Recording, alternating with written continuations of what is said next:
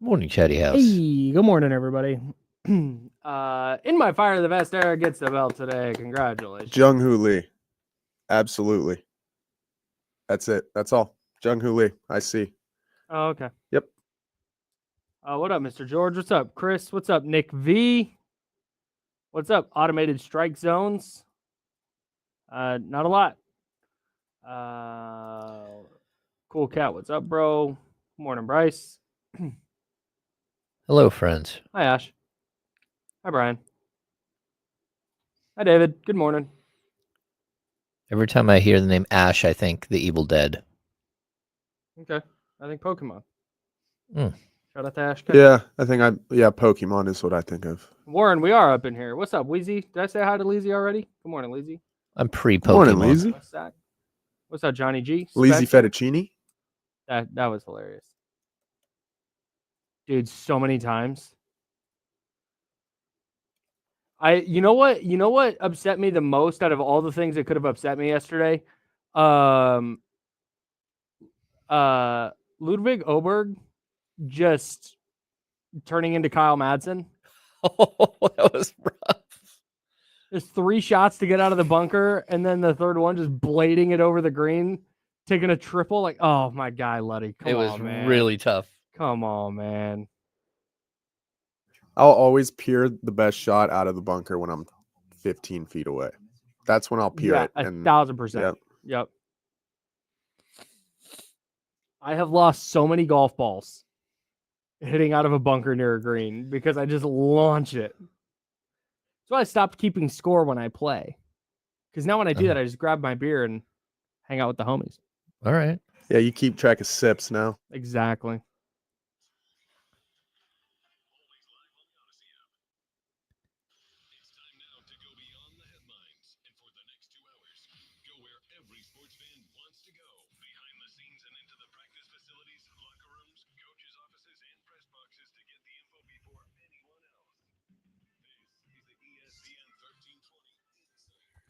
Good morning. A happy Monday, everybody. That's James Ham. I'm Kyle Madsen. Joe Brazil behind the glass. We are the Insiders. Jiffy Lube sponsors this program. Everybody listening on ESPN 1320 AM on the radio, good morning. Hi, hello. We appreciate you, everyone, watching on YouTube and Twitch, and in the Chatty House, youtube.com/ESPN 1320, twitch.tv/ESPN 1320. Salute, hello, and we appreciate most of you. What else am I missing? The James Ham and Kyle Madsen Show podcast. If you're a podcast listener, it's this show in podcast form. Subscribe wherever you get your pods, even if you don't plan on listening to it. Just subscribe. That helps us out with the big bosses. The James Ham and Kyle Madsen Show. Again, that's available wherever you get your podcast, and of course the free Odyssey app. Download the Odyssey app. Favorite ESPN 1320, and you can listen to the Insiders and D'Lo and KC and a ton of other content live around the world, wherever you are. There it is. So the Kings secure the 9 seed. They did it. And we'll get into that. They play the Mavericks here at Golden One Center. What we long suspected would be the outcome of this season. But some news in the NBA this morning. Number one, Mike Budenholzer was fired by the Suns. Oh, no. Whoa. Did not see that coming Crazy at all. That this has happened to the Phoenix Suns. I don't know. I have never been more sure a coach was going to be fired. Oh, yeah. I mean, like the writing was so on the wall. What a disaster that season was. And on top of the season being a disaster, because I heard Austin Rivers and Pasha Higigi, who do a podcast together called Off Guard. It's very, very good. Pasha on that podcast said, if you had told me the Suns would be either the 1 seed or the 11 seed before the year, I would have said the 1 seed and not given it a second thought. Yeah. And I'm right there. When you add Tyus Jones, you go, okay, you got that many games out of Kevin Durant, that many games out of Bradley Beal, that many games out of Devin Booker. You have Tyus Jones. So they're going to get Nick Richards midseason. Like, oh, man. They got Royce O'Neal, kid from Duke that I can never remember his name. Grayson Allen. Yeah, Plumlee. Got one of the Plumleys. Okay. They went to the 1 seed. Cool. They put it all together. No, the 11 seed. So it made sense that Mike Budenholzer's out of there. And I originally wrote, man, the Kings should give him a look. Mike Budenholzer, championship-winning coach. Like, yeah, if you're going to do interviews this offseason, which I think they should, If you're going to interview some coaches this offseason, I think you have to bring in Coach Budenholzer. Like that's just that's a quality name. But then our guy John Gambadaro from Arizona Sports 98.7 tweeted this, and John Gambadaro has been in Arizona radio for 30 years, super plugged in with the Suns. The Suns specifically, very, very plugged in. Wrote this on Twitter. Not usually a fire the coach guy, but this guy was a disaster and needed to go. There was no way he could have come back. I do not know of one person in the organization that liked dealing with him. Ego was just too big. Coached like he wanted to be fired. I'm out. Yeah, that's wild. I want nothing to do with that person anymore. And like, look, they gave him a 5-year, $50 million deal. So they're just eating $40 million over the next 4 years. And they gave Frank Vogel like a very similar contract the year before, fired him after 1 year, a 5-year deal. So they will have 3 years of overlap where they are at least paying 2 coaches plus the coach that they have. Insane. And that coach may not last 3 years. Insane. Whatever the Suns are doing, whatever Matt Ishbia is doing, because he has made it very clear, no, he's a very rich person. Yeah. And said, I'm going to be a very rich person, and I'm going to dump as much money as I can into this basketball program. It's included firing 2 coaches in 2 years. Yep. For Devin Booker, their star player, this will be his 8th coach. I saw this from Shane Young, who covers the NBA for Forbes. This will be his 8th coach in 11 seasons. That's crazy. What? What a mess, dude. Kevin Durant's probably going to want out. Does Devin Booker ask out? Maybe. Can you afford to keep Devin Booker even if he doesn't ask out? Can you find some way to get rid of Bradley Beal? Probably not. Probably not. They're going to try. They're definitely going to try. I mean, I guess Matt Ishbia has like so much money. Like, all right, just stretch provision him. Yeah, why not? You owe him $100 million.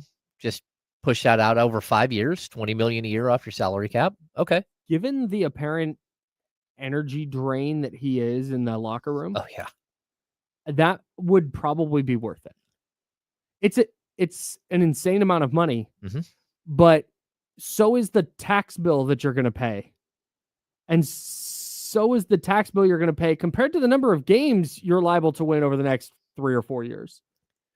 Like the Suns were a team that when Matt Ishbia came in and was like, I'm going to make these splash moves, I'm going to do everything I can to. I was like, man, like the Suns might be a problem for a while in the West. They have an owner that wants to win and has a ton of money. And he's just driven the car into a ditch. Oh, yeah. Like the Suns are now the opposite of a problem moving forward. They're a disaster. Yeah, I think the problem is that, again, coaching salaries are not part of the salary cap. So he can just cycle through coaches like this all he wants. Just throw money at it. Yeah. I guess that's like a plan. But, it used to be Sacramento is very well known for you get a 4-year contract, you have to work 2 of them, and then you get fired for the last 2. Sure. It's like when you go to the grocery store and they have like Lay's brand potato chips on sale, where it's like $4.50 for 1 bag. But if you buy 3 bags, it's only $8. You're like, oh, well, I'm getting 3 bags. I'm losing money if I don't buy 3 bags. Exactly. Yeah. So the Suns have now taken over. Now you get a 5-year contract and you only have to work 1 year. So you just pay that guy $50 million to coach 1 year, and it like drive you right into a ditch, like you said. Man. I mean, you're the 11th seed in the Western Conference. I mean, you didn't even make the play-in. Missed the play-in. Couldn't be a top 10 team in the West with that roster. They had the highest tax bill in the league, right? Oh, I assume so, or it's got to be close. Yeah. Yuck. What a bad place to be in. Kings not in a great spot. Suns in a much, much worse spot.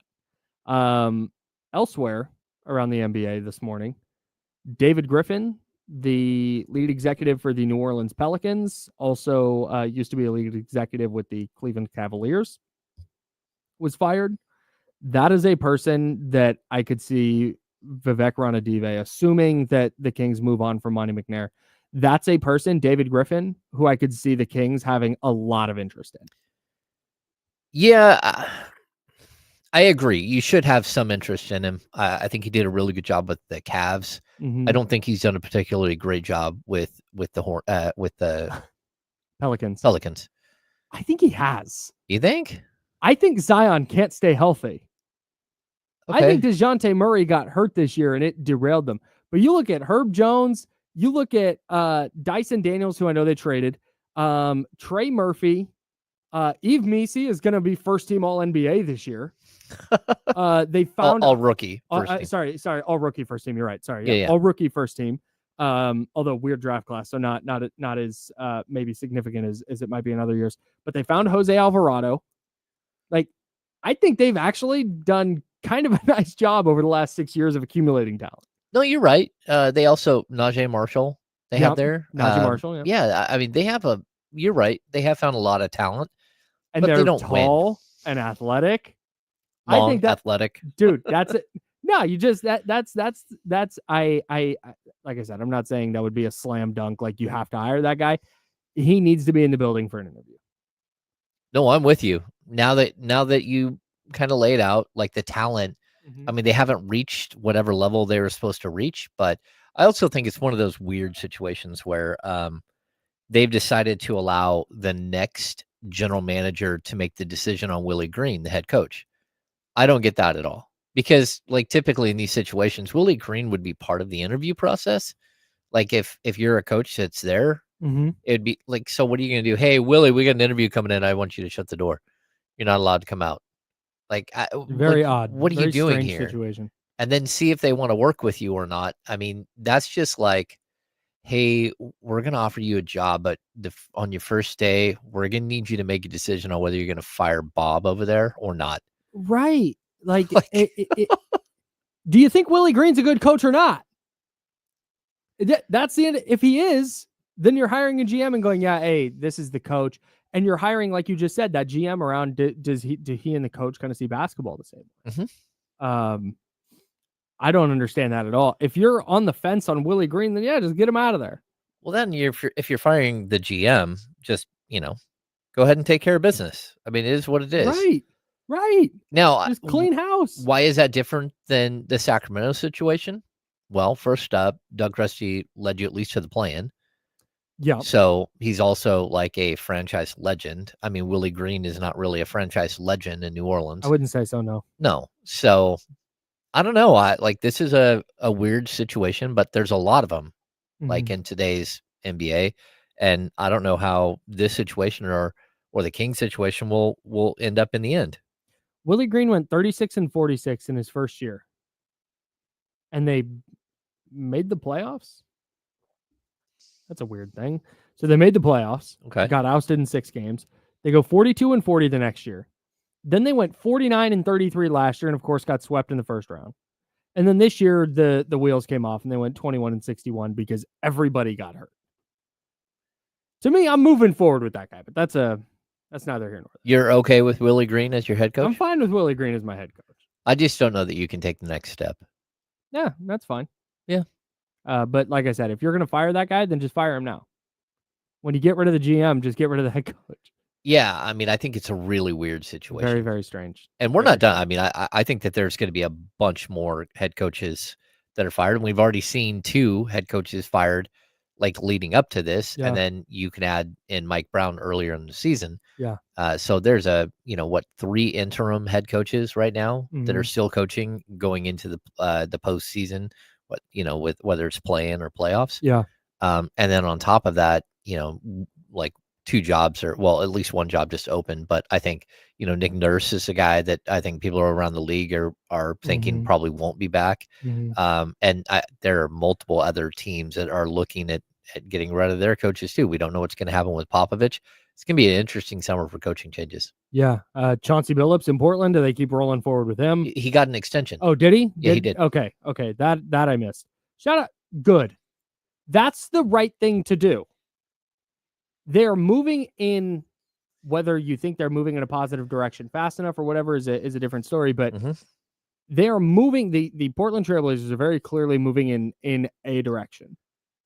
They played hard down the stretch this year and probably won more games than they wanted to win. No, very true. So Yeah. I think if you have a guy like that who's establishing that culture, you don't fire him because like, hey, you won too many games. That's silly to me. Shout out to Portland for sticking with the lane. Yeah. Love that for them. And I also think, when you're building a young nucleus, right, you want to give them stability. There will come a point where you're going to have to make a decision on whether Chauncey Billups is a good enough coach to get you to the second round or the third round of the playoffs, right? But we're so far away from that. What you need right now for all of these young players that they have is stability to build something. Now, with Willie Green, that's where I'm kind of like, hey, you've had your 4 years here, whatever it is, and your team isn't super young anymore. Again, Portland is much younger than the Pelicans. For sure. So, like, where are you going with this build? Yeah. So, and that's where I say if you're out on Willie Green, or like you said, not going to take the next step. Like maybe if they're healthy next year, he can get them into that 49-50 win range. But are you winning a title with him? If you think your roster is there and the coach just isn't, okay, cool. But then get rid of him now. Just hang on to him. Yeah. Weird situation. Totally bizarre. Sunday was incredible. There was basketball all day. We had baseball on all day.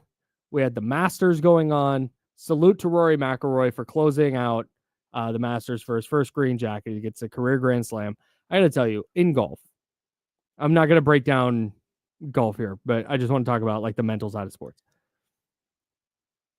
One of the things that separates good golfers from bad ones at the level that these guys play is not like who's hitting the best shots, because they all hit shots into the trees, right? And they're all good at scrambling. They're all good at getting out. It's, can you bounce back when you start your day with a quadruple bogey and you start the day up, whatever it was, 3 strokes, and after 2 holes, you're down a stroke, and then after 4 holes, you're back up. Like, managing that emotion and being able to stand over the ball and continue playing good golf. Yep. And then double bogeying. I think I said quadruple bogeying. I meant double. Double bogeying 13. And losing this comfortable lead that it's like you were coasting. Double bogeying 13. And being able to get back on the horse and play good enough golf to win. And then smoking that putt on 18. Yeah. To send it to a playoff. And then winning in the play. Bro, the mental fortitude from Rory McIlroy yesterday was a feat. Unbelievable stuff. Yeah, he put himself through the ringer. So right. There are so many points where it's like, oh, he's done. He's collapsing. Like Jordan Spieth did that at the Masters. Had the was it 2015? Whatever it was. And he dunked the 2 in the water. We've not heard from Jordan Spieth since. Yeah. He was the dude. Like 23 years old or whatever he was. And then just collapsed. Yeah, David Duval, was a great golfer and then was not a great golfer. Yep. Like, gone. Yep. I was certain. I was like, we're watching this happen to Rory right now. We might never hear from Rory again. And then he wins the Masters. What a guy. Incredible day.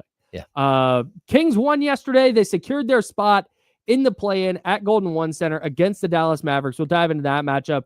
The Golden State Warriors, epic game against the Los Angeles Clippers, but Golden State also in the play-in. I told everybody a couple months ago, just buckle up. We got Warriors Kings Part 2 coming. Part 3, sorry. Part 3, season on the line. It's what we got, guys. Everyone get ready for it. But we'll talk about that game and what's ahead in the play-in starting tomorrow. That's James Ham. That's Joe Brazil. I'm Kyle Madsen. Jiffy Lube sponsors this program. And this is ESPN 1320, Sacramento Sports Center. I got it, Joe. Just pop me up.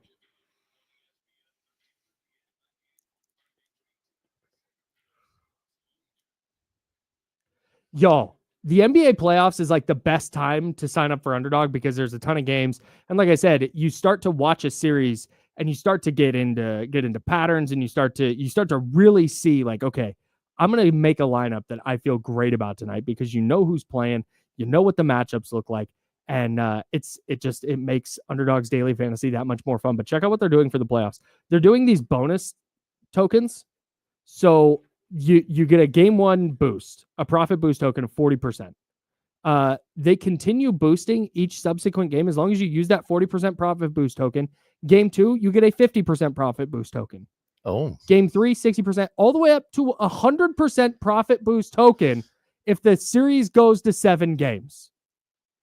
So that's like doubling your money if you win with your lineup. So now's the time to jump in on Underdog. Their daily fantasy pick'em game is super easy. You pick higher or lower on at least 2 player stats. And then you can win up to 1,000 times your entry. Their app has over 100,000 5-star reviews, millions of players. I'm one of them, and you should join me. Download the Underdog app and sign up now with promo code KYLEM. That's KYLEM to unlock a special offer of up to $1,000 in bonus cash when you make your first deposit. That's promo code KYLEM, KYLEM. Must be 18 plus and present in any state where Underdog Fantasy operates. Terms apply. See assets.underdogfantasy.com/web/extend.html for details. Concerned with your play, call 1-800-GAMBLER or visit www.ncpgambling.org. Thanks, Joe.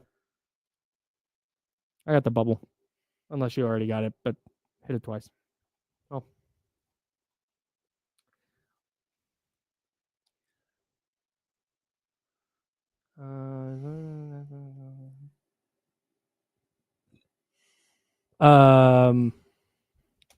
Yeah, I don't know.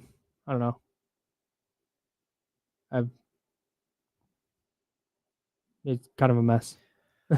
Well, yeah, but Leezy, James Harden is a Hall of Famer. Look at his Nets exit, his Rockets exit, his Philadelphia 76ers exit. Like, I mean, LeBron James is a Hall of Famer, but look at his first Cavs exit, his second Cavs exit.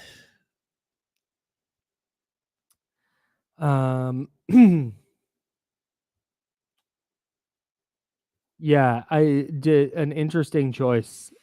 But it's a lot of like rules and contest regulations and stuff that Underdog's doing with this profit boost token. And so you can't just like define it into a succinct little read. So there's just, I think you could probably get a shortened link though. I don't, just wild. But yeah, KD, I don't think his, sorry, Joe, go ahead. I had nothing important to say, I promise. Neither do I. Okay. I was going to say they could shorten the link with like a bit.ly. Yeah, right. It seems like the move. I'll email them and let them know. I don't think Kevin Durant's I don't even know what to call it. His exits as you lay out here. I don't think those are going to matter to anyone in like 10 years. No, I don't think so either.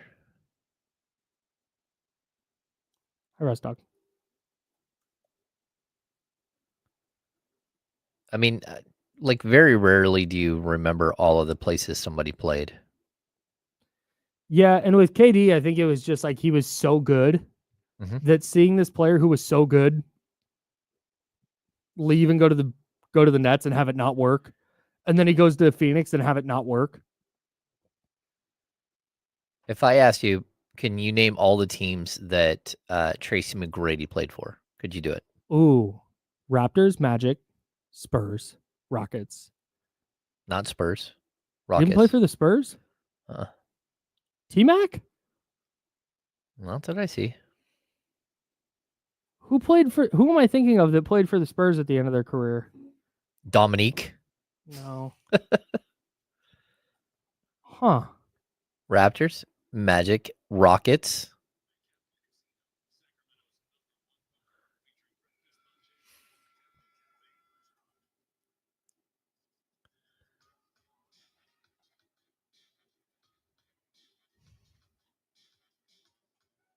Now, back to the Insiders with James Ham and Kyle Madsen, brought to you by Jiffy Lube on ESPN 1320.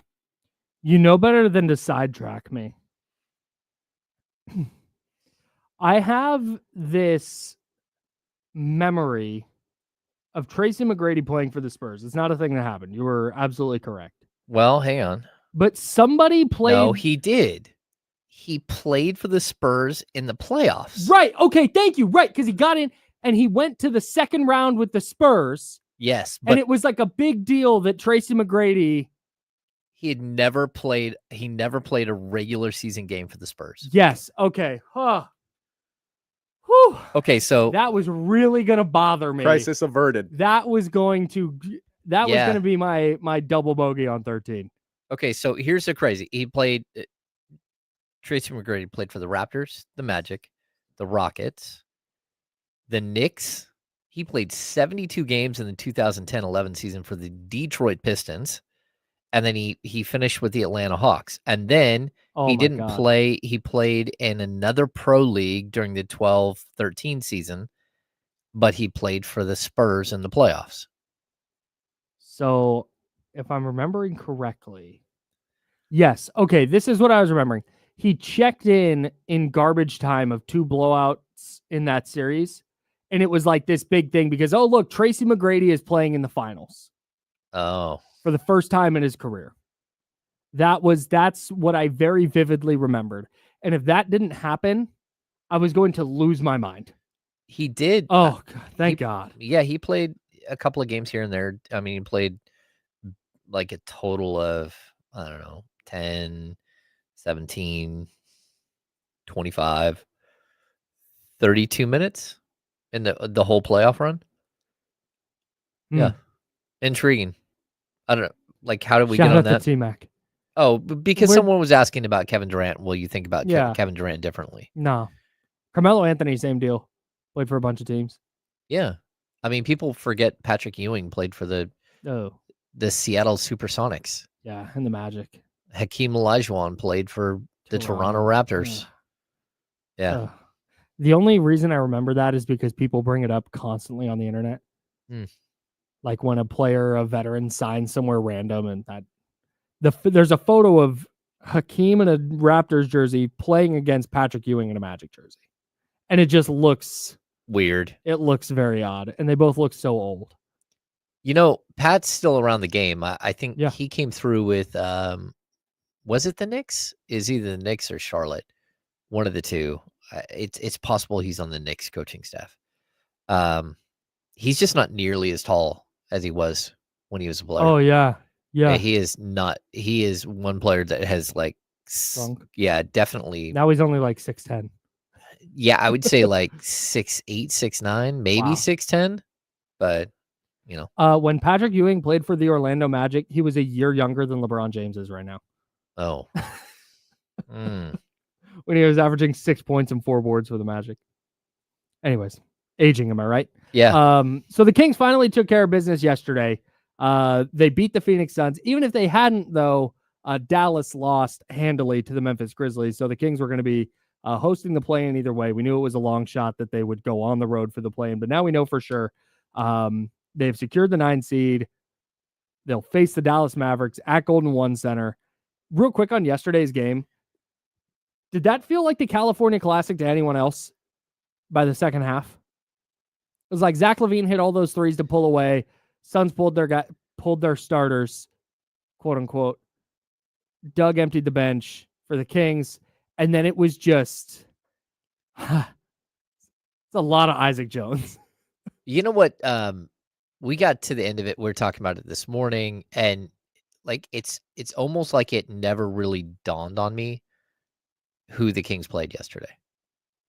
Like, because none of their starters were there. Nameless, faceless team. Yeah, I mean and Doug Christie talks about the nameless, faceless team, that the Kings' real opponent is themselves. Mm-hmm. Right. And that's what they have to figure out, what their identity is. But if you told me that, like, I covered Mike Budenholzer's last game as a head coach of the Phoenix Suns, I would have been like, really? I did? That never even dawned on me. This morning when he gets fired, it's like, oh, he got fired after he left Sacramento. Okay. Just weird because that game did not feel like an NBA game at all. It was such a because the Kings were ostensibly playing for something, sort of. Yeah. But I think it's partly because I had a very strong inkling Dallas wasn't going to win. Mm-hmm. And so if you know Dallas is going to lose, it's like, this game doesn't really matter. But then, like, it's close and it's a 3-point game at halftime. And it's like, is this bad? Should I be killing the Kings for this? Or do they understand what we all understand, and that this game doesn't it doesn't really matter because you can look at the scoreboard up in the corner of the arena and you go, oh, the Mavs are down 40. All right, well, like I think just a very, very strange vibe. I took nothing away from that yesterday. No. Zach LaVine's good at putting the ball in the basket. Like, yeah, we know. I learned nothing about the Kings yesterday. I don't care that it was close at halftime. They were taking yesterday off. The only thing I took from it was that Jonas Valanciunas can dunk with flair. I did not expect him to dunk with the hand behind his head and throw it down. So silly. Like, spectacular. And for him to put up 20 and 10, you're like, okay. Yeah, good for him. Yeah, it was at least fun. I don't know. We had the blimp situation. Did you catch that? No. So, I saw that. they send around a blimp. It's a small, it's probably like 6 or 8 feet long. Yeah. And it drops stuff down to the crowd, Right. Well, it goes and it drops like 3 or 4, like I don't even know what they're giving away. Chick-fil-A cows? Well, but they weren't doing Chick-fil-A. It was something else they were giving away. Okay. So it's in the lower bowl during a timeout. And then all of a sudden it veers up and goes upstairs. And I'm like, oh, I didn't think it could go up. I didn't know that it could fit and like start dropping stuff. Well, then it careens into the crowd, starts like people are like shoving it like, oh my gosh, the blimp is hitting people, which it didn't look like it was going to hurt anybody. But then it gets shoved off the second deck and then it starts to fall and it like falls right in front of us. And it's in it like a death spiral on its way down.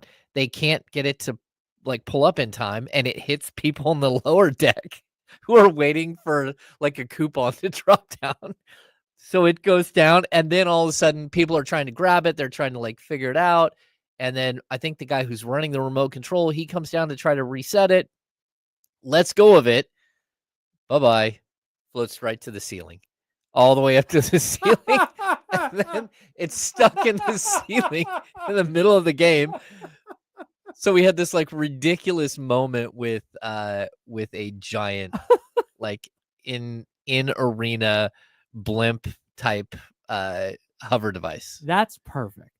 It was actually that's just such a perfect Kings thing to happen. Yeah. I love that so much. I hope the blimp doesn't go away. I hope that wasn't it for the blimp. They should have brought back is it Phantom View?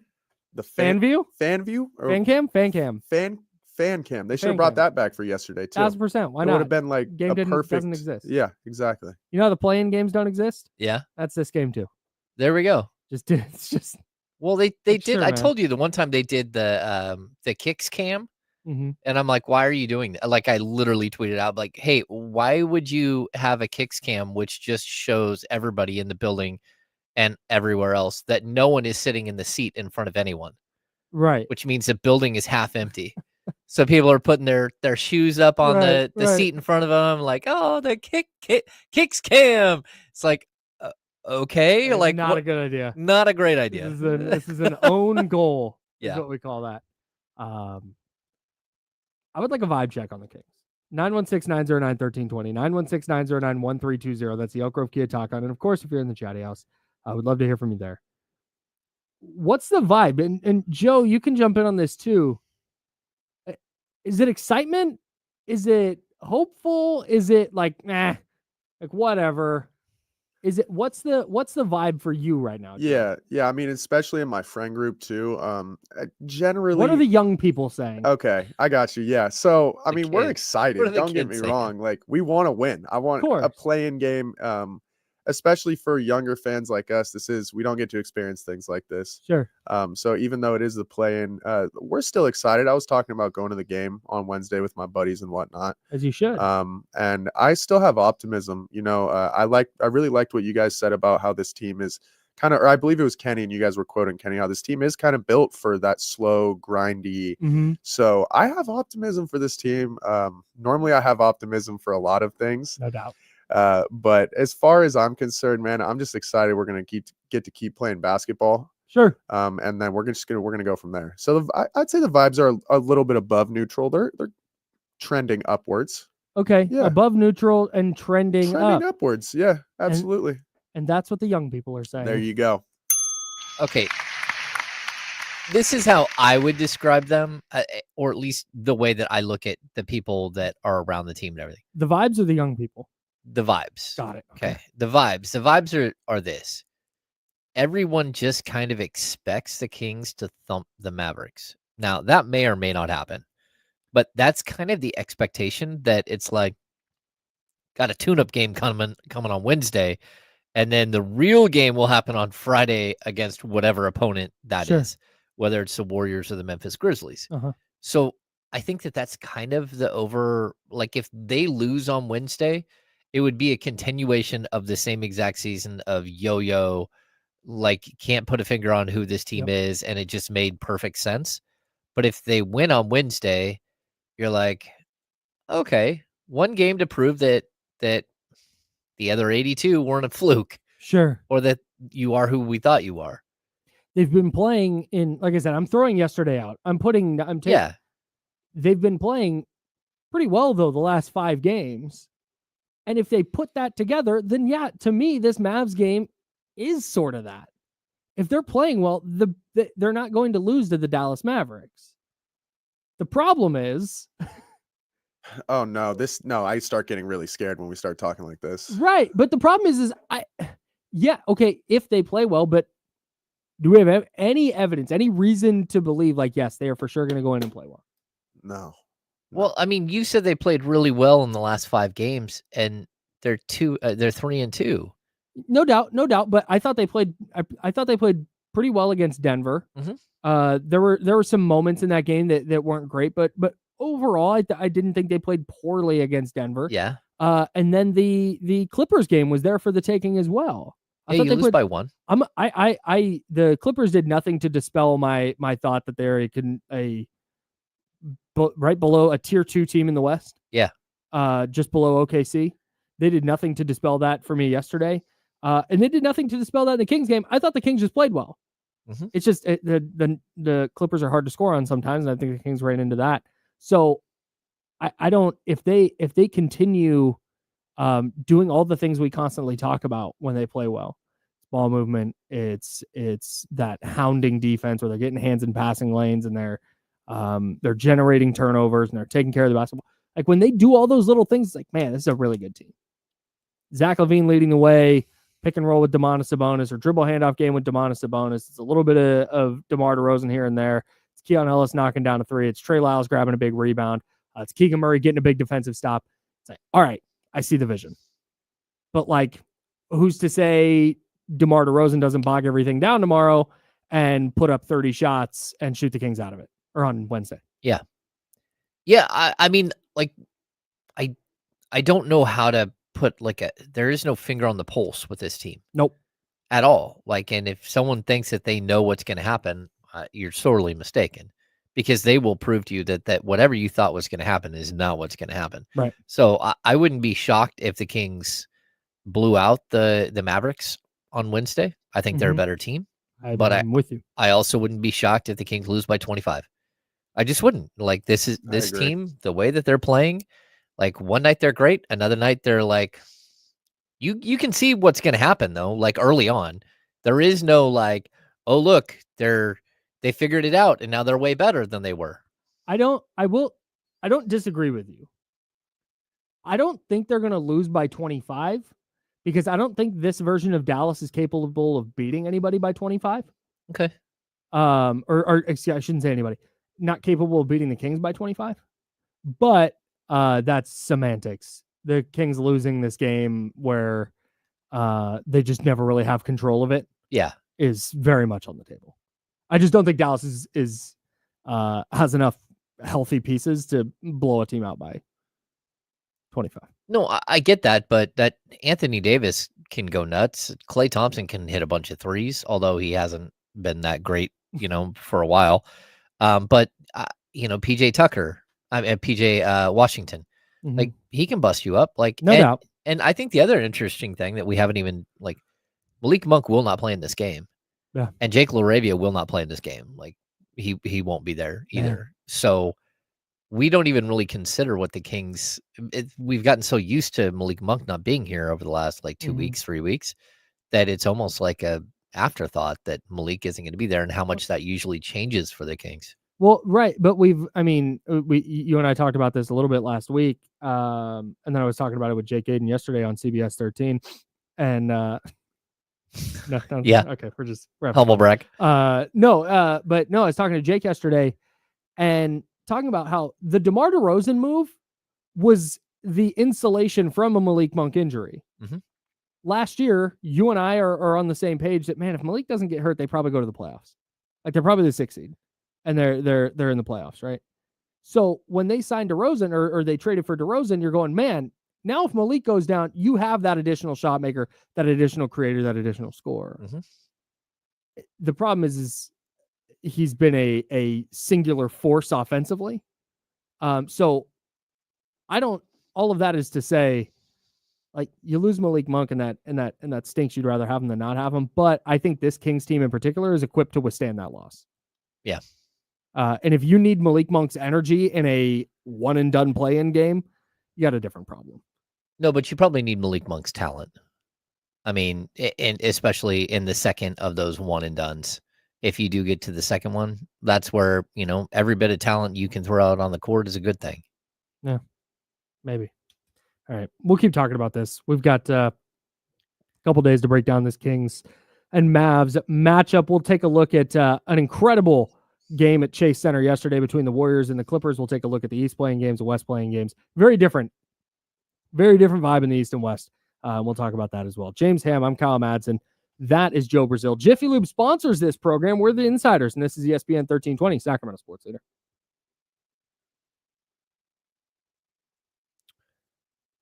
I see a lot of talk about Larabia's just cut the thumb off deal. And like, I know people are just being funny. It's a really, really interesting injury. It's all the way up here that he fractured the bone that's like, it's where the thumb attaches to, like, there's a bunch of little tiny bones right at the edge of the wrist. And it's one of those bones that he broke. And that's tough. That sounds horrible. Yeah. Matt Morris, I don't think that they're going to trade Jaren Jackson. And in fact, they're probably going to look to give him his max money extension this summer, which is why they started clearing out other money. He would make a ton of sense if Jaren Jackson Jr. would be a perfect fit. That's like a dream acquisition. I feel like I've always been pretty high on him. It would be really good to have him. Triple J? Yeah. I'm not high on him, but I've always loved him. And that's what the young people are saying. Yeah, absolutely. I just want someone who's going to be physical down in the paint. You know what I mean? Like, I need a shot blocker. That's all I want. So I've been a fan of him for a while. I guess that's not the popular opinion. I'm out on Jaren Jackson. I was in on Jaren Jackson in his draft class. I love Jaren Jackson coming out of the draft. I don't like who Jaren Jackson has become. Yeah, like, I don't agree that he's one of the great defenders in the game. He's a good shot blocker, but I don't think he's a great defender. Maybe I'm crazy, but when I watch him play, I'm not super intrigued. I think his 3-point shot is totally unrefined. Sometimes it goes in, sometimes it doesn't. And then he just doesn't look like he cares for his body the right way. Like, he just kind of drags his body around the court, and I'm not a super big fan. It wasn't the hamate bone that he broke. Yeah, the hamate's down here, right? Yeah, that's right here. That's this bone where the knob of the bat goes. No, it's more inside. It's where the thumb connects, like right in here. Seems like, yeah, most people are out on him. I had him on my fantasy team for a long time, and he was really good. But I guess clearly that might be, it seems as if people believe he was stat padding. I do remember that a little bit. But I don't know. I always thought he was pretty good. I mean, like, You're the best. I watch my words. Triple J may shut down Keegan on Wednesday. Like, Keegan's the Kings' like 5th leading scorer. If anybody shuts down Keegan, it's going to be Keegan. Yeah. It'll be his teammates, his own teammates. No one makes me bleed my own blood.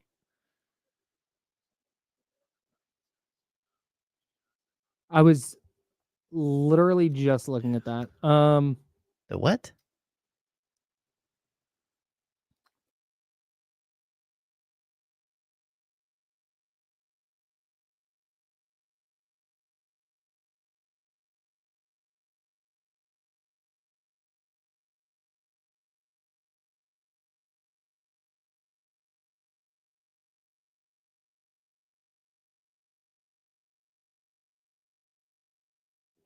Yeah. Joe, I'm gonna write an email about this. I will CC you on it.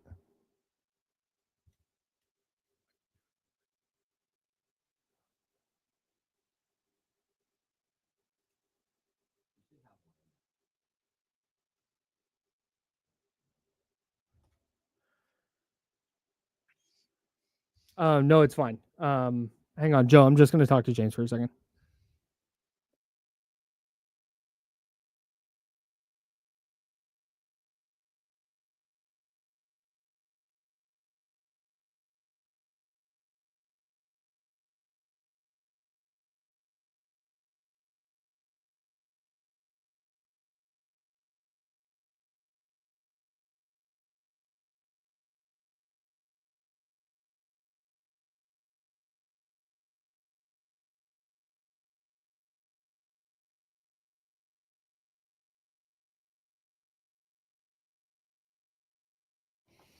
All right, we're back.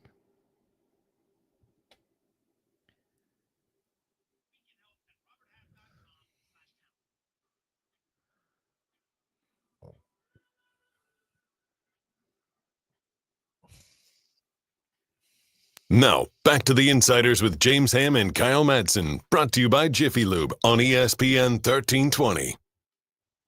James is over there. I'm Kyle. That's Joe. If you're watching on YouTube and Twitch, where when the radio goes to breaks, we just kind of hang out. If you're watching on YouTube and Twitch, not breaking news, it was happening. Very, very like not even going to peel the curtain back because it would bore you to tears. Radio stuff. Yeah. That we were dealing with. So nothing crazy, nothing happening. That's one of the I don't want to say pitfalls, but that's one of the dangers of doing a show and being friends with James is like when the mics go off, there could be real stuff. When you look at your phone mid-show and then you start texting, I'm like, what do you got, dog? Uh-oh. And sometimes you're like, oh, it's my wife. Or, oh, my kid forgot his Yeah, I can't quite lunch. See from over here. Let's see. Yeah. Yeah, dude. No, I can't. No, I don't know what's going. Not really. No. No. What are you gonna do? You know. Did you get to catch any of the Warriors Clippers game yesterday? No. Here's a first thing. Jonathan Kuminga played 0 minutes. Yeah, it's wild. Fascinating. For a team that needs shot creation, insane that he didn't play. But anyways, we'll talk Golden State if and when they play the Kings in the play-in. The Clippers are a damn problem, bro. I don't think enough people are realizing this. I think you. I don't think. I agree because I get it. I get why if you hear Clippers, you'd be out on them. Mm-hmm. I fully understand. You look at Kawhi Leonard's injury history. You look at James Harden's history in the postseason, and you're just kind of like, don't love it. Mm-hmm. James Harden is playing outstanding basketball right now and doesn't have to shoulder as much of the load as he used to through these 82-game seasons where he'd gas out in the playoffs. And frankly, the Warriors used to say this all the time. The James Harden Rockets were easy to defend because you knew exactly what they were going to do. James Harden was just such a force of nature that he was going to get his 30 and 12. Mm-hmm. Like that was just a thing that was going to happen, but you knew exactly what they wanted to do. They don't have that same hang up with the Clippers because now you have this cyborg basketball computer, Kawhi Leonard, who's still a really good defender, maybe not the elite defender that he was, but still an outstanding defender who can get to his spot whenever he wants and can hit any shot on the floor whenever he wants. You can't leave him open from three. It's really hard to contest him in the mid-range because it's such just a big, wide body. We see DeMar DeRozan do that in the mid-range where he just is so good at creating space and getting his shot off. That's Kawhi. And now they have that 1-2 punch with him and James Harden, with Derek Jones, with Chris Dunn at the point, causing havoc defensively. Bogdan Bogdanovic coming off the bench. Ivica Zubac looks like an all-NBA guy this year. They just, all of the pieces make sense. And then you watch them play, you're like, dude, they had, it was probably 15 straight possessions yesterday where it was just easy, just finding easy buckets. And then defensively, they're so good. Love them. Really good team. Yeah, like when I look at, it's funny when you're talking about Kawhi. Mm-hmm. When I watch him play, he does some of the same things that I've seen from DeMar DeRozan, except for he doesn't get to the foul line nearly as much because he's not doing the pump fake thing. But what he is now is he gets wherever he wants on the floor. Yep. And then he hits just a laser, and he hits it almost every time, it feels like. I don't understand the physics because it's like he throws a line drive that's below the rim, but it goes in. Yeah, it's a really, really strange jumper, but it's so refined. And again, like DeMar, like for the most part, it goes in all the time. Like he's shooting 49.8% from the field and 41.1% from three. The difference that I have with the two, number one, DeMar plays every game. For the most part. I mean, DeMar played 75 games, whatever it is this season. But also that Kawhi Leonard plays defense. And not only does he play defense, but he is your defensive leader on the court when he's there. And that's the biggest difference. They're both, one's 33, one's 35. They're both like in the twilight of their careers. But if you can get a healthy Kawhi Leonard through the playoffs, and maybe that's why he only played, what is it, 37 games this year, whatever. Yeah, it wasn't a lot. Yeah, it is 37. If you can get him healthy all the way through, and then you start mixing in Derek Jones Jr. hitting three like at a super high clip, Norman Powell becoming like Powell. I didn't even mention Norman Powell. Like an exceptional version of himself that I did not think he would ever get to. I mean, like him going to the hoop is like Desmond Bane going to the hoop. Yeah. Like he just sheds tacklers the whole way. So I think he's been great. And then Zubac has become, like, advanced statistics wise, one of the best big men in the league. And so just really, really interesting stuff. We do have some weird breaking news. I want to bring it up though, really quick. According to Shams Charania, Hall of Famer Joe Dumars, former Kings legend, is a serious front runner to become the lead basketball executive with the New Orleans Pelicans. Sources tell ESPN. The 2003 Executive of the Year and 2004 championship exec with the Pistons is a Louisiana native. Dumars is currently heading up the NBA basketball ops. I bring this up because I got to be honest. I heard Joe Dumars mentioned with the Sacramento Kings this weekend again, which I'm sorry, like as a potential front office person for the Sacramento Kings. And like so an advisor role, or in the Monty McNair out Joe Dumars in role. Who knows? Because I keep hearing different names thrown in. Cool. First we've heard Scott Perry, we've heard Vlade Divac, we've heard Peja's hanging around the team more all of a sudden again. But Joe Dumars' name came out of left field, and it looks like as of right now that there's a possibility that they're finalizing a deal. According to Shams, the Pelicans and Dumars are expected to engage in conversations to finalize a deal by the end of the week. So that was a potential, weird, because the dynamic when Joe Dumars was here was always strange. They had like this weird triangle where Vivek was at the top of the triangle, and then Joe Dumars was on one side, and then Vlade Monty McNair and his people were on the other side.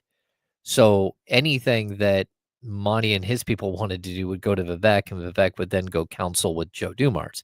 So there was this weird triangle, except for the bottom crossbar of the triangle never. It was more like communicated, like an upside down V. Yeah, exactly. So something like that. So and there was a lot of talk that Joe Dumars would take over the team and be the GM of the team, but that never came to fruition. So interesting stuff. At some point we are going to learn, and by we I mean Kings ownership is going to learn that circling back is not going to be the thing that helps. Going backwards and being like, it'll work this time, that's not going to be a thing.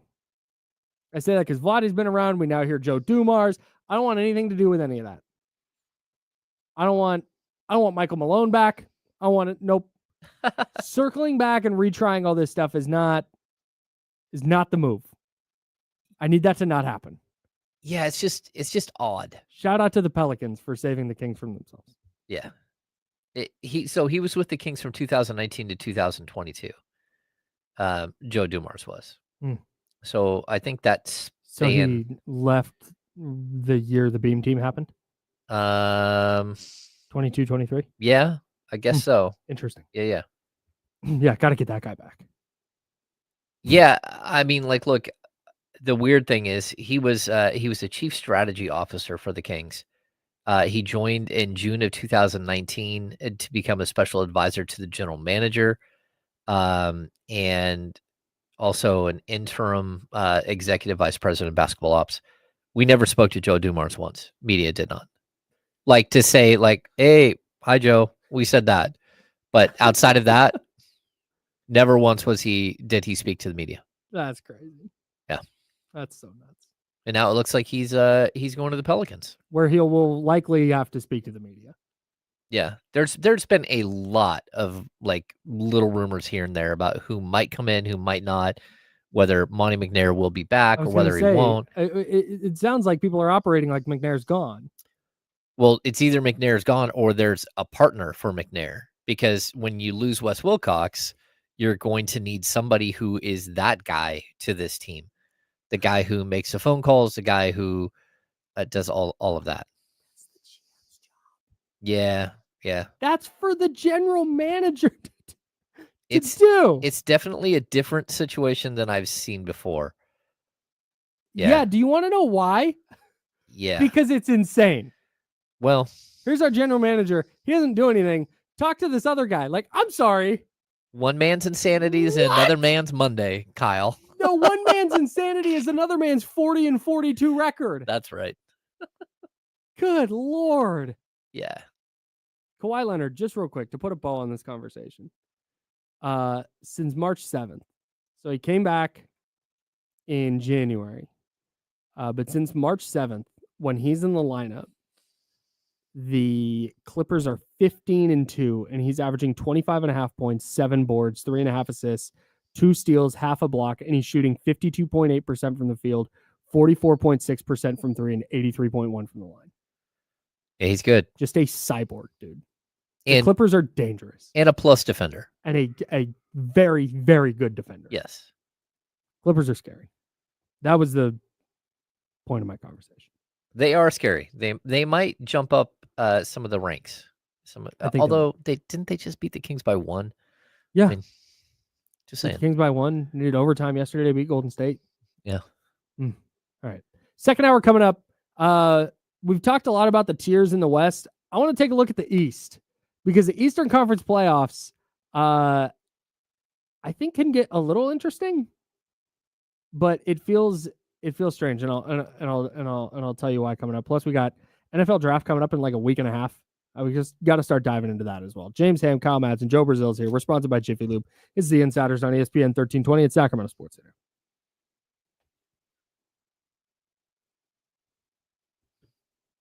I'll be right back. All right.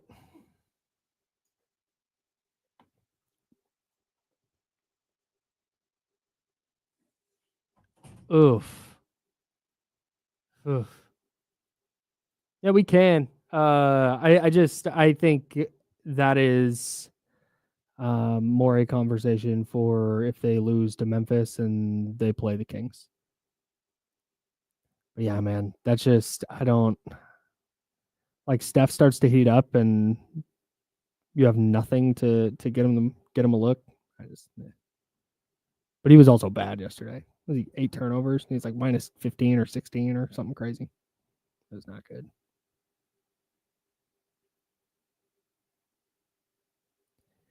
So this is interesting because I get it. That's a play they ran for Clay all the time. And the problem is one, if you go watch, the Clippers were not letting Steph get the ball, right? And if the Warriors caught an inbound pass, they were going to get fouled because it was a 3-point game. And so they needed a play that was just going to be like catch and get a shot up. And so they run that play. And honestly, like if you look at their roster, I don't know if there's a different player I want taking that shot because Steph's not going to get free the same way, right? So it's just, that's where they're at. It's why they're in the play-in. That's just kind of their options. They don't have a lot of guys who can make shots. Yes. This dude's wild. Yeah, GP2 had a really good little offensive stretch there for a while, but man, he's an okay defender, but he's not this like lockdown. Like in 2022, he was unbelievable, but he's just not.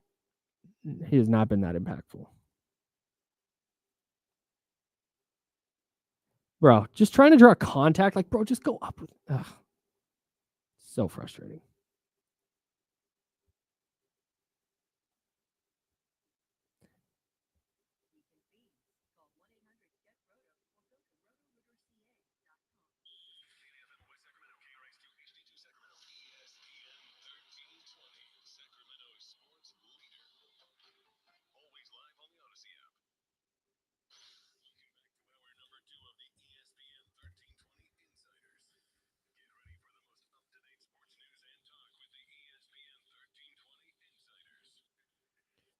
Hour number 2. That's James Hammer. It will be. I'm Kyle Madsen. That's Joe Brazil.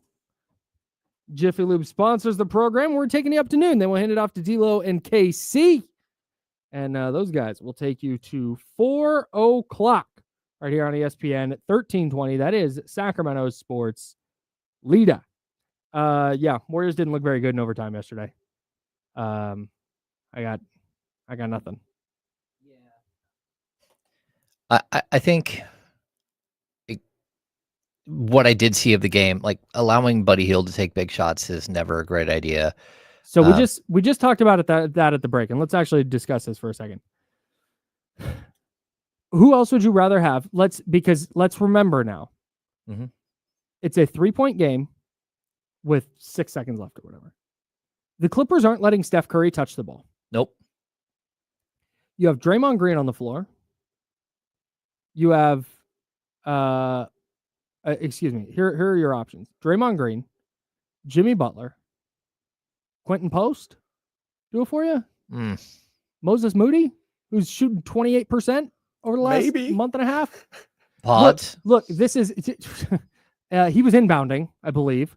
But look, here's the deal. And everybody's like, wow, why would you give it to, because, and this is the state of the Golden State Warriors. And this is the reason they're 48 and 34 is why they're 48 and 34 and in the 7 seed and not 50 plus wins and in the 2 or 3 seed is because Buddy Hield was the best option. That's not a good, this is not me saying like they did the right thing, but if you're trying to just, hey, guy needs to catch and shoot it, because if you catch it and wait, you're going to get fouled and you're going to the free throw line for 2 and we're going to keep doing that game. Yep. So it has to be, it's that action. They ran it with Clay all the time. And it's, all right, hey, Buddy Hield is the best guy to take this shot. But that is the problem with Golden State. Because they need Buddy Hield. And they can't use it. They can't play him. Yeah, that's not good. For reasons everybody here knows. Yeah. So you're running out at the end. We were talking about overtime. It's Draymond Green. It's Jimmy Butler. It's Gary Payton II for defense. It's Steph Curry, and then it's pick a 5th guy. Where's Iguodala when you need him, man? Buddy, I'm telling you. And so Draymond Green is not a shooter anybody respects or fears. He hit a couple yesterday, but he's not changing your spacing. Jimmy Butler is even a worse shooter. Gary Payton is in that same bucket. So it's Steph Curry with no spacing, nowhere to go. Yeah. Against a really good, rangy, athletic defensive team like the Clippers, who have so many bodies that they can just throw at Steph. Whether it's James Harden's a bigger body, not a great defender, but a bigger body. Chris Dunn is running around doing whatever Chris Dunn does defensively. Yep. Good defender, as you say, very physical. And then you can just, oh, hey, you want to throw a switch? Okay, hey, here's Kawhi. or here's Derek Jones Jr., or here's Ben Simmons. Right. Ben Simmons, I mean, again, like we watched him play in Sacramento the other day. I didn't even realize he was on the court for at least like 6 minutes. But if you need a 6'10" guy that's rangy and can defend 5 positions. Yep. Okay. Yeah, and that's part of why the Clippers are dangerous. And that's why people were asking at the break, I go, we're not going to talk about Golden State. Like, we can. The Clippers were the story yesterday, though. Yeah. Like, that to me was what really jumped out. Like, Steph started rolling, and it was like, oh, man, this might be it. And then they were just able to go, okay, we're taking that away. What else do you have? And that's been the Warriors' problem all year, is what else do you have is nothing. Jonathan Kuminga, who nobody on the team trusts. Did you see that video going around? It was a viral video of Jonathan Kuminga catches it. It gets swung up to him at like the top of the key, and Steph is open to his left. It's like, you got to catch, you got to swing it. Mm-hmm. And dude, he catches and he gets into his triple threat and he starts backing the defender down. It's like, and Steph's shoulders like slump and like, oh, I don't think they want him on the court. So that's a problem. Also, he can't shoot. Mm-hmm. They are a horribly flawed team where their title chances or any kind of run they're going to make is based entirely on, well, Draymond, Steph, and Jimmy Butler have been in like a lot of big games. Yeah. All right, maybe. But you watch yesterday and you go, man, Quentin Post a non-factor. Moses Moody was very good defensively. But offensively, not a huge factor. Gary Payton II has disappeared offensively after a really nice little run. Mm-hmm. You don't have the firepower to keep up in the modern NBA. We talk about this with the Kings all the time. Like, you got to shoot threes, you got to make threes. It's like, all right, Pods is knocking down threes right now. Brandon Pajemski, okay, that's fine. You have Steph, who's still as good as anybody shooting the basketball. Okay, that's great. Outside of that, man, it's like, ugh. I think it's interesting. 2 games in a row, they came down to a final possession with the other team having the ball. This is the Clippers. They beat the Kings on a final possession where, again, DeMar DeRozan, like, we can get into why exactly DeMar DeRozan was taking that shot. But I'll tell you, like, straight up, we asked DeMar DeRozan in the locker room. He said the play was ran for him. That was for him. And he said he made a mistake and he did not get fouled. He's like, I did not get fouled. I made a mistake. I went in a little too far inside where Zubats was. Mm-hmm. He's like, I had nowhere to go. Mm-hmm. And Zach was like, hey, like, he kind of reiterated, he's like, yeah, the play was for him. It's like, he's our fourth quarter guy, and he just got too close to the big. Mm-hmm.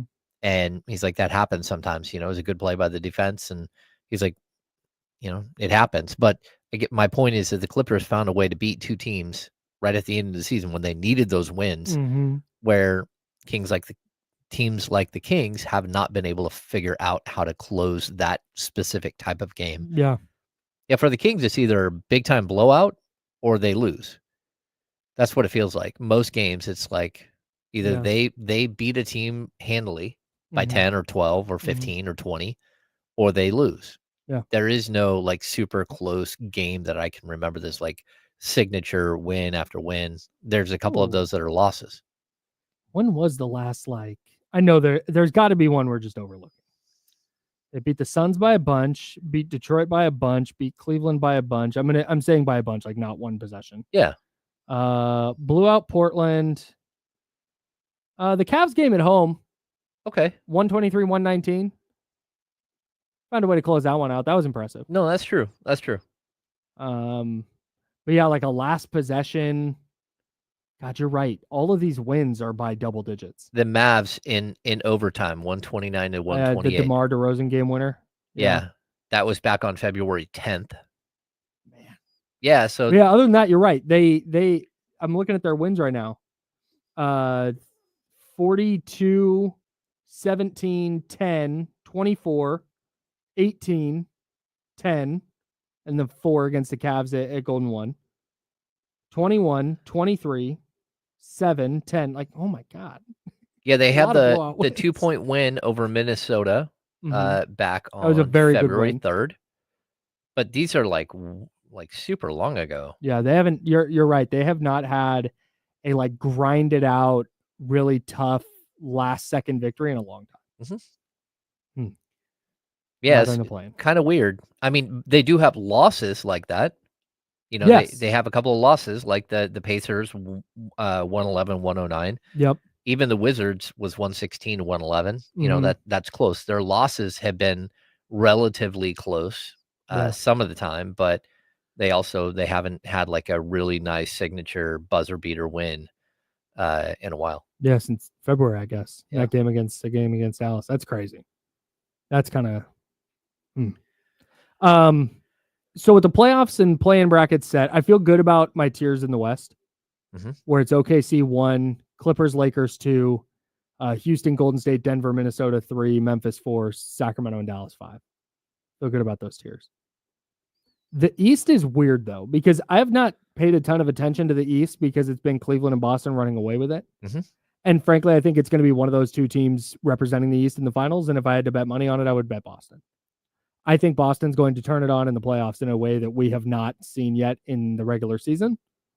And I think they might steamroll some people where we get to the end of this and it's like, oh, like they were coasting. Yeah. They coasted to their 60 wins or however many they finished with.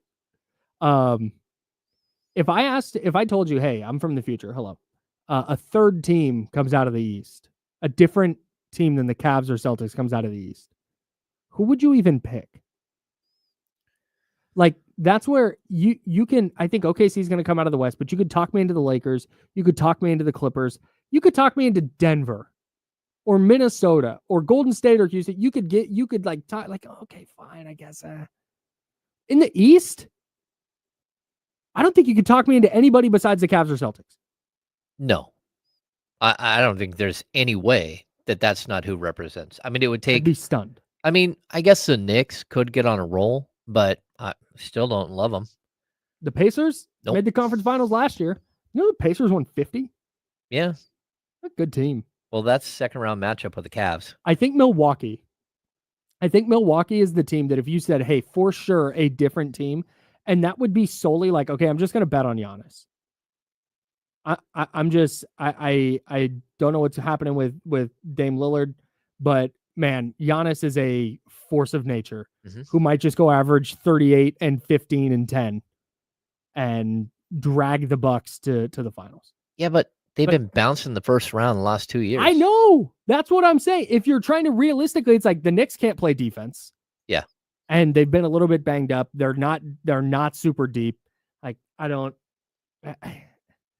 guess they have the players to maybe like ratchet it up defensively, where Mikal Bridges and OG Anunoby and Josh Hart just kind of make a mess of things.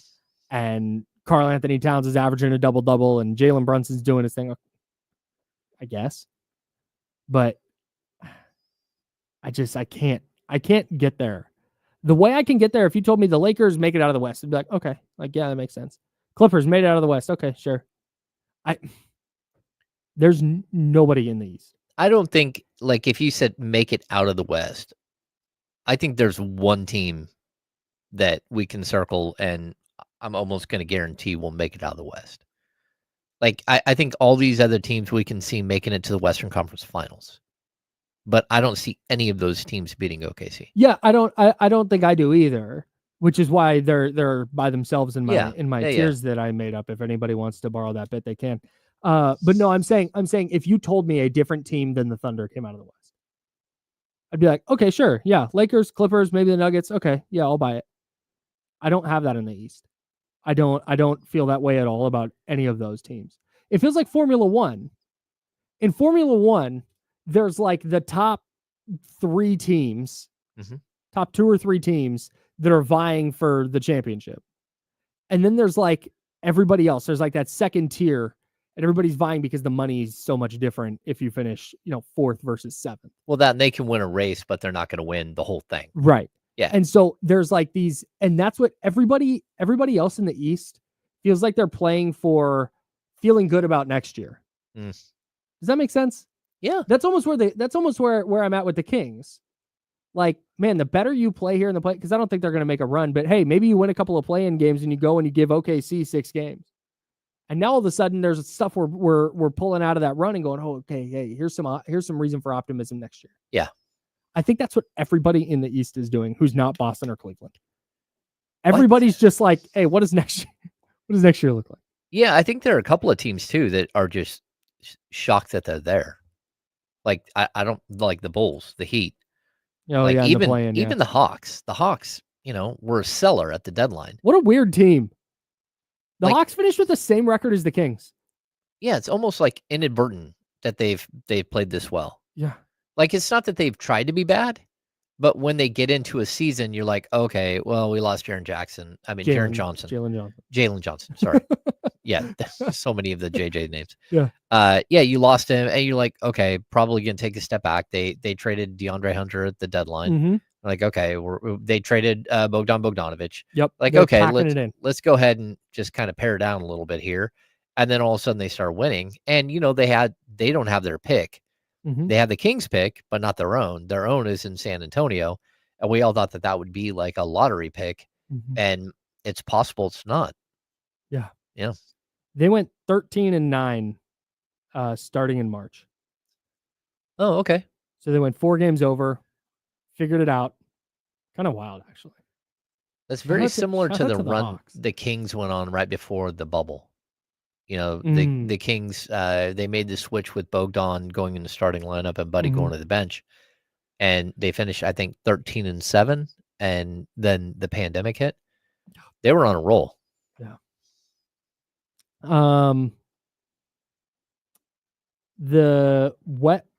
We've talked about this a little bit before, but again, now that it's set, the juxtaposition between the East and the West play-ins is so funny. Because in the West, it feels like whoever wins the 7-8 game between Golden State and Memphis is going to have a really good shot against Houston in the 7-2 matchup. And from there, who knows, right? From there, it's like, oh man, all right, now you're in the second round. In the East, it feels like the Magic and Hawks are playing to get throttled by the Celtics. Oh, yeah. And then the winner of that game, or the loser of that game, will play the winner of Bulls Heat, and they'll play for the right to get throttled by the Cavs. Yeah, that's not good. Although I do think it feels like all the formality. Whoever does represent the West as the 8, I don't care. I don't care if it's Memphis. I don't care if it's Golden State, if it's the Kings, or if it's Dallas. That's probably a 4-1 series. I'm right there with you. Yeah, gentleman sweep or sweep. Yeah. Have we talked about my pet peeve about gentleman sweep yet? No. I don't believe so. Okay. Maybe we have last year. I feel like we did this last year, but I'm going to do it again real quick. This is called vamping. A gentleman's sweep is very clearly defined as Team A goes up 3-0. Team B wins game 4. Team A wins game 5. That is a gentleman's sweep. That is we're going to sweep you. Oh no, we're going to be gentlemen. You may have a game. Okay. Now we're finishing the series. That is the gentleman's sweep. A gentleman's sweep is not, hey, we split the first 2 games and then I won the next 3. That is just you won in 5. Very different.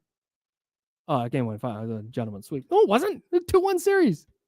A gentleman's sweep, literally, there's like a hat tip involved. Yes. Like, hey. Like, yeah. Game 4. Yeah. You have this one. We're up 3-0. We're chilling. You may win this one. Okay, now game 5 we got. It's a very clear thing. Not just any 5-game series. There's a definition to it. That's right. Whew. Oh, I'm going to get so mad. I'm going to compile tweets because there's going to be a few 5-game series and people are going to call it a gentleman's sweep when it's not. Keep the receipts. I'm keeping receipts. You watch your asses. Random thing. This is random to be angry about. We're the Insiders, sponsored by Jiffy Lube. We're back in a second on ESPN 1320 at Sacramento Sports.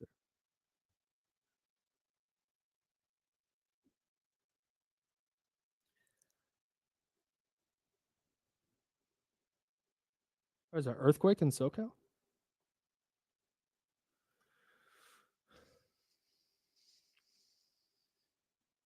Earthquake Twitter assemble.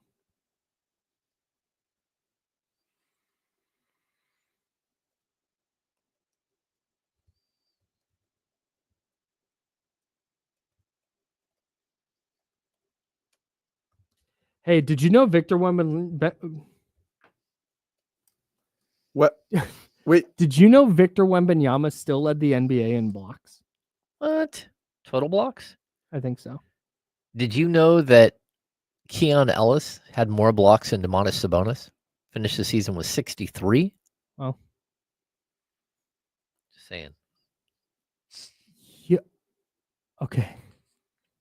Victor Wembanyama led the NBA in total blocks with 176. That is 28 more than Brook Lopez, who is in second place, and Giannis played 34 fewer games. Oh, man. This is crazy. I'm looking at Keon Ellis's final stats. Shot 48, Dude, he is a nightmare defensively. 48.9% from the field, 43.3% from three on 4 attempts a game. He shot 84.9 from the free throw line and averaged 8.3 points, 1.5 steals, 0.8 blocks on the season. Wow. Yeah.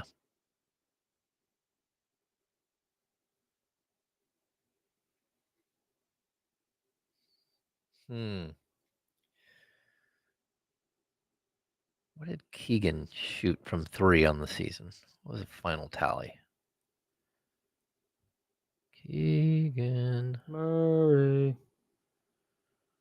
12.4, 6.7 rebounds, 44.4 from the field, 34.3 from three.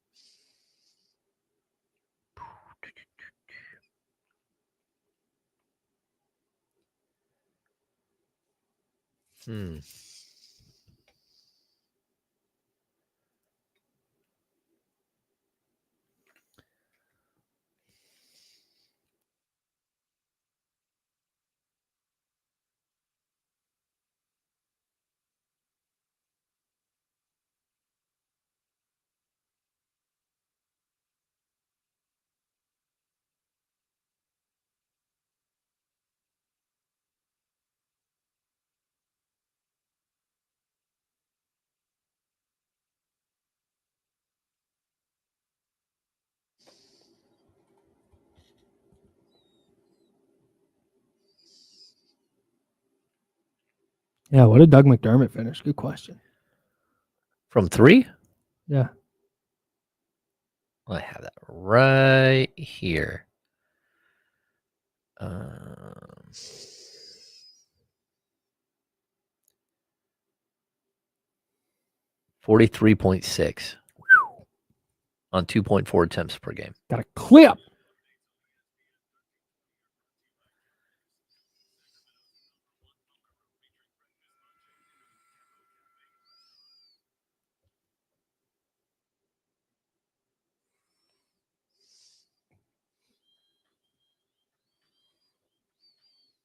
Now, back to the Insiders with James Ham and Kyle Madsen, brought to you by Jiffy Lube on ESPN 1320. Yeah, that's us. James Ham's there. I'm Kyle. That's Joe. I was doing some NFL draft stuff this morning. NinersWire.com is the website that I write for. Candlestick Chronicles is the podcast that I host with Chris Biederman of the Sacramento Bee. I was doing some draft stuff this morning, and there's an edge rusher from Georgia named Mykel Williams. And I watched Mykel Williams a while ago because he's one of the top edge rushers in the class. I watched him a while ago, and I was like, I don't see it. Like, I'm not a fan. His testing numbers weren't great. Like, the measurables are fine, but like the testing numbers weren't great. You watch him, and you're just like not like he's a bad player, but not, oh man, I'm falling over myself to pick this guy 11th. So it's just kind of like whatever on him, right? But then I saw he met with the Niners, and I saw some people that I trust being like, hey man, Mykel Williams and blah blah blah, he's really good. So I was like, let me go watch again. So I was doing some more work on him today, and I got the ick watching him play. Oh no. You know, you get the ick with someone like when you're dating them. It usually happens where I have not really ever gotten the ick about somebody. People have gotten the ick from me though. Okay, so you know what I'm saying? And it can be anything, right? It can be like there's whole like Reddit threads about this. Oh yeah. Like he wore bowling shoes. Yeah, he's too good at bowling. Right, too good at bowling. This is a very real thing. Or it could be something reasonable, like he was mean to a waiter. Normally, it's not reasonable things, though. Exactly. And that's fine. I'm not dragging anybody for this. Like, if somebody just does a thing where you're like, I'm out. Yeah. Like, that's fine. Watching Michael Williams chase running backs going to the edge gave me the ick. Because he plays so tall. And the way he lumbers around, the way he moves like a football player in a movie that's not about football. Like there's just a scene with football in it in the movie, but it's not a football movie. That's how he kind of moves to me. And I just, he played last year on a high ankle sprain, so maybe that's what it is. But man, I was just not a fan of the way he moves. And then you look, his production's not great. You go look at the athletic testing numbers again, and they're not like jump off the page like, oh my God, you need to draft that guy. I'm just kind of out. And then it dawned on me while I was thinking about this just now, where the 49ers are picking at 11th in this draft really gives me the vibe of any team picking in the lottery of last year's NBA draft. Where you're like, and again, we know more about the guys now that we've seen them play in the NBA, but if we go back to last year's draft, you just didn't feel great about any of the players you were taking. Nope. Like, you could take a guy and go, okay, well, he kind of fits, and you see where, okay, he could maybe be a stretch 5, but he's got a lot of development to do, or he's got this problem, or he's got that problem. There's all these things where you can talk yourself out of or into almost any prospect in the lottery last year. That's how I feel about the number 11 pick with the Niners. There are no players who are projected to fall outside the top 10. If a really good player from that goes in the top 10 falls, okay, this is a different conversation.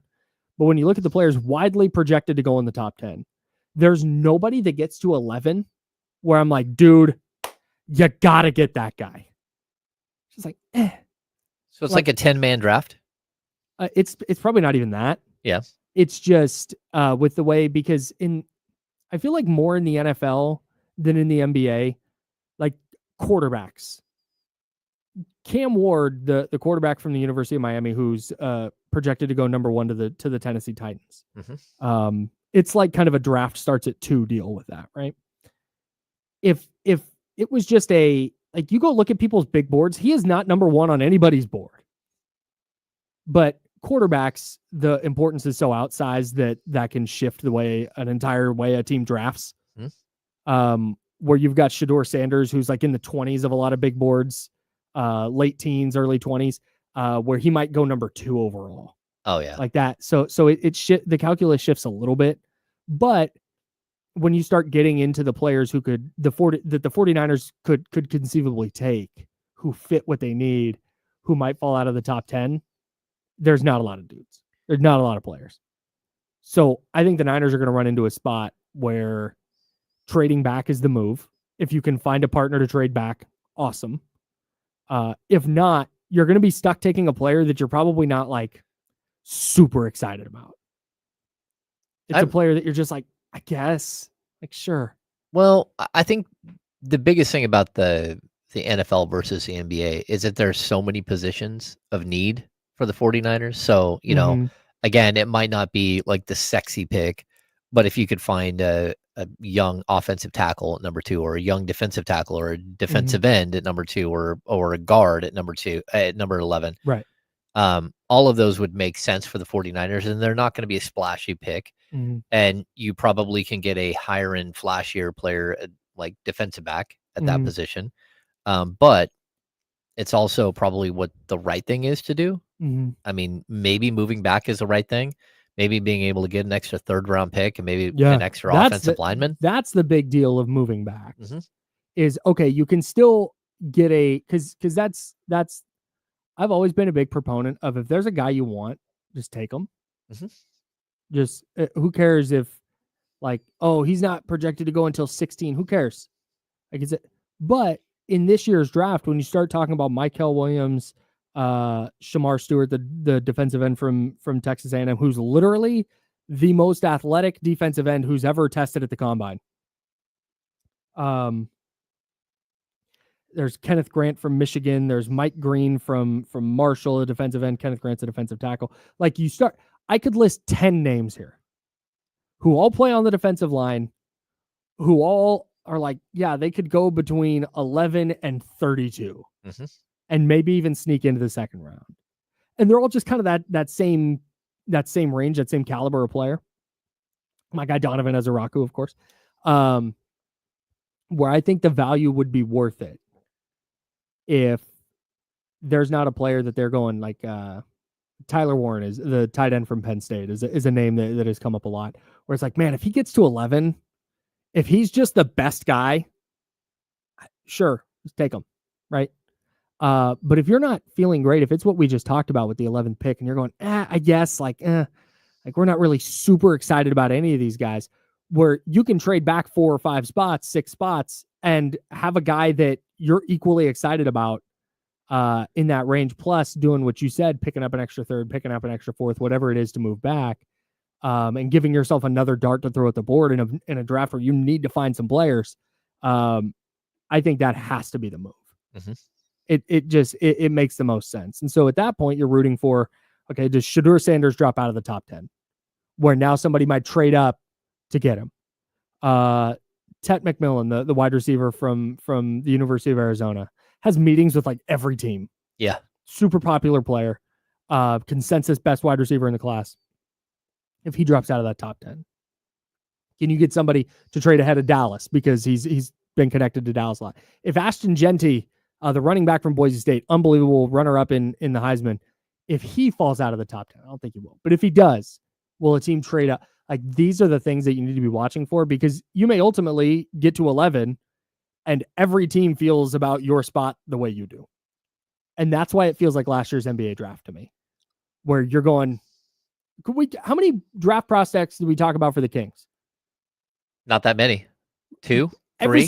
Every single one of them was like, it was like Dalton Connect, or Devin Carter. Yeah, we talked about him. Like, sure. Who's the kid? Ron Holland. Like, yeah, he's young. Would you be like that excited? He can't really shoot. Like, yeah, but he ended up going number 5. Right. I just mean going into there was nobody that we went, that guy's going to be there for the Kings and they have to take him. Well, and I also, when I look at the last year's NBA draft, very specifically, like, your team is so different today than it was then. Mm-hmm. And that's why, like, the whole best player available versus fit, it's always such a difficult challenge, right? Mm-hmm. So you take Devin Carter because you're looking at best player available type stuff, and there's and you passed on some guys because they didn't fit, Mm-hmm. right? So again, if you look at the Kings roster this summer, a Jared McCain or some of these other like shooting guards or combo guards off the bench, Mm-hmm. they didn't make any sense because you had Malik Monk, Mm-hmm. right? Well, now they make a lot more sense. Sure. And not because Malik's hurt, but because Malik went in the starting lineup for a bunch of time. If you would have had another person to backfill what Malik brought, Malik Monk probably would have stayed at the starter. Mm-hmm. But, with the change and the trade and all that stuff, and Keon Ellis just making more sense, I think that's why it's always a danger. Like, draft the best player. Yeah. Now, I can't draft a best player if I've got 5 centers on the roster already. I can't bring in another center. Sure. But most of the other positions on the court, you can. And for me, like, again, this was a very, very weird NBA draft. And you're right. Like, there's no one in that range. Even, everyone talks about how good Dalton Connect is. Dalton Connect averaged 9.1 points per game. He had moments. He did. He had was moments. Not like a slam dunk. I don't even know if he'll be on an all-rookie team. Yeah, the guy who is really good is the Sacramento kid, Jared McCain, who, averaged 15.3 points per game, but got hurt. Right. And only played 23 games. Outside of that, you're looking at like Bub Carrington was the next pick, and averaged 9.8 points, and Khalil Ware, you might like, you might be intrigued by that. But again, now your center position's all filled up for the next couple of years. I just don't know that there was like a knockdown. You should have drafted this guy. What the Kings should have done is what they tried to do is trade the pick, and then that didn't work out, and they were on the clock and made made the pick they did. Yeah. So I think if you mentioned this with the 49ers in relation to this year's NFL draft, you mentioned, best player available, and they have more than one, like defensive line is their number one need. But I do think if there's a player, if there's just a game-changing player, like, man, this guy's got all-pro potential, the position shouldn't ever matter. I agree. Unless you have a quarterback and this great quarterback falls to you and you're really excited about him, then maybe you don't do that. Maybe then you look for a trade. But anything else, like you mentioned, offensive tackle, yep, you could use an upgrade at the starting spot. You need a long-term replacement for Trent Williams in there. You can use wide receivers. You can use a tight end. You could use a running back, a linebacker. Like, they need a starter almost anywhere. Mm-hmm. They need upgrades at a lot of spots. So that is where I've been looking. I've been leaning hard toward the defensive line. But if it's Will Johnson, the cornerback from Michigan, like, they have a cornerback spot, and if he's clearly the best player, just get him in the building. Get good players in the building. I think that gets overlooked, regardless of what the draft is.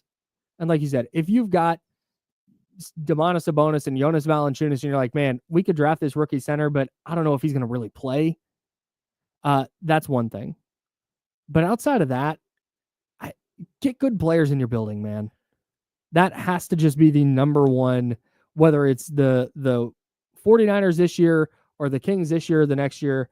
It just we get so caught up in the minutia, I think, of the various drafts. Mm-hmm. This guy's projected to do this. This guy measured in at that. This guy had these testing numbers, that we kind of get outside of, can the guy play?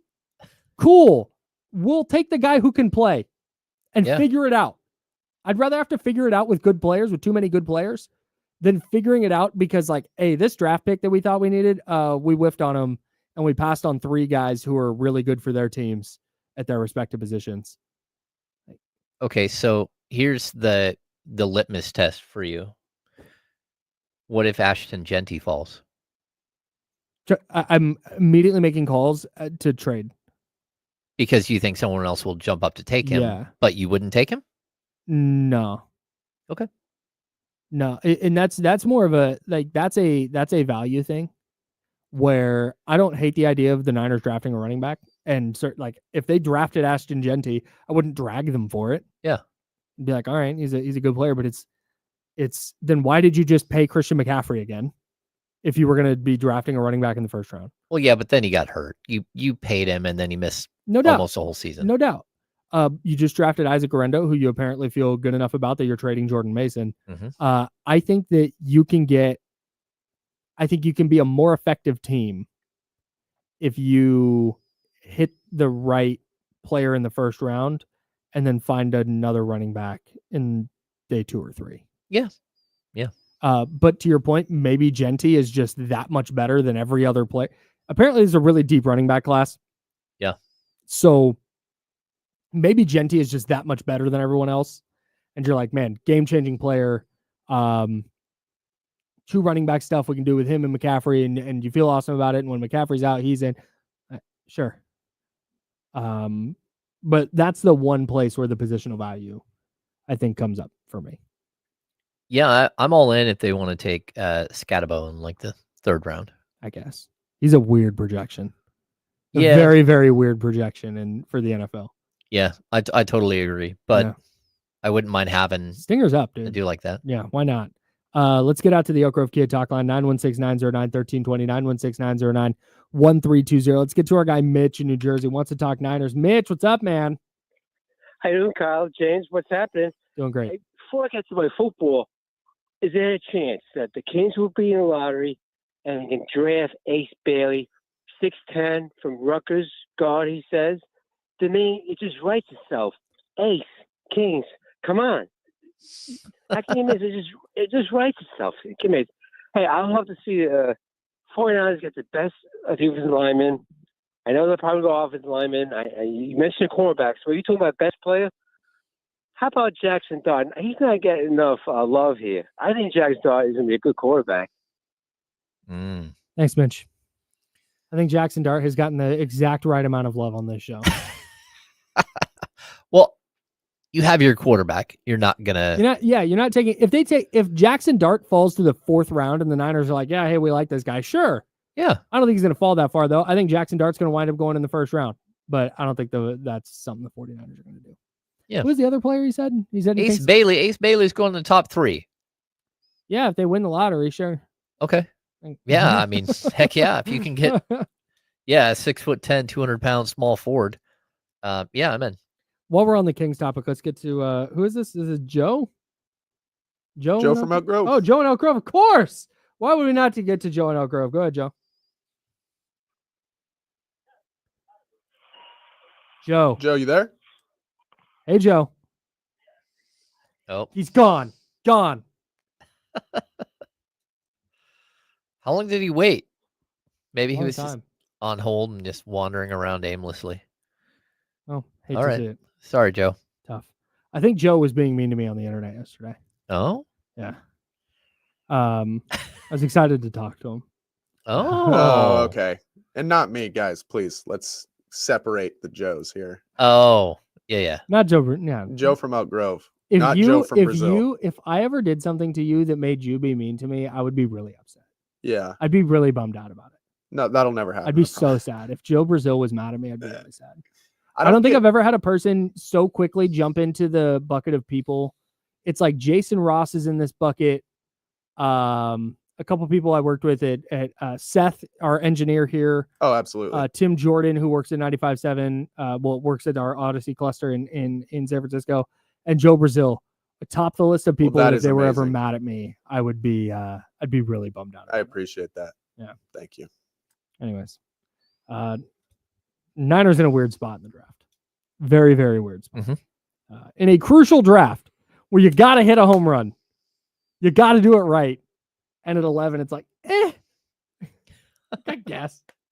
And I have got the ick from Michael Williams. That was the point of all that. No. James is there. I'm Kyle. That's Joe. We're the Insider, sponsored by Jiffy Lube. The handoff coming out. Is it real? Oh my God. It's going fast today. Yeah. Show's flying by. The handoff coming up next. One of D-Lo or KC will be in here. We'll talk more NBA playoffs with you on ESPN 1320 Sacramento Sports Center.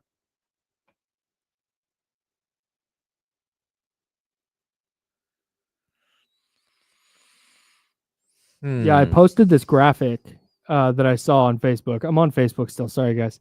And I posted it because I thought it was funny.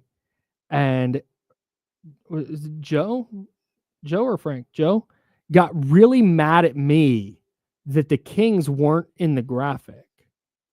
And I'm like, my brother in Christ, I did not make this. Going on. Yeah. I'm posting it because it's funny because Anthony Edwards is piggybacking on Rudy Gobert. That was the funny to me. And he got very upset that I did not include the Kings. I think. And he said, I hate the Kings because I didn't include them in this graphic that I didn't make. Okay. It'd be like that sometimes. The thing about Facebook is a lot of the people on there will just assume you are the original creator of whatever you're posting. I posted this on Twitter. Oh, this was on Twitter. I said I found this on Facebook. Oh, and you found it on Facebook. Yeah. Gotcha. Okay. And then I started replying, and I was like, "Hey, I'm gonna go scope this situation out. Don't shoot the messenger, dog."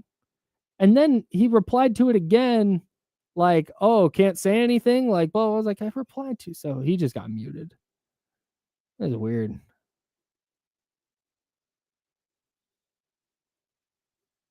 Well, same. This is facts. I hope D-Lo is in here today, so we're going to ask about the action figure. Which action figure? Got an action figure made. That AI thing? Oh, okay. Did you see somebody made those? He's wearing shorts with black shoes. Oh, no. Two things that Damien would not do. Look at Damien's shoe closet. All the shoes are white. He would wear pants that come like mid-calf. Yeah, you got to show off the shoes, but shorts like above the knee, no chance. Yeah. Me, I wear shorts all the time. Yeah, same. I'm wearing shorts today. Yeah. You get a tattoo on your thigh, you start wearing a lot of shorts. Oh. I'm joking. That's not what happened at all. Somebody made these. Oh, that is, hang on, zoom in on the face. That's Ron Howard. That's funny. No, it's And somebody. then- And then Brendan. Okay. Wow. Amazing. Sean.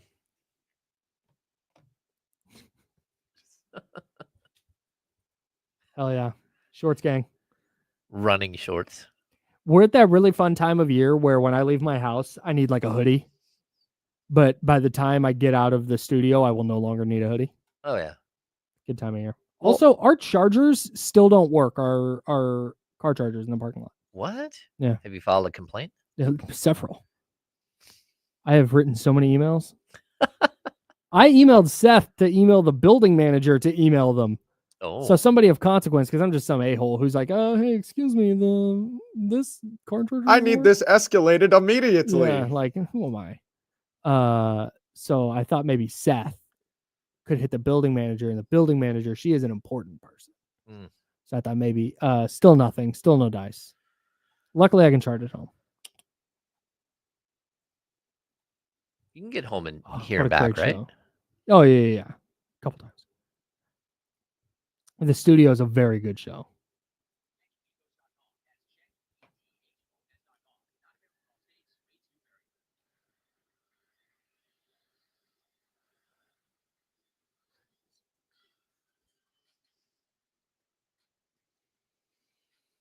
And brought to you by Jiffy Lube on ESPN 1320.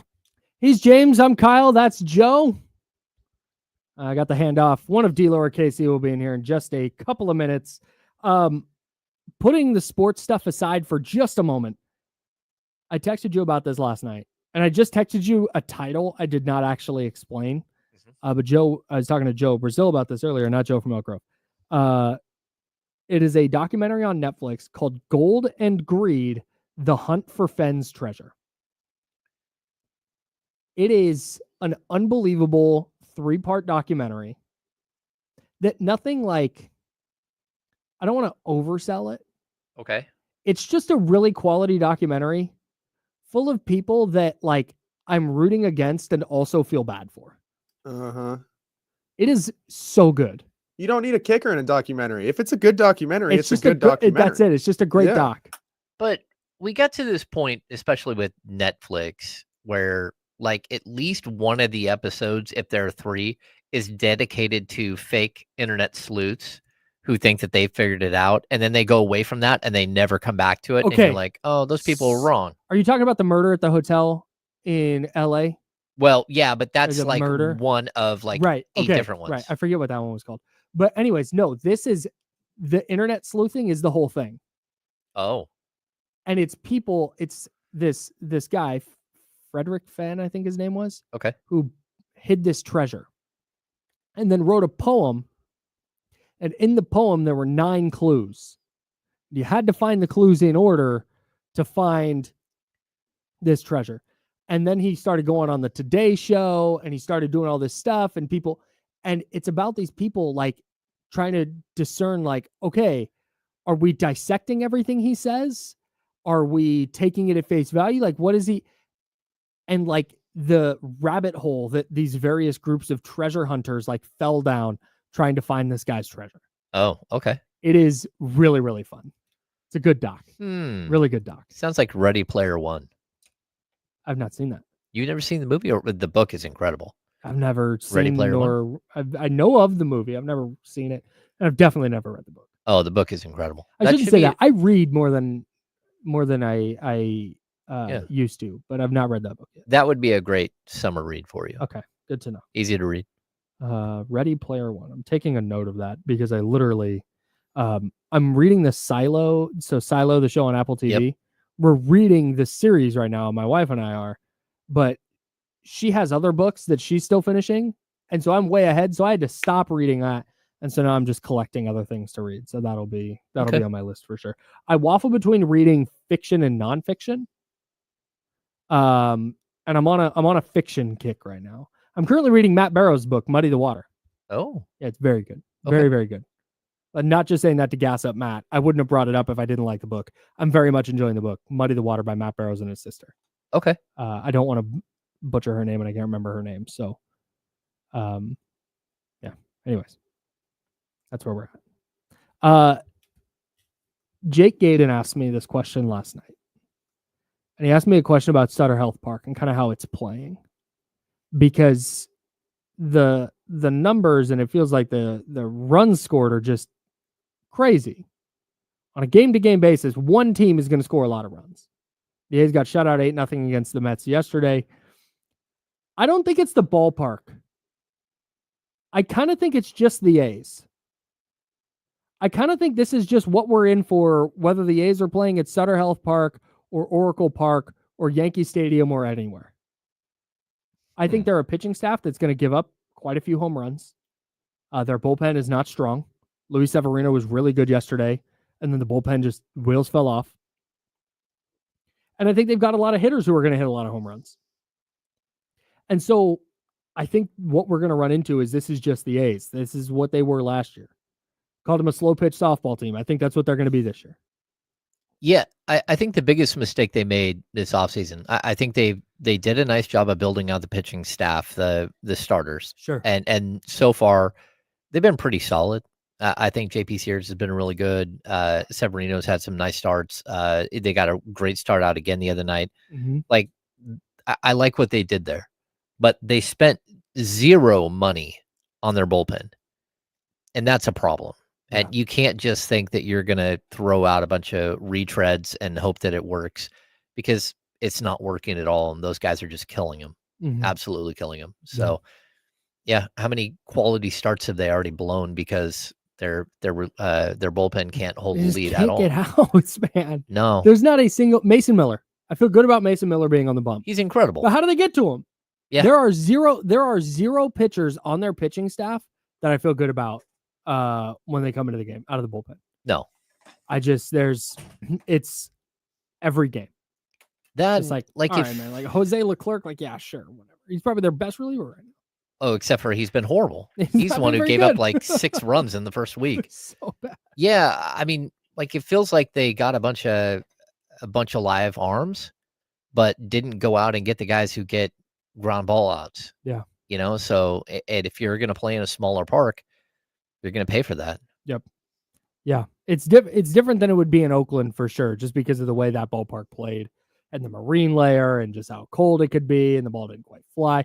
So it's different in that respect, but I don't think Sutter Health Park is going to play substantially smaller than other parks this season. I think it's just, like I said, I think it's just the A's. Mm-hmm. I think it's the nature of their team.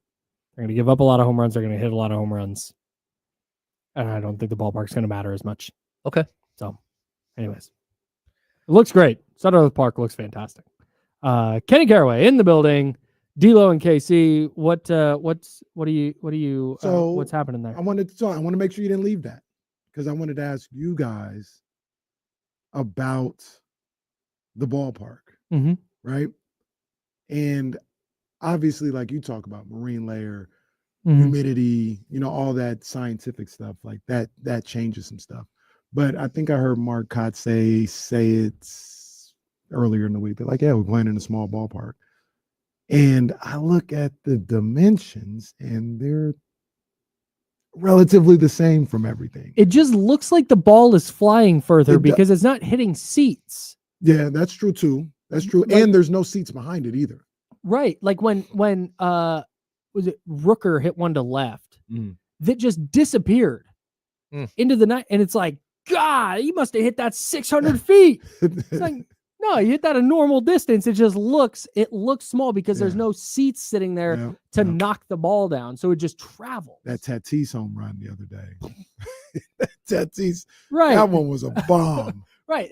Maybe that's the one I was thinking of. At night, and it hit the roof or something. Yeah, yes. But it looks like the ballpark is small because there's nothing behind. I mean, there's the berm, there's the hill in right field, but in left field, in the power alleys, there's not like seats for the ball to hit. So it just looks like everything is so much more compact. I think a small child got hit on the hill the other day. A home run by what was it? A 3-1 game. They won. I think it was 3-1 on Saturday. Yeah, Saturday. And someone hit a shot to right field, and someone wasn't paying attention, and it hit It looked like you a gotta baby. make it, Yeah. dude. That's brutal. That's so brutal. You got to make a play. Yeah. Good call. I Well- don't mean to be like this, but you gotta be aware. You have to. You gotta be aware. You have to be aware At a all the baseball time. game. If you have a baby, Oh no, it was a baby, and they're just hanging out on the grass. Okay, so a couple of things. Number one, the dimensions I've heard are identical to Oakland, the outfield fence. Mhm. Okay, that's number one. Number two, except for the foul grounds. So it is a smaller park, and hitters are going to see more pitches because so many more balls go into foul territory and Mhm. out of play Good than they point. did in Oakland. Mhm. So you're going to have to pitch more, Right. and you're going to have guys are going to have extra shots, right? So I think that's why it's a little bit small. But I don't think this park is going to play like crazy home run ball like all season, and I don't know. that's I kind think of the it will. league, man. that's what I'm saying. Is I don't think Sutter Health Park is going to be. We're not going to get to the end of the season, and there's some outlier that Sutter Health Park. There were 40 more home runs hit there than anywhere else because of the dimension. I don't think it's going to play like that. I don't think it's because of the dimensions, but I do think it's because of the air. It is going to be the balls. I think the ball's going That to might fly play. out. Sure. I think because even at night, you get to places like Dodger Stadium or obviously Oracle Park or even the Coliseum. At night, it played different because the air's a little heavier. It's a little Oh, yeah. cooler. Ain't gonna be no heavy air here No. in June. No. And I think it's gonna fly out of the ballpark, but not because of the dimensions. But it's something I want to talk about because it's so weird. You look at the one that always gets me is Colorado. Mhm. Colorado looks It's massive, huge. but it's about to say it's 330 down the line or whatever, Mhm. but it doesn't look like that, right? Yeah. I think it's 415 the straightaway center. Yeah, but it's a poke to get it out of there. yeah, it just I don't know. When I went to the game, the opening day game, I looked at it in the ballpark and it looked like a small ballpark, but all the dimensions are the same. It's just definitely- There's no it- second deck either. Right. That changes just the feel and the wind. It like 100% looks small, Yeah. but it's not. Yeah. It's not. real quick before we go. Does anybody hit it to the street? I don't know what street that is, but the same street Tower Bridge is on.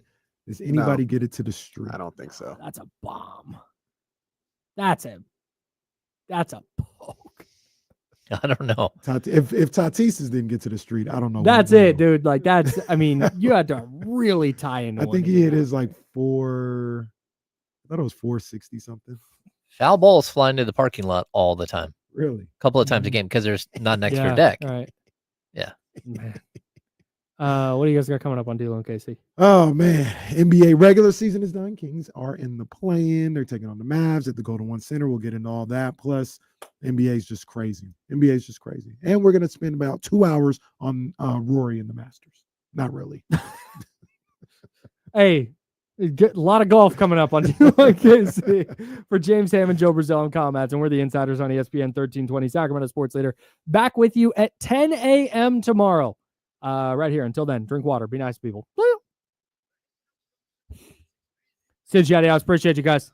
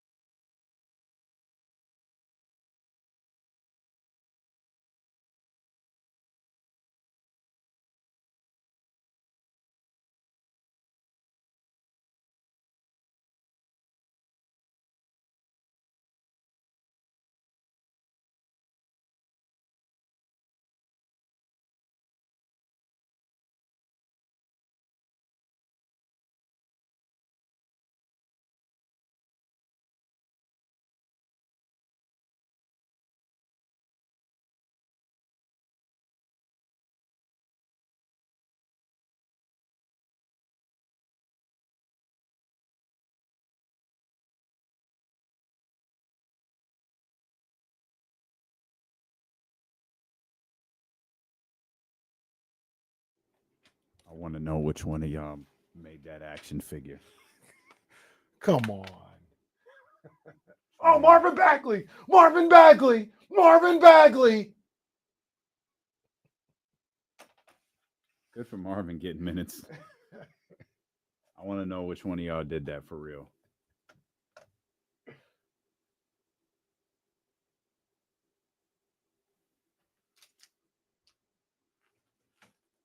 Yeah, it's a good question. Anybody see that? If so, how was it?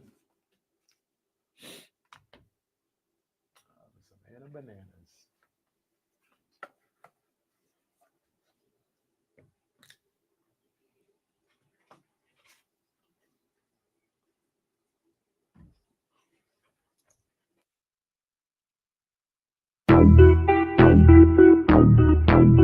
Hey, Riggs. Yeah. We got him screaming D-Lo, KC, D-Lo, KC, D-Lo, KC, D-Lo. We got him screaming D-Lo, KC, D-Lo, KC, D-Lo, D-Lo. We your number one spot. We your number one spot for some sports, huh? Got the city going crazy when we work, huh? We top 2, but we ain't 2, we in first, huh? And when you need the real, we is who you search, huh? D-Lo, KC, D-Lo, KC, D-Lo, KC, D-Lo. We your number one spot. What y'all want to? Oh, wait. I almost.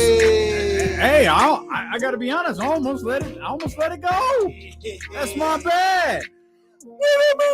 They do not know what Sacktown brings. When on the low, that's a Sacktown thing. Talking about us, it's a bounce out thing. Must they forgot we some Sacramento Kings. Whole squad going crazy, yeah, we back with it. Northern Cali going crazy, one sack winning. If you doubted us, then ain't no back spinning. This is real right here, ain't no catfishing. So tell me what you see now. Coming down the lane off the rebound. It's 9-16 now. Look towards the sky like the beam now. Tell them like the beam, like the beam now. You can tell them like the beam now. Tell them like the beam now. You can tell them like the beam now. Tell them like the beam. Hey, look, man. Like the beam now. This regular season wasn't very good. But we off to the postseason. Let's go verse 2. Sack crowd, make sure everyone knows. Let me tell you how this thing really goes. Yeah, we travel deep. Whether we home or on the road, we lit. You don't want that smoke, we the team of the year. We shaking things over here, don't doubt. We believe over here, we don't bleed over here. And let me just speak real clear. I only deal with real kings over here. So tell me what you see now. Coming down the lane off the rebound. It's 9-16 now. Look toward the sky like the beam now. Tell them like the beam, like the beam now. You can tell them like the beam now. Tell them like the beam now. You can tell them like the beam now. Tell them like the beam, like the beam now. Shout out to that boy, Young Tell, who went through the whole regular season without ever making that remix he promised. Hell, he just Man dropped 7 albums this year. Some certified bangers. Yeah, man. Yeah. Man told me in July, yo, we get tomorrow. I'm gonna make that remix. Well, they never really got that win, I guess, to catapult to the remix. No, DeMar was the win. Oh, well, okay. At least according to the text, DeMar was the win. All right, though. It's always next year, Zell. Always next year. Man. Sacramento Kings are headed to the man. There's multiple. I guess if glass half empty, glass half full. My bad. We welcome you in here to the Monday, April 14th edition of D-Lo and KC. I'm Damian Barber. The ultimate needle mover in God mode himself. He's Kenny Caraway. Yes, sir. Acknowledge me. And we are live. God, them slums is beautiful today, though. Yeah, they What are. a weekend it was, man. I got home yesterday. It's like, all right, 11:30, got easy drive back. Kings, man. Go to this spring game. Go out to Sac State. Go support Coach Mary and the whole crew out there. Yeah. And I saw it was about 80 degrees and Oh, thought, it was hot. I think I'm gonna dip my foot in this pool, man. So the seal was broken yesterday. There we go. And there we go. Sac State gonna have to wait. There we go. Because man, God, what a gorgeous day it was. That's continuing today, and springtime is finally here. And again, glass half empty, glass half full. This was a terrible regular season. It saw lots of change. We saw Mike Brown get fired. What was it? 31 games into this. We saw the franchise player get traded. We saw a complete roster overhaul from, starting in July, starting with the DeMar DeRozan deal. Harrison Barnes was gone. Eventually, Mike Brown, De'Aaron Fox, Davion Mitchell, Kevin Huerter, all gone. All, original members and important players in Beam Team 1. Yeah. And, we kind of rallied behind Doug Christie. We had our frustrations with this team. You have the love Zach LaVine, hate Zach LaVine camps. You have the love DeMar DeRozan, hate DeMar DeRozan camps. And, I guess that's the glass half empty side. Mm-hmm. Glass half full is they're in the same exact position they were last year. They're in the 9 versus 10. They're hosting a home playing game, and they still have an opportunity to get to the postseason. And they might have to go through the Warriors to do it. Jesus. I don't think they will. I don't either, but you never know. But they might. You never know with these guys. They always find a way to just be around. You guys are supposed to be good. You guys got Jimmy Butler. You're supposed to be 3 seed or whatever. We shouldn't have to even deal with you. We were legitimately looking at that team as a 3 seed, potentially a 2 seed weeks ago. Now all of a sudden, man, what was their record at the beginning of the season and what was their Jimmy record? And you've got like single digit losses in there with like 30 some odd wins. That's how bad the rest of the season was for them. Right. They just had 2 arguably incredible stretches of basketball. And then everything else was either awful to mediocre. Now I will say this. Let me see. It doesn't mean that they were playing bad. And just be on the lookout for your boy today. So I did go to the spring game yesterday. I was outside in downtown Sacramento at the Kings game. I did, after everything was done, go help out Reese with his baseball, and I'm paying for it. The allergy game is crazy. It knocked me down crazy last night and this morning. Just watch out for your boy, because there may be some sneezes coming. Just watch out. But that's neither here nor there. I'm gonna be hella dramatic every time you do it too. Now that we've built it into the show, I'm gonna be super dramatic every time you sneeze. I mean, just more or less 5.5 sneezes today. Oh, usually they come in pairs. Well, they do. It's like so that's like 2 sneezing fits for him. Normally, it's at least 3. So do we want to make it 6.5 then? We can set the line at 6.5 if you'd like. I'm going way less. I'm going less too. I'm going 2 sneezing fits. He's gonna get to 6. So your number 6.5. I'm gonna say less. Where are you going? I think I'll go less. You know what? Let's set the number at 5.5. That feels good right there. Okay. Wait a minute. We'll set it at 5.5. Okay. I will take less as well. 5.5. I'm gonna go more. Okay. I think see. Now we're working right there. I'm gonna go less because I'm gonna make sure it's just the stuffy nose aspect of it. You know what I mean? That's the killer. And what do you mean you're gonna make sure? Don't be cooking the books and all that. Let us play. Wow. Yeah, let us play. Okay. Don't ruin this. Don't ruin this for us. What's wrong with you over here? But like I said, that's just we'll get that out the way now. But we talked about how bad that middle part of the season was for the Warriors. Yeah. And it was bad. And they start cooking with Jimmy. However, coming down the stretch, that's where their season was decided, at least the seeding part. They went 1, 2, 3, 4, and 3, including that Laker game that like kind of got not everyone's attention, but it was like, oh, damn. Yeah. Okay. Yeah. So they won that game, and I'm counting that game. They went 4 and 3, including losses to Houston, all at home. Houston, the Spurs. Yeah, that's a bad one. That Spurs one is bad. And that's the Clippers. The Clippers is fine to me. Clippers are playing great basketball right now. We knew a couple of weeks ago that was a big that was going to wind up being a big game. The Spurs game is inexcusable. Harrison Barnes was the dagger right there. Harrison. Bro, Barnes. what? Harrison Barnes was the dagger.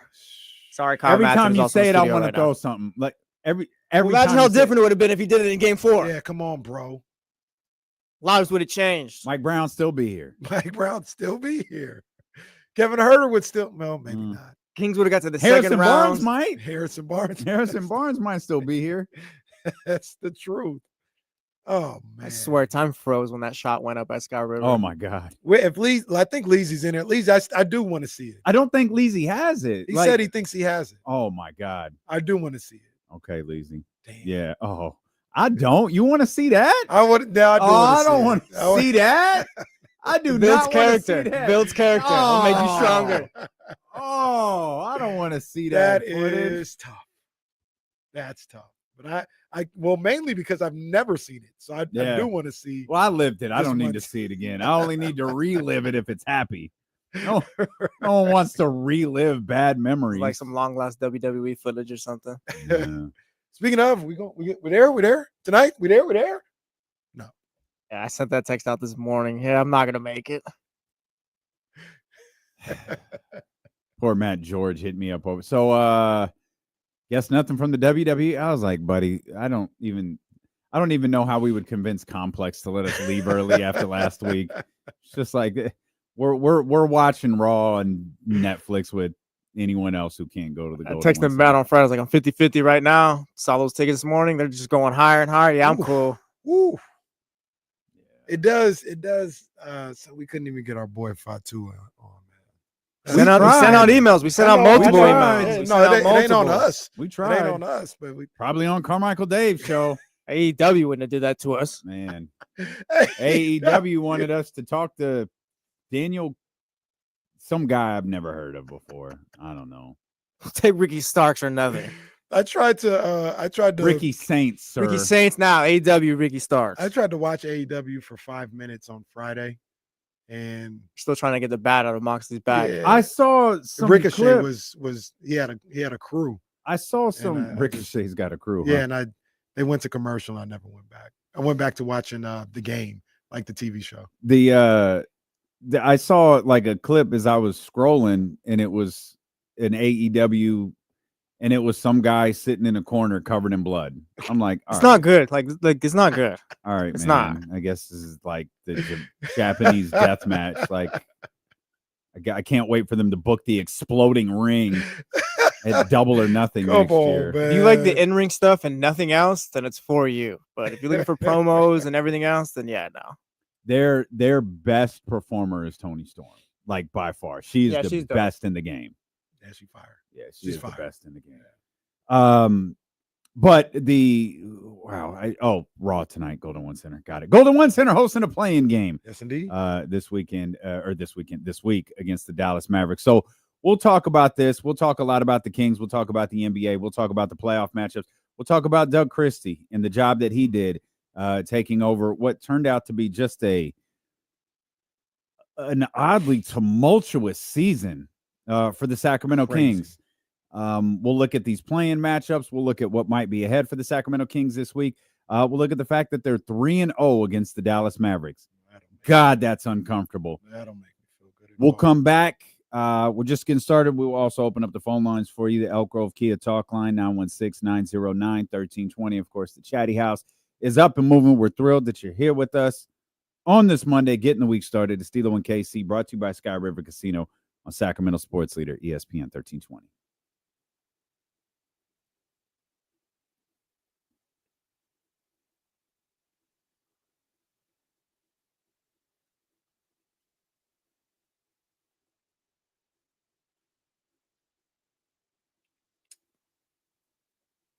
Chris, we literally can't score runs right now. It's bad. Though I'm not worried about it, but yeah, they can't score at all. We can. Yeah, I saw that. My boy. Jung Hoo Lee. Let it go. And Rockets in Yankee Stadium.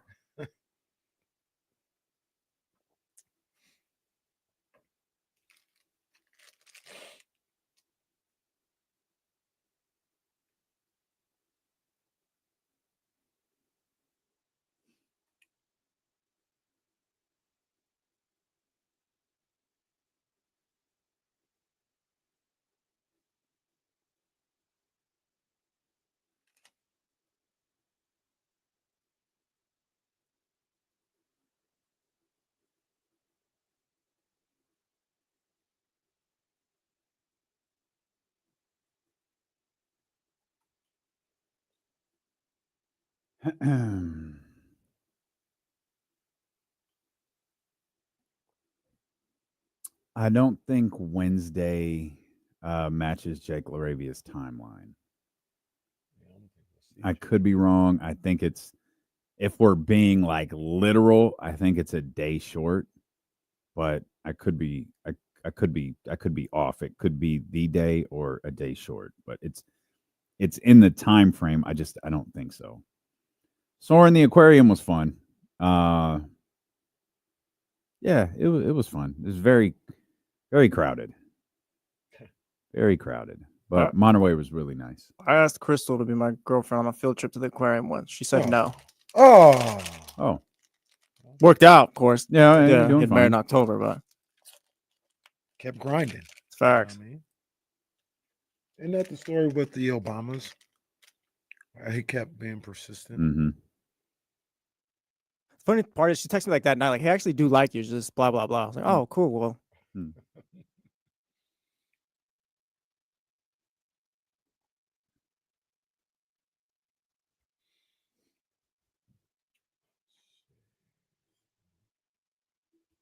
it's aquarium tickets be expensive though. Hella expensive. That's why I have not been back since. Well, sir, you're a member of the media.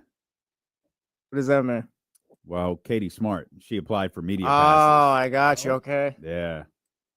I didn't even know that was a thing. Yep. Catch ESPN 1320 talking to the Otters. Yeah, that's it. That's it.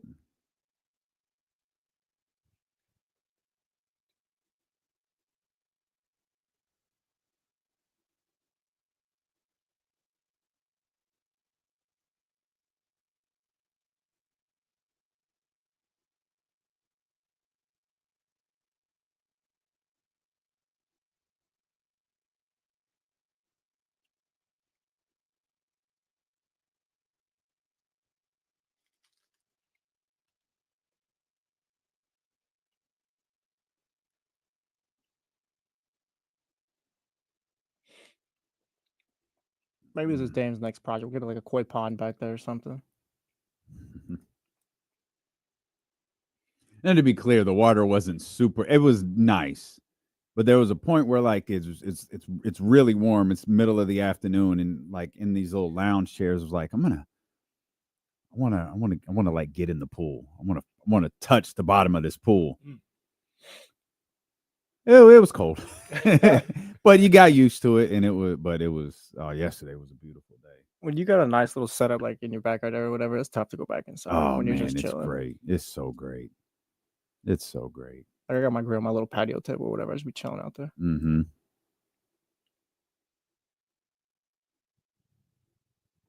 Draft today. It is. Looks like it's sponsored by Essentials. Oh, crap.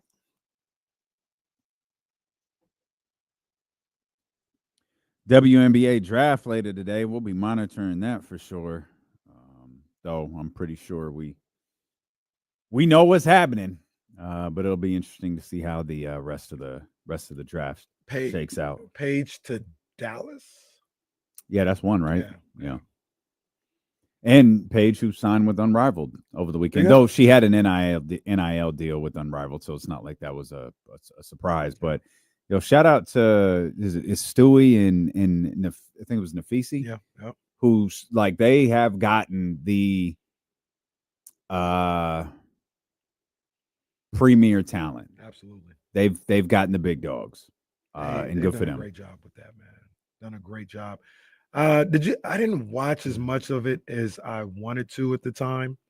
But one of the things they did with that league that was pretty cool was they had some beef going on, some rivalries. Oh, hey, that's what I'm talking about. Okay. They was getting after it. I forgot. I think it was like Skylar's team against Diana's against Angel and Chelsea's team. They were going at it pretty good during that whole thing. So yeah, I love the league. Trash talk is good. It's always a good thing, man. It's always a good thing. Dr. David, no, although I show them a little love. He says Kenny Valkyries for life. No, and it won't be that way. It's Aces for life. It's going to stay that way. But I have softened my stance on going to a Vows game. I'll be out there. Vows. What a All right. I don't do this anymore, but come on, guys. Vows. I've softened. Look into that opener, man. You can't get into that opener. No, Goodness gracious. They're selling tickets. Yeah. At a great and good for rate. them. Yeah, at a Good for great them. rate. And I think a lot of people who are buying tickets are from here. I'm very confident in that. I mean, this city loved. And hey, credit to the Bay Area too. I've said this before. A lot of season ticket holders for the Sacramento Monarchs lived in the Bay Area. They had enough studies that showed that, and so it's no surprise that Lakeup and that crew got a team, and hopefully they do it justice. And so far, they're off to a great start, man. I'm anxious for this season to get started. It's right around the corner. Amazingly enough, after I forgot the official date, but usually it's after like Cinco de Mayo. Well, yeah, camp normally starts like a week after the draft. Yeah, and it's always one of the. I got a game being played May 16th. I don't know if that's a regular season game or a preseason game. Regular season begins May 16th. There we go. Training camp begins. Yeah, right. I'm sorry, I said a week. It's actually 13 days. 13 days from today, training camp starts. Draft is today. Man, so the Kings are headed to the postseason. Kings are in the exact same spot that they were last year. The 9-10 matchup. Last year, it was against the Warriors. We thought we put the Warriors in a casket and threw dirt on them, Undertaker, Kamala style. Yeah. That was not the case. Turns out Draymond did it himself with the missed layup yesterday. And Buddy did it too. Hey, Steve Kerr, that's Steph Curry. Say hi. It's the best shooter of all time. I'm just kidding, Steve. You're great. I love you. I love you. Should we check in on Jim? See how Jim is doing after the I meant to do that yesterday, man. And it's good you didn't. We can all experience it together. We can all experience our good friend Jim Park together. Well, 17 hours ago, Steve Kerr is about to ruin Steph Curry once again. Now adding Jimmy Butler to the list of victims. Ooh. Steve Kerr literally willing to let his team die on his Buddy Hield narrative is truly disgusting. Steve Kerr on the slumping Buddy Hield. I trust him. I put him in the last play because I believe he'll make the next shot. Boy, Steve, Jim's right. That's a tough world to live in. I'm going to keep playing him. I'm going to keep trusting him. Oh, God. Steve, let us help you. What else, Steve? What did well, did you see? I'll take a 40-foot heave from Steph Curry over a play designed for Buddy Hield.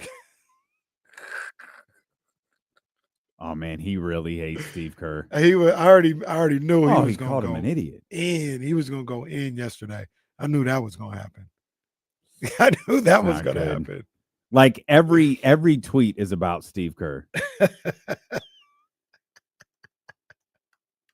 Steve Kerr really called a play for Buddy Hield with their entire season on the line in a final possession over Steph Curry. Please tell me how this is not a fireable offense. Now, here's the deal. Here to defend Steve Kerr a little bit. What'd he say? I saw Kerr put in Buddy Hield and immediately said, "Oh no," before the play even happened. All right. I'll leave Jim Park alone. Do you think that play was for Buddy Hield? No. I don't think so either. I don't think so. I think he was an option. Are we sure?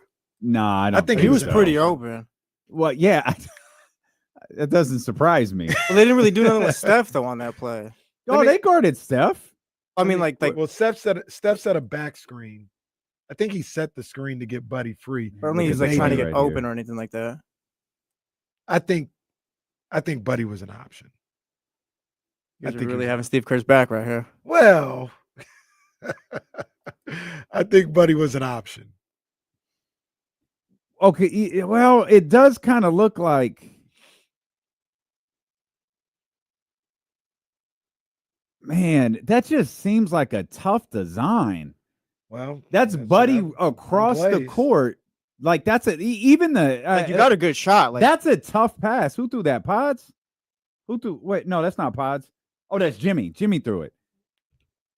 That's a tough pass. But on the other side of it, like what was Steph supposed to do? Because he hands him the ball 1, 2, 3, 4. He throws it basically at 5, and Jimmy looks like he's looking for Shavano. So what He looks like he has his eyes on Shavano. What I think and what I would venture to guess here, and maybe I'm stalling Steve Kerr out, is it looked to be a double screen with Pods and Curry for Buddy Hield. I'm not sure that was the first option, and Pods was supposed to set a screen for Curry, get the ball to him, because it wasn't like Friday with Sacramento. It wasn't 2 seconds. Like you get the ball and you shoot. Yeah, you had 6 seconds. You can get the ball to Steph Curry, then he's either wide open or he's got time to create another opportunity. But if you see right there, after the double screen, I could see Pods turning right back around and setting the screen on Kawhi. But why did Steph fall back then? Why did Steph set the second screen? That was his job. The ball was gone at that point. And maybe that's a the ball wasn't gone, but Jimmy's eyeing Buddy the whole way. All right, guys. So if we can't get Steph the ball at first, whoever gets it, hold on to it till Steph gets open. Then get Steph the ball.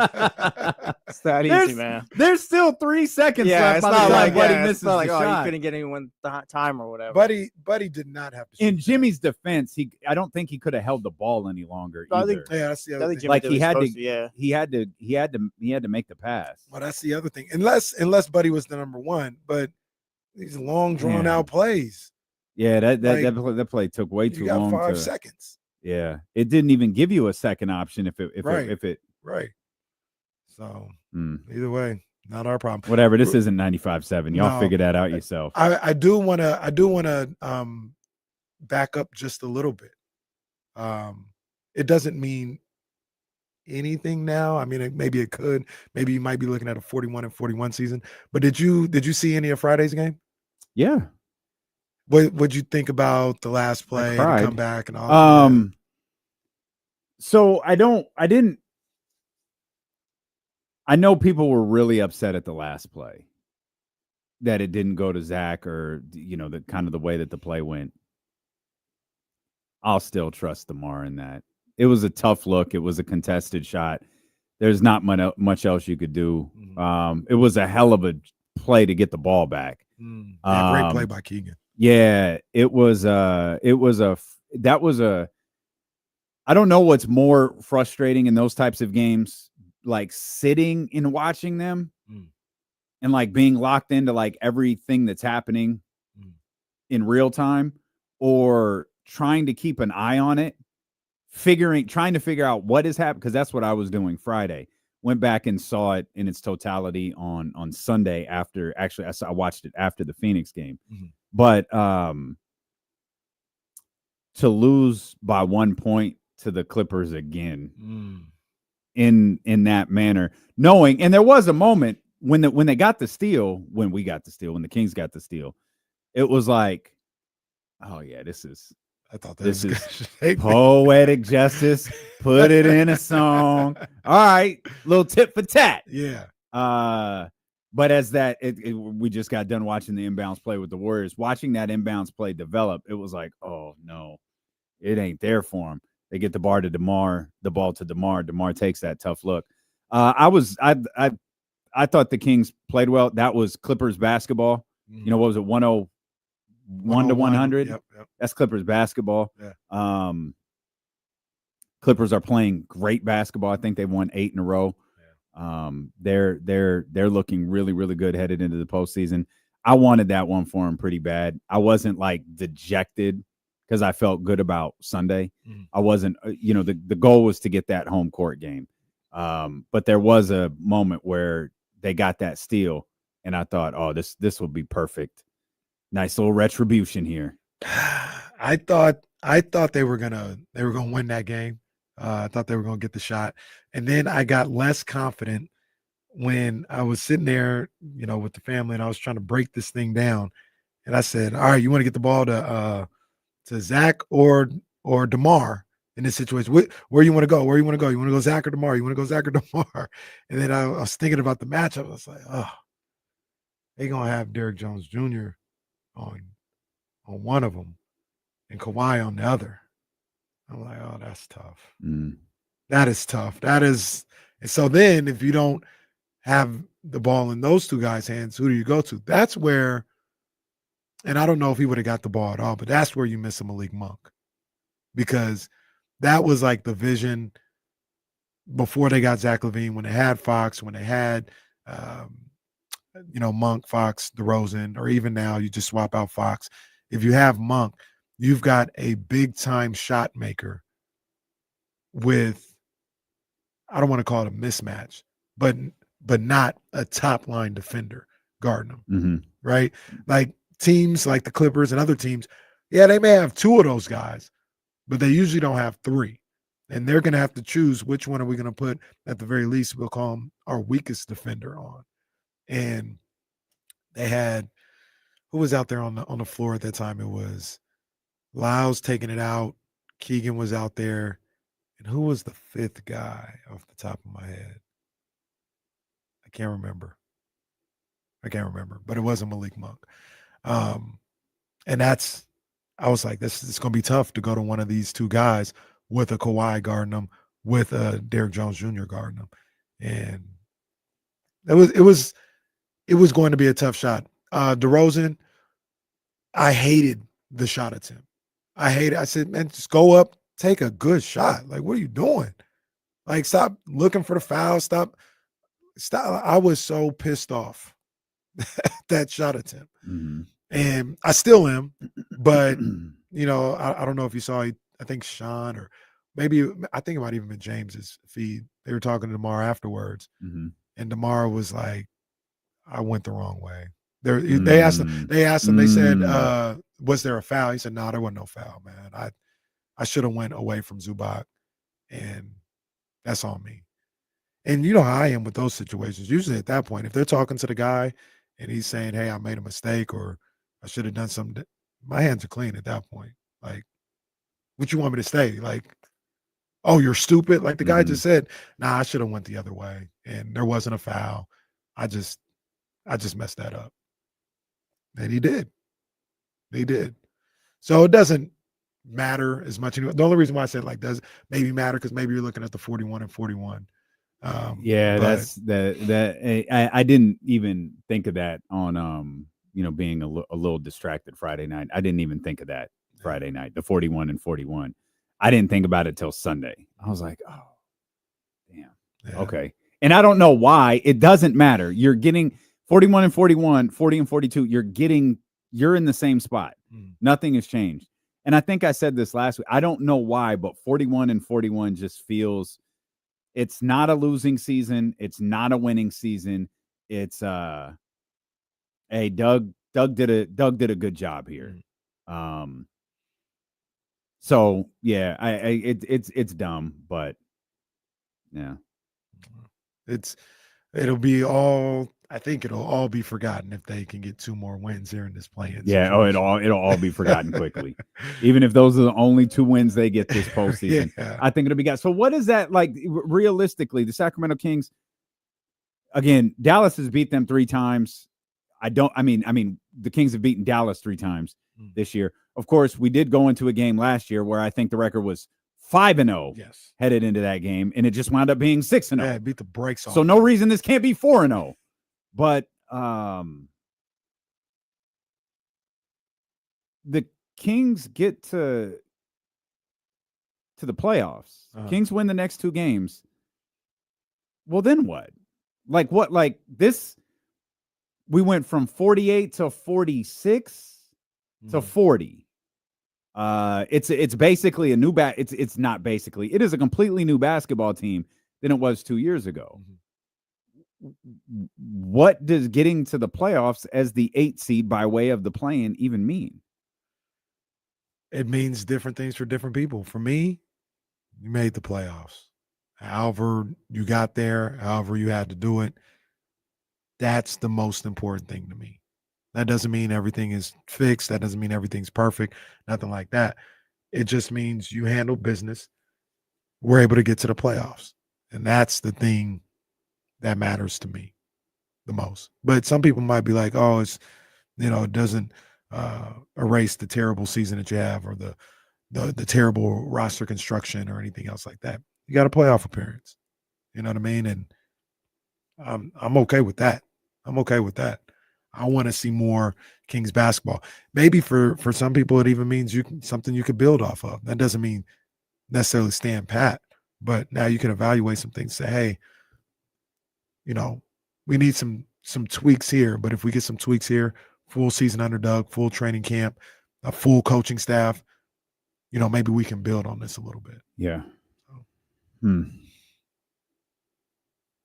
The one thing I did think about after Friday, and it's just going to be tough to figure out what it means, how much to carry over there is or anything, but I was like, damn, they are playing some pretty good basketball since the Wizards game. Like, I like what I see from this team. It hasn't resulted in winning every time. They've lost to the Nuggets in close fashion, lost to the Clippers in close fashion or whatever. But the way they're playing looks a lot more like it did,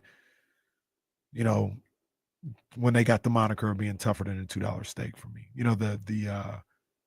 Ironically enough, the Nuggets lost on the road. The Clippers lost at Intuit Dome. Mm-hmm. Remember how they were playing going into those games, even playing those games. It's like, no, they're playing good basketball. And then they just lost their mind for like 2 weeks. They got beat down a bunch and all this other stuff. And I said, this team, things can change so quickly with them. It may not matter at all, but I wonder if they can carry that type of energy, that type of momentum into at least these next 2 games.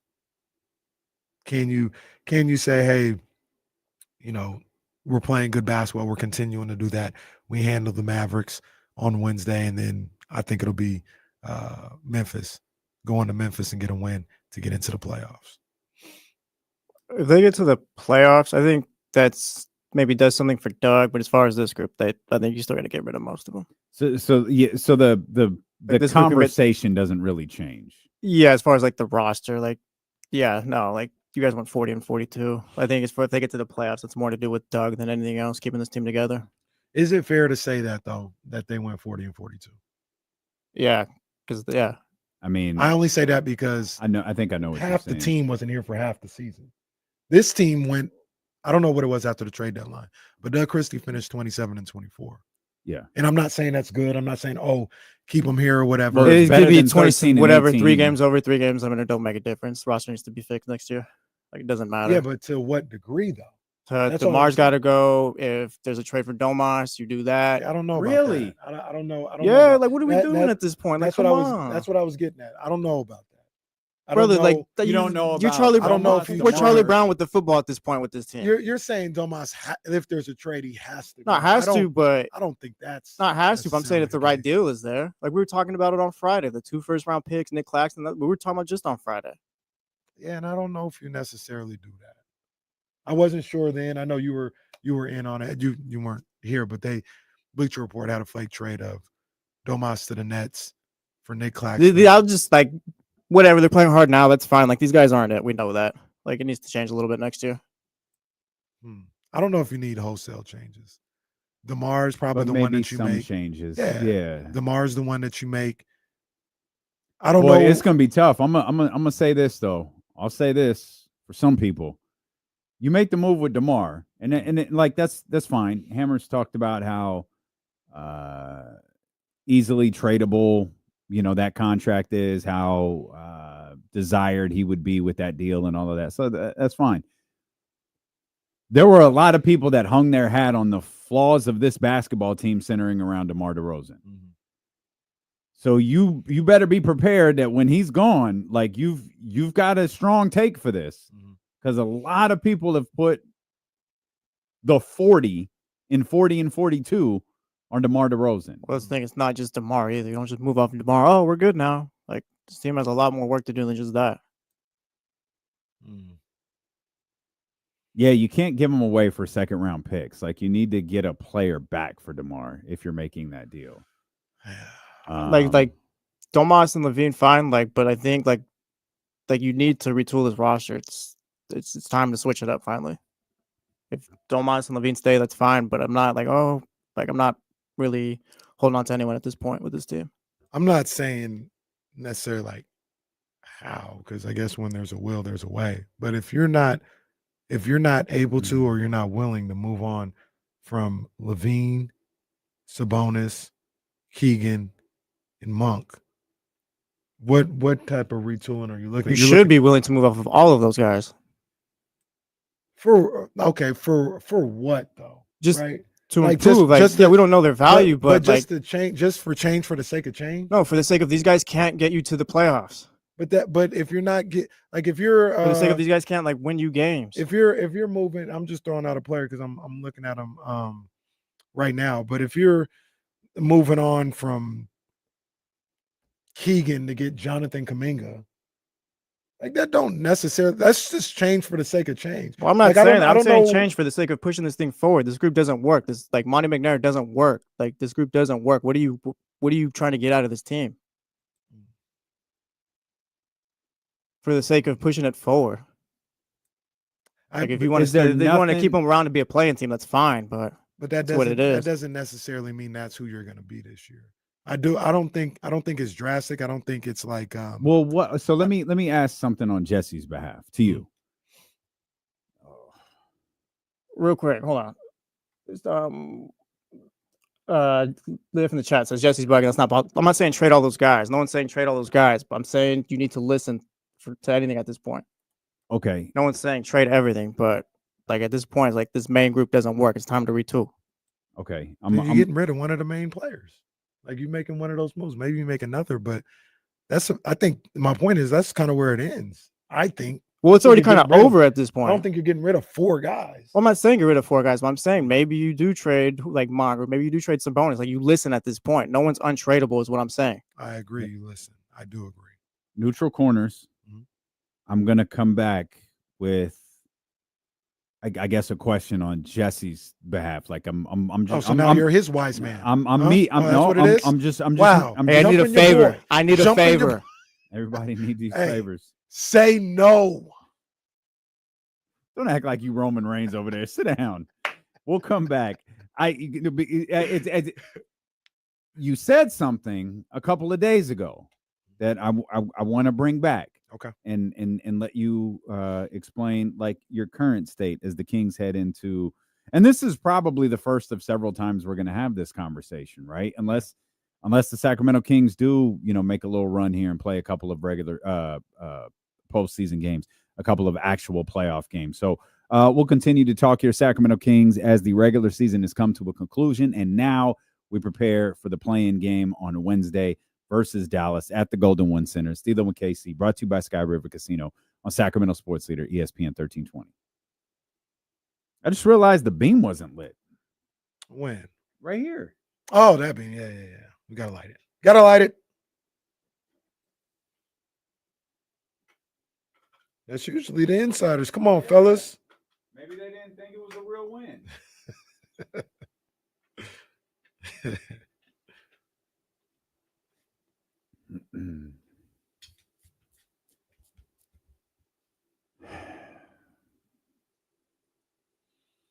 Scout, I didn't know what you mean by this. What kind of pool cleaner did you get? I don't know. I got whichever one Premier gave me. He said, I don't know, man. What? It's a little robot. That's not even hooked up yet. I think it gets hooked up on Friday. I think they said it had to wait 4 weeks before it could get hooked up.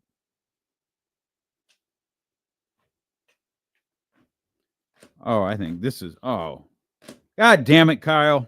Uh-oh. Oh, maybe that's not it. I don't know.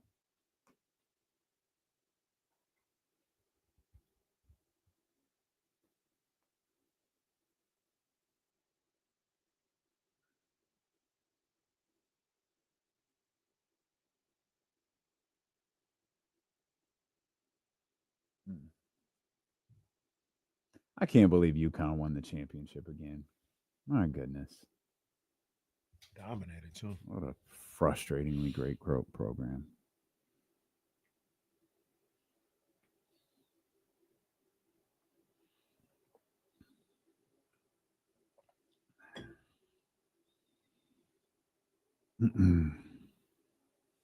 Oh, right on, Russ. Thanks, man. Most of that was Katie, to be honest, but she's really good with that stuff.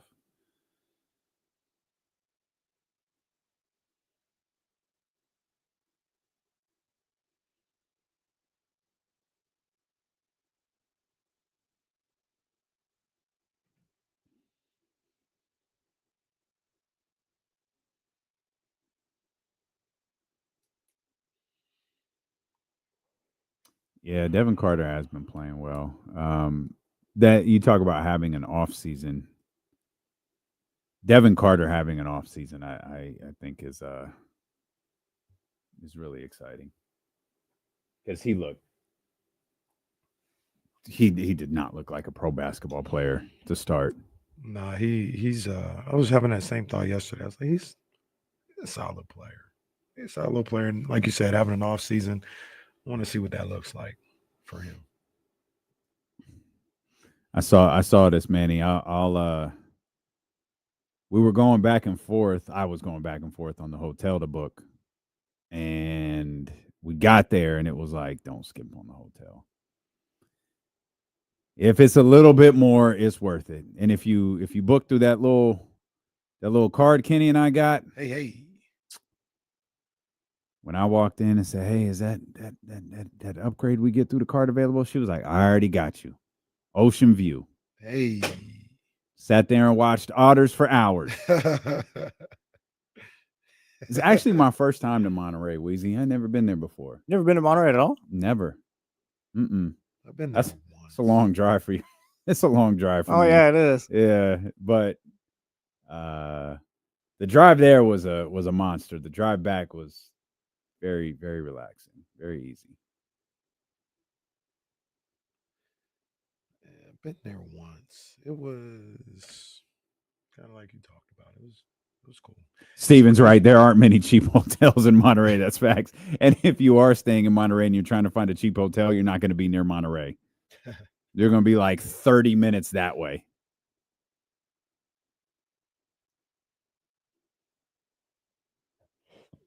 Excuse me. We didn't have clam chowder, but we had some great food there. That's for sure. I love me some clam chowder. Great food. I didn't even eat like that when I was there. I went to. Okay, we don't need to show this. We don't need to show this play over and over again. Oh. God bless it.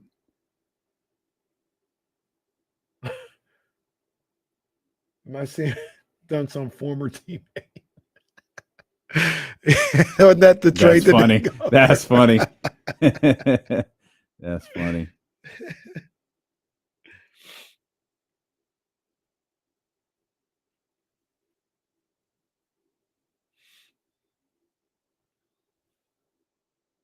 Oh, Giannis.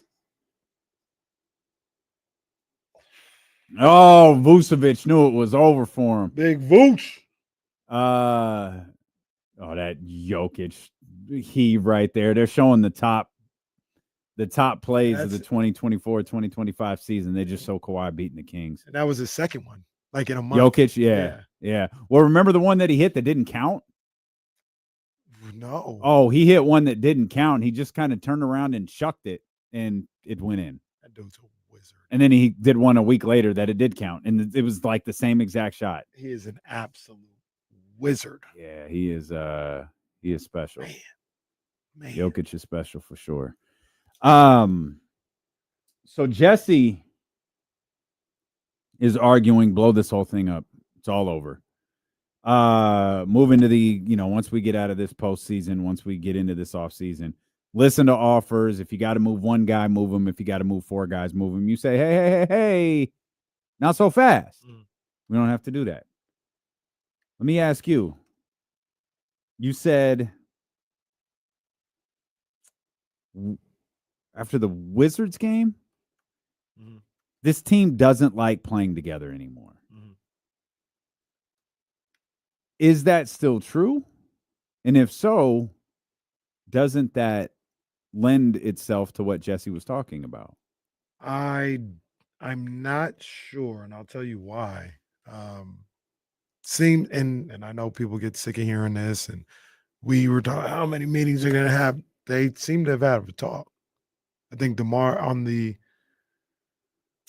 Was it Nuggets Doug? broadcast, I think Okay. Doug alluded to it. That's what we were talking about during the show. He yeah. alluded to it Right. during one of the post games. Right.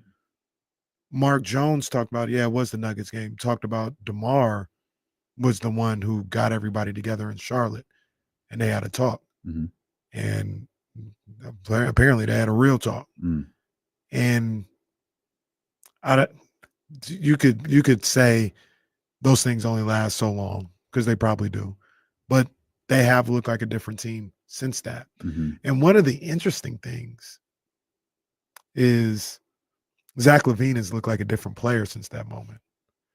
And I wonder if he took some of that stuff to heart, if, it got him in a different mindset or whatever. Because, they'll never really say what was said, nor do they need to or whatever, but they always allude to, or at least Mark Jones alluded to DeMar saying, like, there was some hard truths in that conversation that we had. And there was some back and forth. And they got it out the way. They got an understanding. And they played better since then. Mhm. Once again, I don't think, and once again, Jesse's not necessarily saying this, but you don't have to get rid of everybody to change the tenor of the group, right? Like, you can get rid of one person, and it doesn't mean it's their fault or anything else like that. But replacing one person with somebody else may fit better with everybody else. So if you move on from DeMar DeRozan, and you put just a random guy like a Cam Johnson in there, or I know Agapino, he's been talking about John Collins. Mhm. Maybe that just fits better, and they're a better team. They're a more cohesive team with just making that one or two moves here. And I along the think a way. lot of the DeMar detractors, that's been what they've leaned on the most. Is it's not that DeMar is not a Hall of Famer. It's not that he's bad. It's that he doesn't fit what this team was trying to do. Which brings up another question, Jesse. I feel like you got something. What are you getting for DeMar though? Like, Cam Johnson sure fits, and John Collins, like I don't think that you're getting that for DeMar DeRozan. I think you could. You could get Cam Johnson for DeMar. Yeah, I think you could. The problem is, why would Brooklyn want it? Yeah. Like why would Brooklyn want DeMar? DeMar's probably a guy that, like, you'd have to go to the Celtics, the Knicks, the Bucks, maybe the Thunder, probably not, but you'd have to find like someone who's like, man, DeMar could really add to what we're doing. Either that, or someone wants to get off a contract. Is DeMar, is he a de facto expiring? Is it a player or a team option? No, it's so next year's fully guaranteed. Well, no, yeah, The I year mean, after, the year after. no, the year after is like a partial guarantee. Gotcha. That's why it's attractive. It's the remember when Chris Paul had the partial guarantee? Like, Yeah. it's that. Yeah. I'll pull up the exact parameters of it. But I mean, Cam Johnson is just a name I put out there, but you can't get a player of his caliber for DeMar DeRozan. And to be honest with you, I think that's the max player that you get for DeMar DeRozan. You're going to get, for DeMar DeRozan, I believe, you're going to get a certified role player. And maybe that's just great for everybody else, but that's what you're getting back. You're not getting, I don't think you're getting a DeMar DeRozan level talent in return for DeMar DeRozan. Just not sure, like, trade DeMar, insert like this role player or whatever. Like, how much forward is that taking you? Could that get you? Like, are you just kicking the can down the road? Well, this could all be for nothing, because it turns out the contract is fully guaranteed if the Kings make the finals. All right, well, this is all just dumb then. So no, this is interesting. There's a couple of notes to this. So the 26-27 season is the one we're talking about. 10 million of it is guaranteed. 12 million becomes guaranteed if he makes an all-star team in 25 or 26. $14 million guaranteed if he makes an all-star team in 25 and 26, and it becomes fully guaranteed if the team makes the 2025 or 2026 NBA Finals and DeMar plays in at least 60 regular season games. So or it becomes fully guaranteed on January 10th. So let me say this then. Is that attractive for one of those guys? I think they're one step away. Is it attractive because now it's not that third year isn't partially guaranteed. It's not like if you're Boston, we bring DeMar in here, we're good. You make the finals. That's a guaranteed. What is it? 25 $25 million contract for 1 year. Yeah, but it's 1 year. Yeah, true.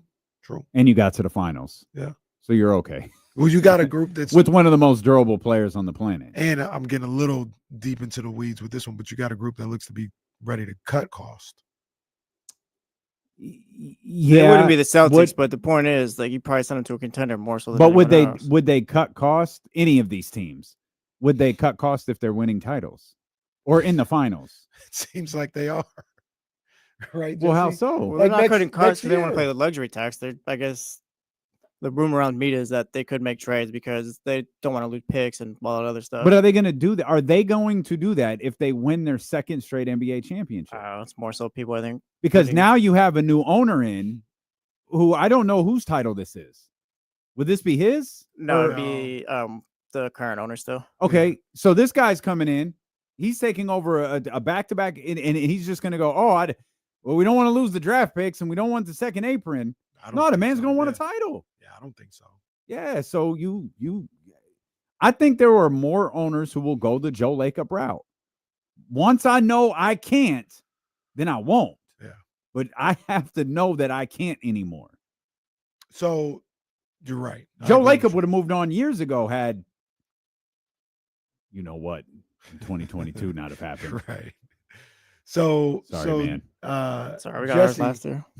To a certain degree, like you just want to tear this thing down. You say you don't, but you want to rebuild. I'm not holding on to this group. I'm not holding on to like Monk, Sabonis. Like I'm not running it back with this group again with one odd move here and another move there. And it's like, all right, try to make it work again. Like your main piece you want to move on for him is Domantas Sabonis. Is that fair? Not even because I could run it back with Levine and Sabonis, but maybe you trade DeMar or you're looking at Monk too or whatever. Like Monk should not be the starting point guard next season. He is a sixth man. Like that is where he is best. So that there's other moves. Like it's not just a trade one guy or whatever. Like you got to make this roster work. Right now it doesn't. There's okay. Just give me 1 second. Malik. Let's get to if it's keeping the core together or not, then I'm out on keeping this core together. Like if it's just one or the other. And that's the, I don't even know if we have a core.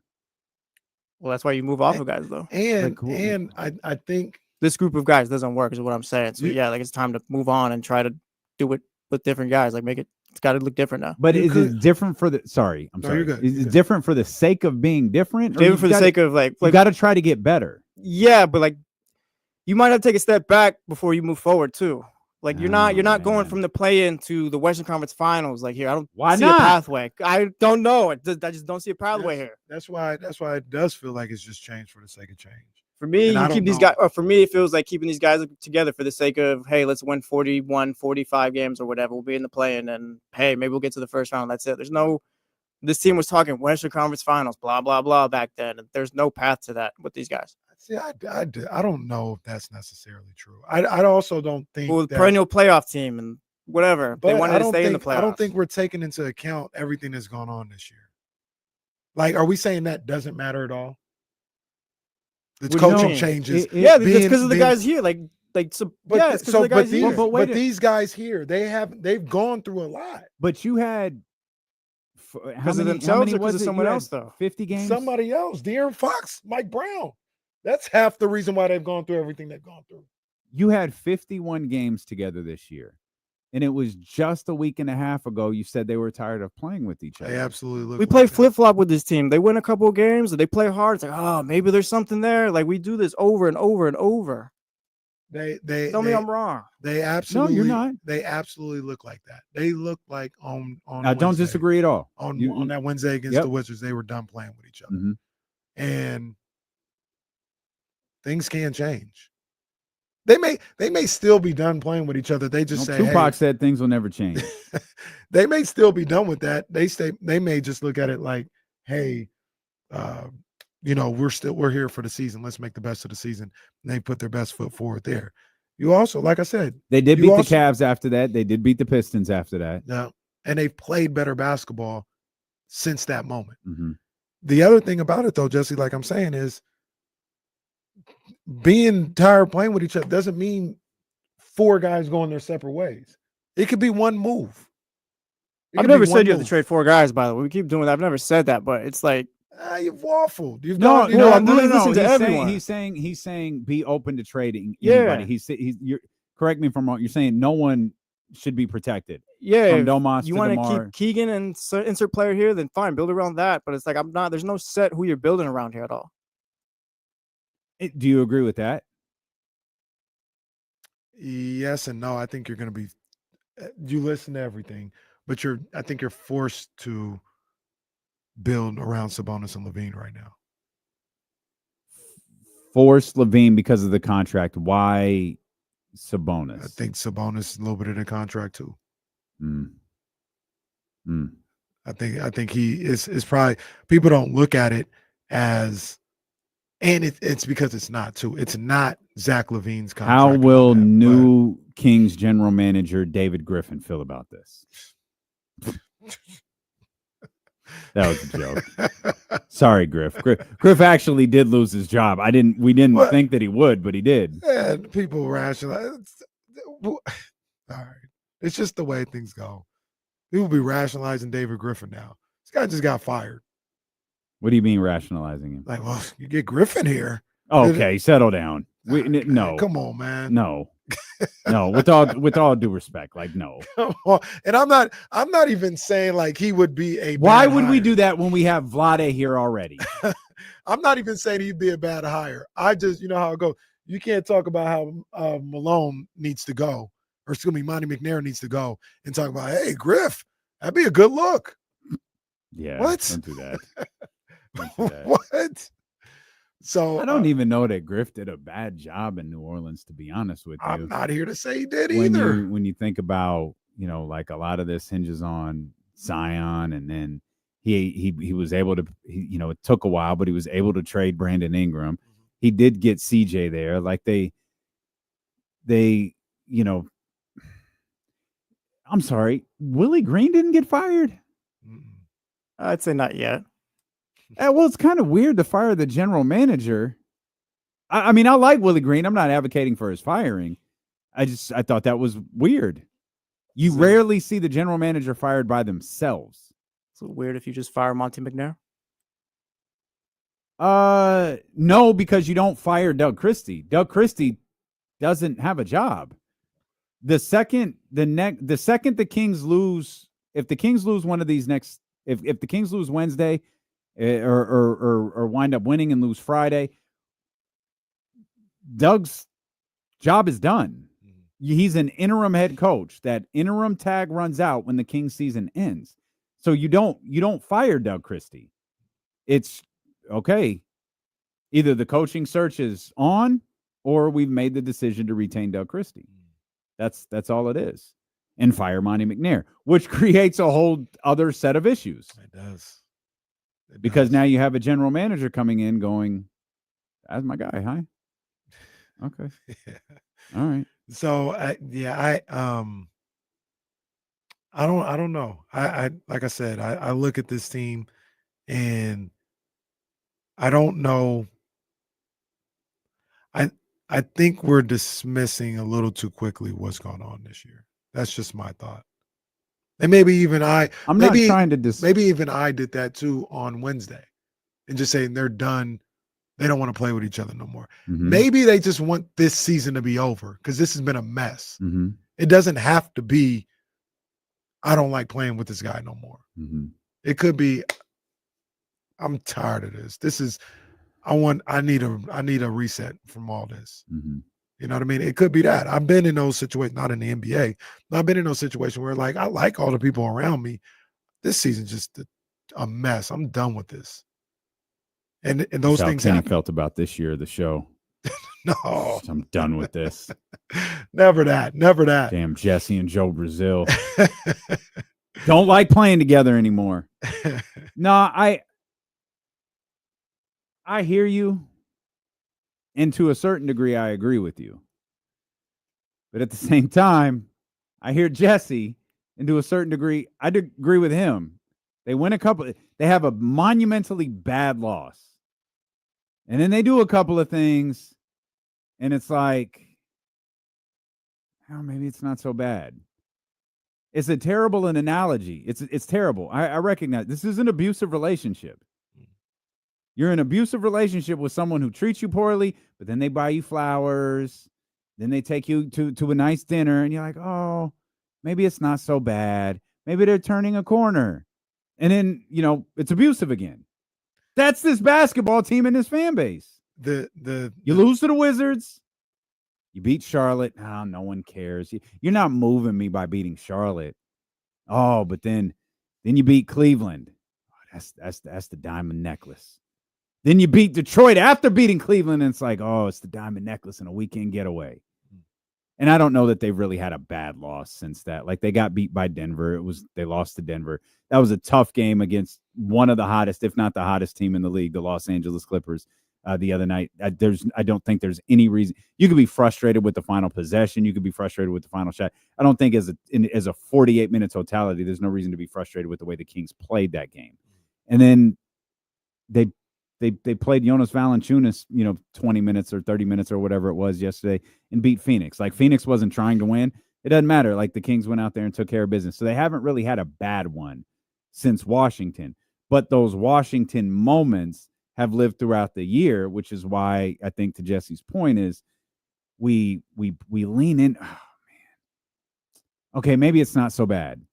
And then they remind you, no, it's bad. And then they have the Detroit Cleveland games. Oh, maybe it's not so bad. And you're left truthfully. I think my honest assessment on this basketball team is I don't have one. I have no idea what to think about this basketball team. I've always believed that this talent, and I'll say it now that the season is over, this basketball team in my little know-nothing head is better than a 40-42 record. The talent on this basketball team is better than a 40-42 record, which leads me back. I guess it could lead me back to both of your points. To Jesse's, it's not the players, it's the way they complement each other or the way that they don't. Or to your point, it's an off season together will do this team more justice. Well, what's really happened, I believe, as I think about this, is myself and Jesse, we've worked ourselves into a shoot because we're saying the same thing. If I got this correctly, Jesse's saying you don't have to get rid of everybody. Everybody's on the table. Saying listen. Everybody's something you listen to, and maybe this guy here, you make an addition here, you move this guy here, whatever the case may be. I'm saying the same exact thing. I'm saying the same exact thing. You guys I'm a little more open to probably going more towards a rebuild. Like we're probably saying the same things, but I'm a little bit more over this group, I think, than you're saying it. I guess to go back to the beginning of the show, Jesse's saying it in a more glass half empty way.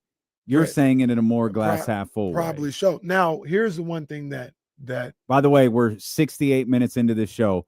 No sneezes. The number is 5.5. I told you it's gonna be less. It's not the sneeze. It's the you built it up as if you it was Donaghy this whole thing. Yeah, I kind of think that you did. No, Prize Picks might pull this off the table. It's the nose, the runny nose. That's what I was warning everybody about, not the sneezes. No, I think you I tried to tell you guys that. You referenced sneezes. Nobody wanted to listen. They're like 6.5, 5.5. I said I'm going way less. No, it's not going to be that many. Prize Picks is on the verge of pulling this off the board. Yeah. Nobody wanted to listen. Some offshore betting coming in here. How much money did Kyrie Irving make? Type situation. For nobody wanted to listen. It just ran with your own. Run the tape back. Run the tape back. You brought up sneezing. But then the number was put out there. I said, you guys are crazy. I'm going way less. It's not going to be 6 or 5 times. No. I'm going more. If it's 5.5, I'm going more. I'm going more All than right, 5 I'm minutes. telling you, it's not. Well, we're at 69 minutes now. 0 sneezes, and Prize Picks is taking a close look at Kenny Caraway. Close look. So the tone, I'll go with the tone of what Jesse said. Is Jesse's more sounds like all these guys can go. Like for the right deal, they all can go. Is that accurate? Yeah, that's accurate. I'm not necessarily there. I think that's the difference.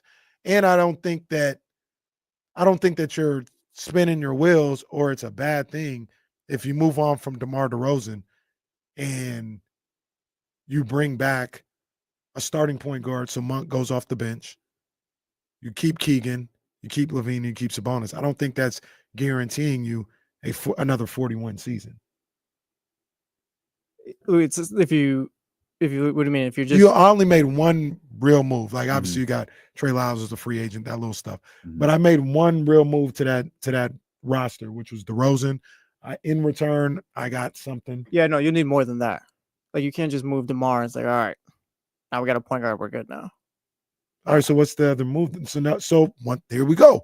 You do want to move Monk. You do want to move I think more. if you keep him Monk, he needs to be your more sixth than one man. If person. Monk's going to be back, he needs to be your sixth man. I'm not running it back with Malik Monk as my starting I just point said guard. he's a sixth man. I said DeRozan, you move DeRozan, you get a point guard in here that moves Monk to the bench, and whatever you get back for DeRozan.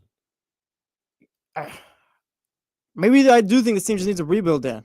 Okay. Yeah, maybe it is just that because like we've talked about Sabonis. So he just talked you out of your own opinion. You actually Maybe this team does need a rebound because we've talked about so many times. Like Sabonis is not franchise. Like we've all said it on this show. He's not a 1 or 2.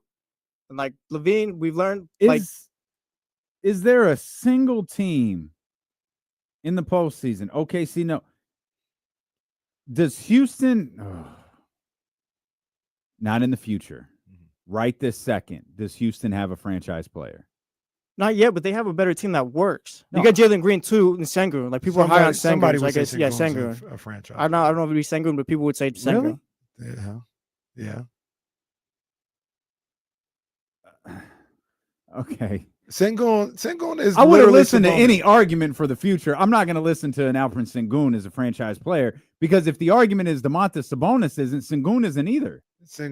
Well, They're the same goddamn player. We already know what it's going to be. Sengun, and I don't mean this in no disrespect because I think he's a hell of a basketball player, but he's cute right now until he's making $50 million a year. Well, there's that. Well, And then it's like, well, damn, how are you going to build around this guy? And then you got Thompson too, who people are Right, curious about right. this He's season, the who one. might be the Right. franchise right there. He's the one. The Lakers have multiple franchise players. The Denver Nuggets have the franchise player. The Clippers, whether you like it or not, still has Kawhi Leonard. Whether you like it or not Not still you. has James Harden. James Harden, the hell of a ball player, but he's not the franchise. Kawhi Leonard is the franchise. James Harden, great ball player right now. Western Conference Player of the today. You're talking about today. They're on the same level. Kawhi and James. Today. They're 1A and 1B. Kawhi's 1A. Minnesota's got Ant-Man. Golden State has Steph. Memphis has Ja for the time being. And Jaren Jackson's going to make $300 million. Well, wait a sec. Ja. Okay, so Ja's a franchise player. I'm not. Yeah. I'm dead. Yeah. I'm dead serious. Ja's a franchise player. I think so.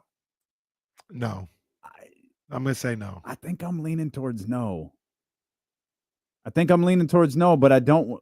Why did this team have the turnaround that they had this year? Is it because Ja missed a lot of time this year? I don't know how much time it was, but I feel like it was pretty significant. Let me get. Can I get games played here on this sheet? I can. Ja played 50 games. Ja's fringe. He's fringe. But why was this team 20, 30 games better? We'll find out when we come back. Don't try to drive this show. Maybe bro. we'll just go to 28. How about that? We'll find out when we come back. Somebody's on the line. Somebody on TC. Hold on, TC. TC ain't going nowhere.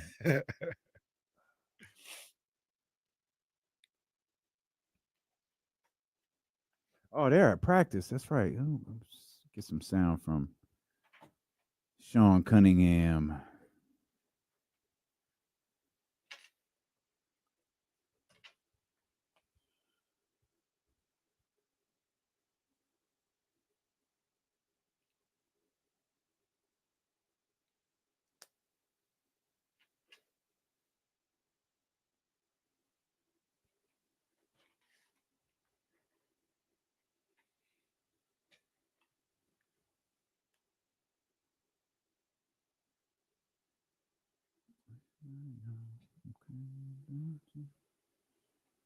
Sean Cunningham, there he is. Oh, we got Zach Levine at practice if anybody wants to run the.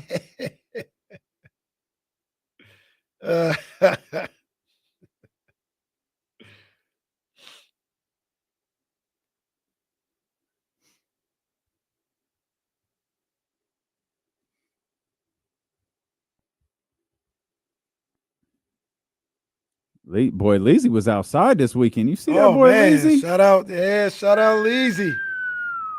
Man. Wee. Sometimes I dream that he is me. I see you, big dog. Dream on move. Dream on groove. Lazy. I could be lazy.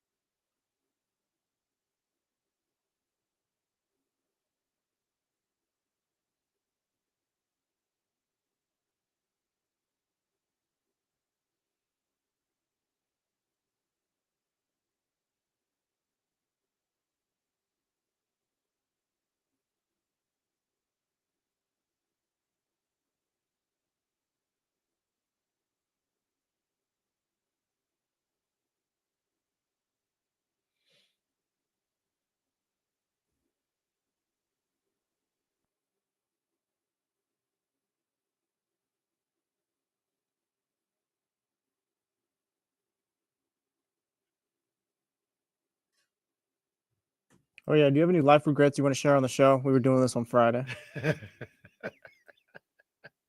People also questioned whether or not me and Kenny were high on Friday as well. The crazy thing, it was just a normal conversation. Yeah, we're not high. We're just talking about bridges, man. It was a normal conversation that would have happened on any D-Lo and KC. I guess Dito's got to be here for us to look responsible.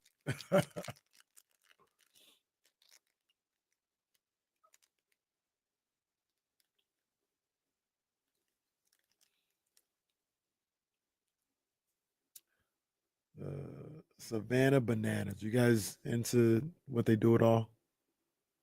Not really, but they sell tickets, I guess. They sell crazy tickets. What they actually do is pretty amazing. I don't know if I'm Globetrotters of baseball, right? Yeah.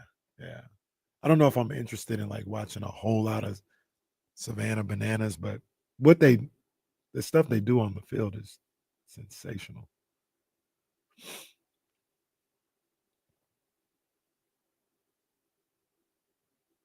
Are they on NFL Live?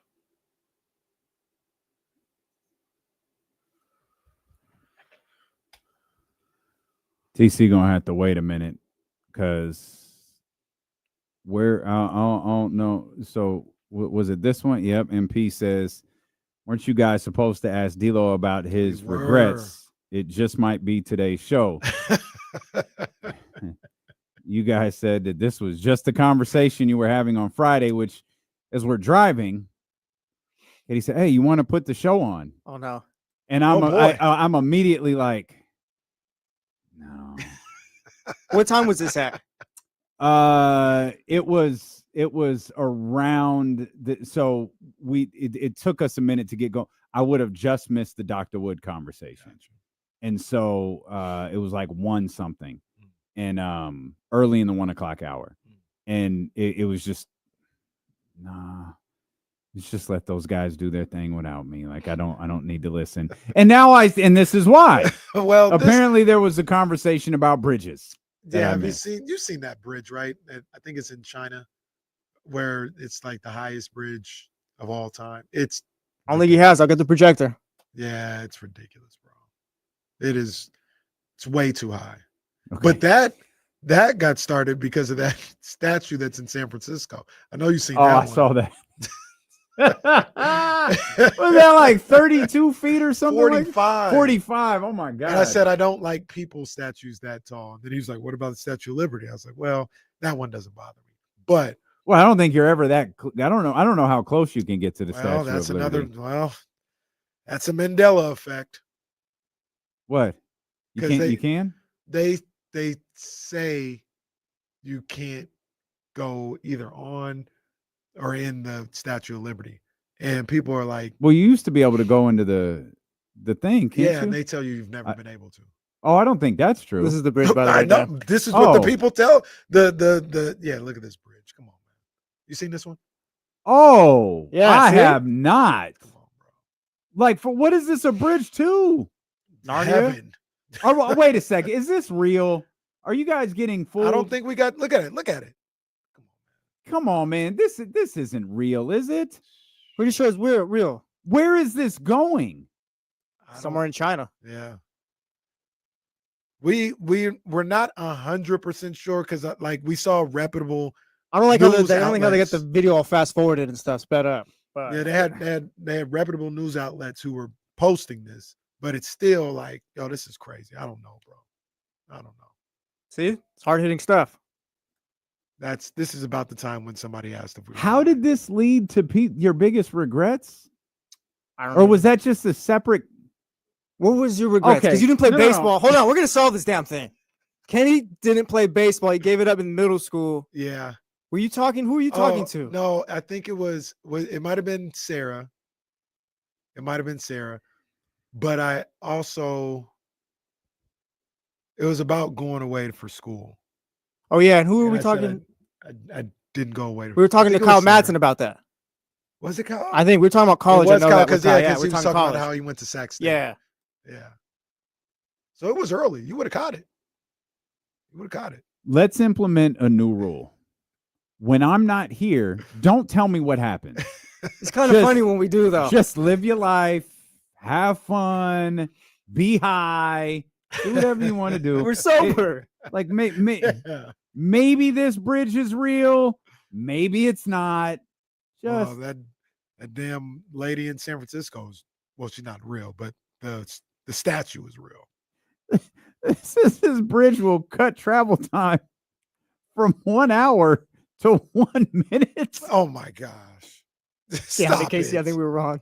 Stop it. Somebody please check if that bridge is real, please.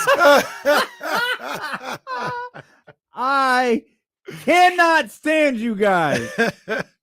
I think This is hilarious. I'm not gonna put D'Lo's check on it, but I think it is real. No, it had. I mean, the name. It's set to open this year, becoming the world's tallest bridge at 2,050 feet high. That's ridiculous. Oh man, Me and Casey are back then. It's real. Dude, we're so in there. that's funny. All right. Well, I'm glad you guys had a productive show. Oh yeah, man. Great times. How was Dr. Wood? Oh, he was Awesome. great, man. Yeah, He was great. that's awesome. I wasn't sure, how much time we'd have. So there was, some things I wanted to get through. That he was just great for. He ended up staying the whole segment. Oh, good. 28 minutes, man. That's He terrific. said, and I'm gonna hold him to it. When I was out there yesterday, I was talking to our guy Andy, Mhm. and then I saw Mark Orr, Mhm. and I said, "Hey, man." They were like, "Oh man, we love seeing Dr. Wood on the show on Friday." I was like, "Yeah, man, he did great. It was great." He said, "Hey, man," he said he had some news this week, and I said I'm gonna send him to StreamYard, and if he wants to make that news right here, he gonna have a link. And they just, oh boy, Yeah. Dr. Wood might have got It's a little too comfortable on the show. That'll happen to you on D'Lo and KC. They both had the same reaction. They're like, oh man, Luke. Well, that's all right because that's Mark's reaction anytime we're on to something and he doesn't want to talk about it. Because we had heard rumblings about the basketball head coach. And that was Mark Orr's exact response. All right. All right, Mark. Oh, yeah. At the end of the interview on Friday, he's like, how about this? Next week, we got some major news coming. I'm going to tell you that, and we're going to drop the mic. And I said, all right, man, come on, man. Hey, you got the link. I'm going to send you the link. He said, all right, it's a done deal. Poor Mark Orr is probably off behind him going, ow! That's the thing. You can't do that with it. You can't do that. Okay, he's like, all right, sure. Be here next Wednesday then at 12:30, and I'll send you a link and make your announcement here. Then fine, if you're really about it. Roddy heard it. Roddy gave his word on air. Well, let's go back, clip it, and we'll just keep tagging him in I it. feel like Dr. Lou Wood caught himself. He's like, yeah. No. Yeah. Here's Soren, Dr. Wood coming up next, right after Big Sean. And then catch you 40 in our 3 o'clock hour. Yeah. They really had Big Sean booked for our he didn't drop the album. That's what happened. Didn't he get COVID? They had COVID. Oh, he got sick. Yeah, he got sick and the album didn't come out. 40, nothing happened. No, he was on the morning roast. He was like, oh, Tito and Casey? Oh, I thought you said Butch and Joe. I'm going to do the show with Butch and Joe. Yeah, man. Played an entire E40 song too that week. Oh, man. No, on the stream. Yeah. We'll get fined $10,000 for it, but the game, they're good. They are good. All right, let's get TC. TC's been waiting for like an hour and a half. 916-909-1320. Elk Grove Kid Talk Line. TC, what's up, baby? Hey, what's up with my two brothers, man? You know it's all good, man. Yes, sir. What up, TC? Hey, just vibing, man. You know, trying to juice. Hey, we got to get it out the mud, Kings fan. So, you know, Wednesday night, Friday night, and going into that playoff series, man, against the Thunder, it's gonna get real. I'm just sitting back. I'm sitting back listening to y'all, right? So y'all kind of both, y'all both got a good point, right? And what I mean by that, D-Lo, right, is Jesse's point is like nobody like the whole like, oh, he's off the, like how we was like, oh, Keegan's off the table. So, bro, like nobody's off the table, bro. I might even listen to that trade package for Nick Claxton and them couple first. I might, if it get any more juicier than that, I might pull that trigger. You get me? DeMar Rosen, as far as the move to be made, you don't got to sell everybody off, but DeMar is the guy that has to go, bro. Like, there's no, like, we can keep him, we can make it work. Like, no, bro, he has to go. And I was one of the biggest guys out here when DeMar first came. And I was wrong, bro. I was wrong. I was the first guy calling y'all, hey, we got a Hall of Famer. Why is everybody tripping, man? Ooh, we got this dude. I was pushing for him. But then my eye test, bro, watching dude with the team, it doesn't work, dude. So we got to move on from that. That's all I got, man. Y'all both got good points, but DeMar has to go, bro. Period. Yeah, appreciate you, TC. I mean, we can disagree. It's all good. I don't know if he has to go. I think one of the reasons why, me personally, I look at DeMar as the guy to go because he's the easiest to move. You know what I mean? Like, that's where I circle DeMar DeRozan and say, hey, he's got to go. I'm not even saying he's got to go, but like that, if you're looking to make moves, you look at him first because he's the easiest one to move and you get the most back in return for, how do I put it? Because like you'd get the most back in return for Sabonis maybe, but he's not the easiest to move. So the combination of what you can get back in return and the easiest guy to move, I think DeMar DeRozan is at the top of that list. So that's why I start with DeMar DeRozan. Okay. But I also, and I'll go back a little bit on what TC said as well is, hey man, these guys, everybody's gonna feel how they want to feel. I'm not telling anybody's right or wrong, but I know me personally, like I'm excited for Wednesday. I'm excited for their opportunity to get into the playoffs. Absolutely. If they played OKC, I'm not gonna. Now you just get swept. No, man. I don't care if they get swept in. There's maybe it's a consolation prize. Maybe I don't get to the playoffs. Get to the actual playoffs. You lose to the Oklahoma City Thunder. You lose to the Oklahoma City Thunder. Whatever, but get to the playoffs. Agreed. And you know, if it mean you got to beat Dallas for the fourth time, I think that's a tough task. You know, Anthony Davis, the Anthony Davis, you know, Domantas Sabonis matchup will obviously be a a feature talking point, I assume on NBA TV. Where's that game at? ESPN. Oh, okay, thank goodness. Put Mark Jones on the call. And then you're gonna have to beat you're either gonna have to beat the Grizzlies or the Warriors if you get past the Mavericks. Like you've got a tough week ahead if things break your way on Monday, on Wednesday at home. Yeah. I'm not gonna be upset if you get to the 8 seed and play the Oklahoma City Thunder. Mm-hmm. I'm going to playoff games. Yep. You've got the opportunity to go to playoff games. See this year's MVP play. Mm-hmm. Get to see it. I mean, Mike Brown getting fired, De'Aaron Fox getting traded, all of the stupid nonsense that followed the De'Aaron Fox trade, all of the bickering about guys like Zach LaVine and DeMar DeRozan, and still, I'm sorry, what playoff series did we play in last year? All right. Yeah, take it.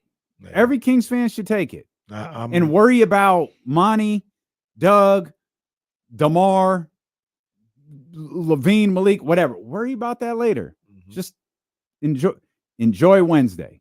We'll see if that goes our way. Yeah, and see if they can get that win on Wednesday. And you get to Friday, and if you're able to get past Wednesday, you get to Friday and see what they could do there. You know what I mean? And then I already guaranteed a Game 3 win. I did that on Friday. I said the Kings are winning Game 3. Guaranteed it. Game 3 of the first round. Yeah. Oh. Okay. I guaranteed it. So when they win Game 3, no, I had it first. So you got them winning the next 2? Yeah. Okay. Yeah. Well, but I didn't guarantee those. I guaranteed Game 3. Those are up in the air. Isn't that a de facto? Those are up in the air. I guaranteed Game 3. One of those if necessary. There's some fuzzy math on this one right here. There is some fuzzy math on this one right here. Yeah, man. I'm excited for it, man. I think the Golden One Center will be hyped up on Wednesday night. At least I hope it will. And it will be. Yeah, it will be. Twitter can bitch and complain all they want to. Like the Golden One Center is going to be, it's going to be popping. Yeah. It's going to be popping on Wednesday. Yeah. I made a note about Malik Monk earlier. The conversation about Malik Monk as a starter is over, right? Or is it? Probably so. I do think it depends on what you're able to get, what you're able to do with this roster. I'm just throwing out a name.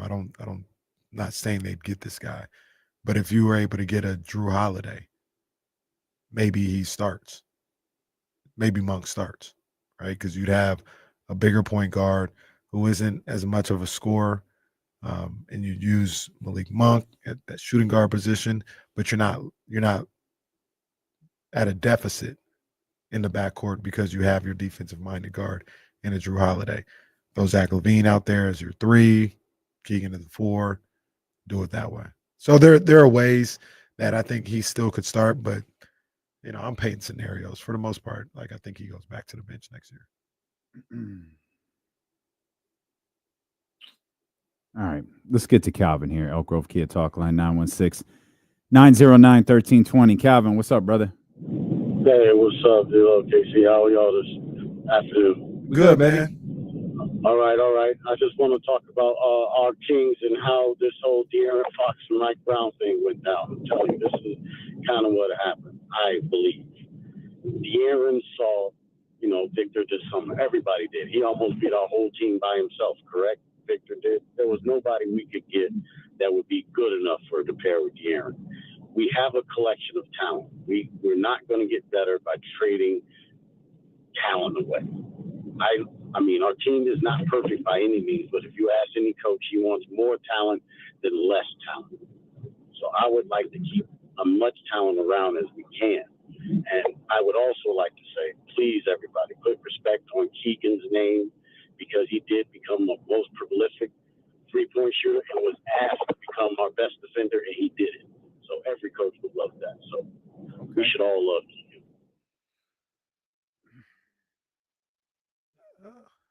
Okay. I don't not like Keegan. I He What was you a thinking? great 3-point shooter his rookie year. He fell off a little bit last year. He fell off a little bit more this year. That's I guess the common belief is because he was asked to be. He was asked to play a very difficult position on the other side of the floor. He was tasked frequently with guarding the other team's best player. Sometimes that went to Keon. Sometimes it went to Keegan and Keon. I am not of the belief that Keegan Murray isn't an important component to this team. I'm not of the belief that Keegan Murray is like a fast rising star in this league. He's a good basketball player who's going to be a beneficial player for every team that he's on. And that's fine. That, to me, is who he is. I think he's up for the contract extension this year. That's this year. That's this offseason.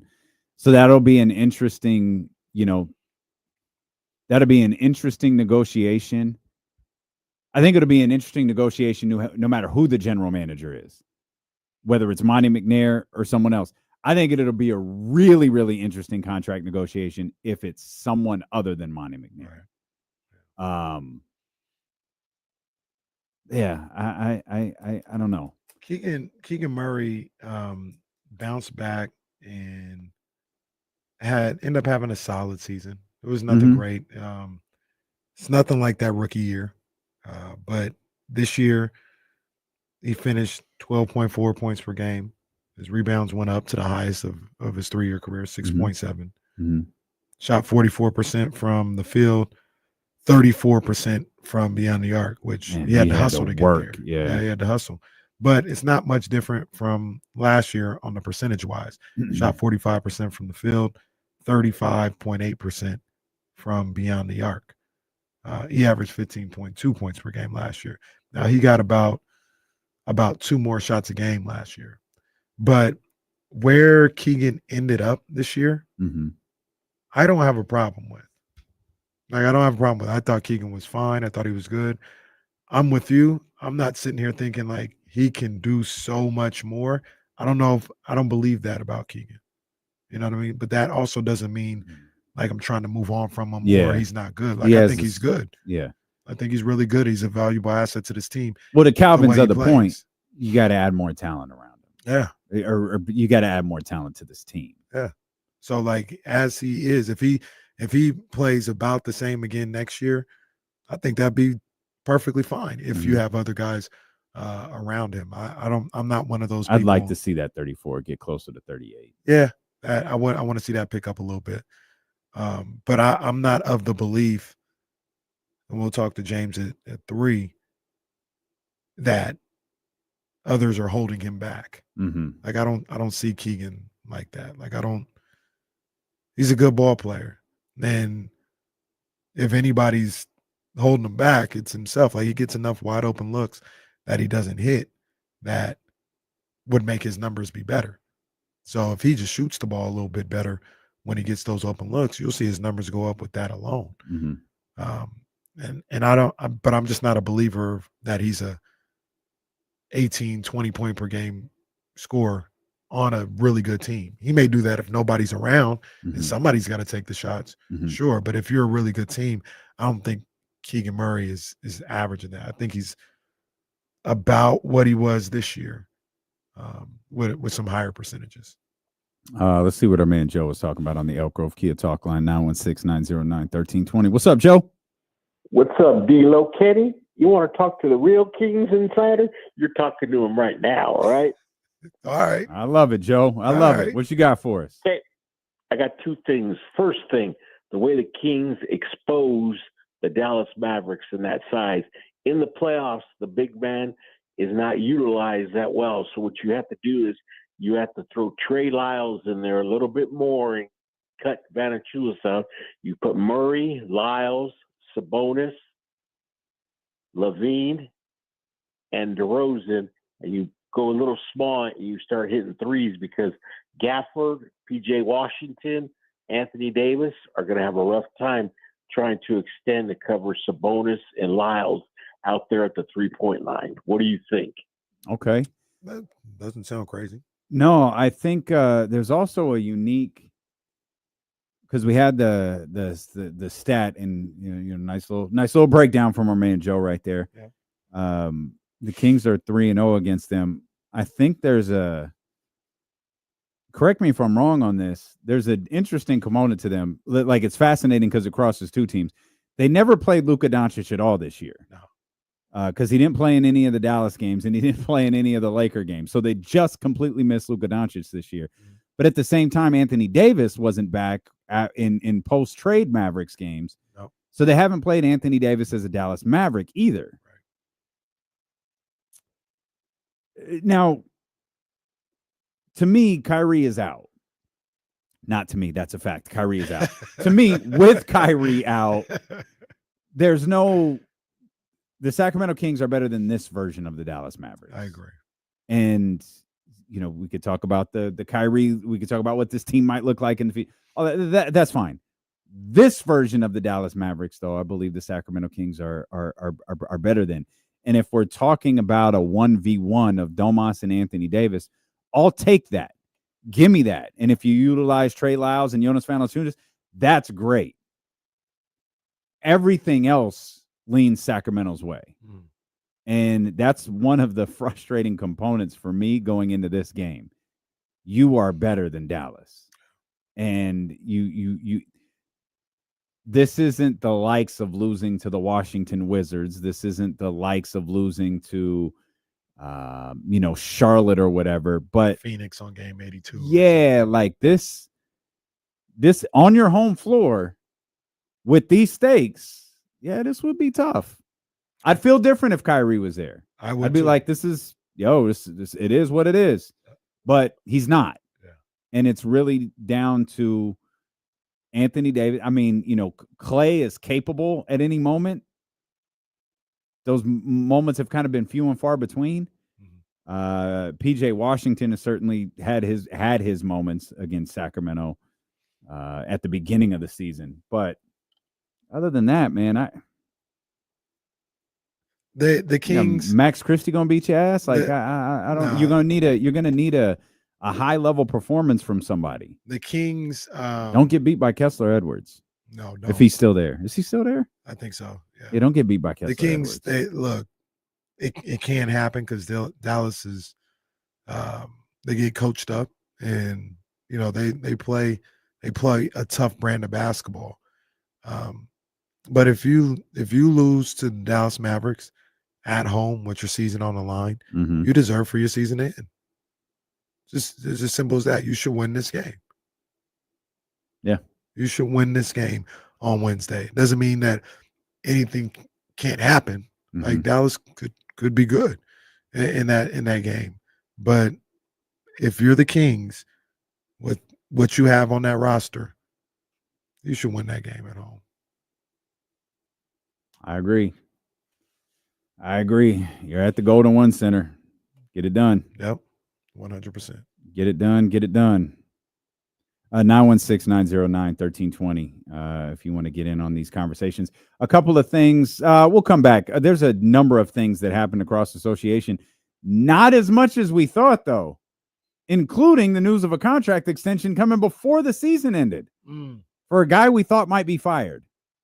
We'll talk about that and everything else happening around the NBA. And Rory McLlroy gave us a moment yesterday, a moment that wasn't sure was going to happen for my brother.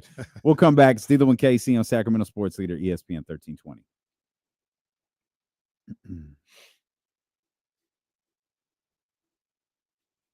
One thing that, the other thing, there's two things I know. Stephen Brown loves white women for sure. Yep. And he loves De'Aaron Fox. Oh, my goodness. Oh, my God. I think he thinks De'Aaron Fox should be the MVP this year. And he's so angry that De'Aaron Fox is no longer a Sacramento King.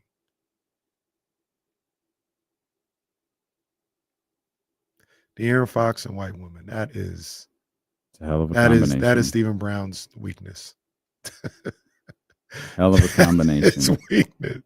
I don't know if I've ever seen somebody love De'Aaron Fox the way Stephen Brown does.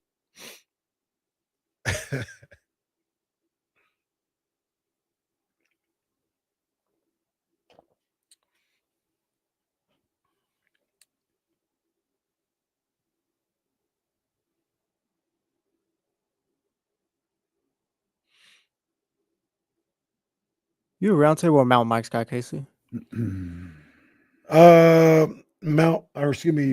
table because relax everybody. I usually go pepperoni and sausage. Play on. And that serious, we're talking food. I like that combination at round table a little bit more than at Mount Mike's. But Mount Mike's is all good. Mount Mike's is a little cheaper too. So I find myself going to Mount Mike's a little bit more. Bad take, Bryce. Bad take. They're not garbage at all.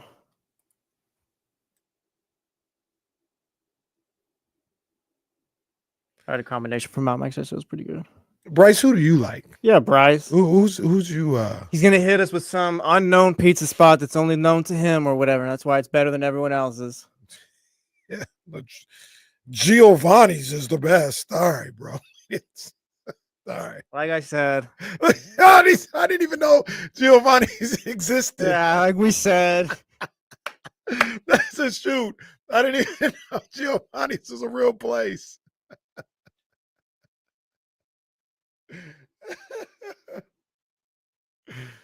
Oh man, yes, those are like so. Here's the crazy thing about that. What he say? Giovanni's, Romans. People are talking about Luigi's. You know, they can be really good, and round table be good too. That's the thing. Like, Yeah. it doesn't have to be round table. It's got to be garbage because those are really good. And you know what? Sometimes, hey, throw in a Little Caesars for me. I'll take that. I'll take it. Little Caesars ain't never done nothing to me. They ain't never hurt me. I'm not saying, oh boy, I'll tell you this. Gourmet eating is Little Caesars. No, nobody's saying that. Oh, I have a Little Caesar. I'm at a kid's birthday party and they got Little Caesars. Give me Yes, 3 I'll have slices Little and a Caesars. Sprite, please. It's all good. Pizza Hut stinks though. Pizza Hut used to be. Yeah, they used talk to about be Pizza Hut like it was like gold. And all that. in the 90s. So I'm saying 90s Pizza Hut sounds like the greatest time of all time. Like the greatest time ever. Pizza Hut went crazy. It went crazy. But nah, they didn't fell off in a major way. My grandma used to love Pizza Hut. Oh, we could beat Pizza Hut today? Sure, Grandma. I'm all mad. Well, Wizzo, you're not wrong. You got to get it while it's hot. See, You yeah, gotta you get throw it- it in the air fryer, so it's Yeah. even a little funky because it's now it's just like a crouton pizza. It's a little dicey when it's not fresh and hot. See, Woolsey's tapped in with Little Caesars. I didn't even know this. They changed their recipe. Oh, maybe that's why they ain't set the game. They changed their prices too. Shout out to Rory McLlroy. Shout out to him, man. Finally won the Masters. Big ups, man. Tiger gave him a congratulatory text or tweet. Mm-hmm. Say, welcome to the club. Got a little scary for Rory though, huh? It did, man. And it feels like I did not want him. I was like, nah, brother, not again. Did you watch it live? Did you watch I it? did. Okay. I mean, I watched a good chunk of the last group. Got you. Yeah, that was dramatic. Yeah. That was dramatic. And I mean, I know everyone's thinking the same thing. God, man, brother, don't let this happen to you again. You know, he had the moment, I think it was in 11, that just 4-shot collapse in 2011. I don't even watch golf like that. And even also like, oh, come on, Roy, not again. Yeah, like come on, man. Like you know what the funny thing to me is, and I'm sure they said this yesterday on the broadcast, and I didn't catch it. I saw it this morning. Rory's 35. That was the crazy part to me. I feel like Rory McIlroy has been in our life for forever. Yeah. But like 35 years old, like I forgot there was a time, you know, as Tiger Mania was, you know, hitting its peak, and or not even, it was starting to, you know, hit the downturn. We didn't know it at the time, but that's ultimately what happened. He was the young hotness. He was like, who's next? Who's next? Yeah, He was one of the guys who was next. And God, 35, like you couldn't have told me that he wasn't in his 40s. Made his pro debut at 16. Wow. on the Man. European tour. Wow. Good for Rory. He's everything people thought Sergio might be. Because Sergio was supposed to be like, Oh boy, the they next. hated Sergio's ass. Oh my God, rightfully so. What's wrong with Sergio Garcia? For those that Sergio don't was know, a tool. well, I ain't followed it, but it seemed like everything he did was a problem.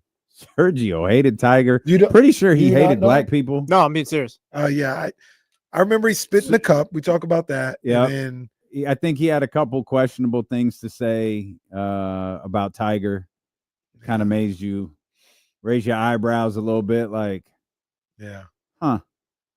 Yeah. It feels like he hasn't said or done anything right every time he opens his I don't even know if he's won since then. No, yeah, and then he's just stopped winning too. I don't know if he like ever started really winning, but Yeah, don't he be a looked like he was loudmouth and next. lose. No one will care about you. No. Well, congrats to Rory, man. They gave us a classic career grand slam for Rory McLlroy yesterday. Yeah. As the Masters came to its conclusion. Does golf still have, I guess, what they lost with Tiger? Like yesterday, I feel like people were kind of like on social media, like tapped in. Like, do they still have their moments? Can they? I think the Masters. Well, I think if you have a close Sunday at the Masters, and then it's no different, I think, than a football game, where a football game's ratings will skyrocket, or you'll see something if it's close in the fourth quarter, and when you have every shot is crucial to the outcome. Yeah, people are going to tune in because it's easier to get invested. Like it might be hard to get invested, on Thursday at 9 a.m. Right. But on Sunday in the middle of the afternoon, when you're watching the two guys, not the field, you're watching the two guys competing for the jacket.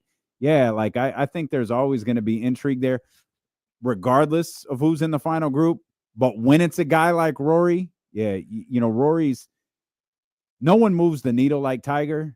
There are guys that come close. No one moves the needle like Tiger. There are guys that move the needle. Right. Rory moves the needle. Right.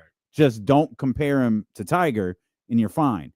And I think we'll see today, if we haven't already, people tuned in to watch Rory McIlroy yesterday. Golf is interesting because Or that matchup. Golf is interesting to me because it is purely I'm trying to find a better way to say it, but there might only be one way. It's just purely an adult sport. Like Sure. they have zero appeal to anyone under 30. So this will be interesting to follow today. The first round of the Masters was down 28%. That's Thursday. I'll be curious to see what the number is from yesterday. Yeah, and I'd be shocked if it wasn't a great number. It probably went crazy, but Jesse's under 30, so maybe he has an appeal. But I was following on Twitter. I was not tapped in. I'll say that. It is purely 35 and up. It feels like.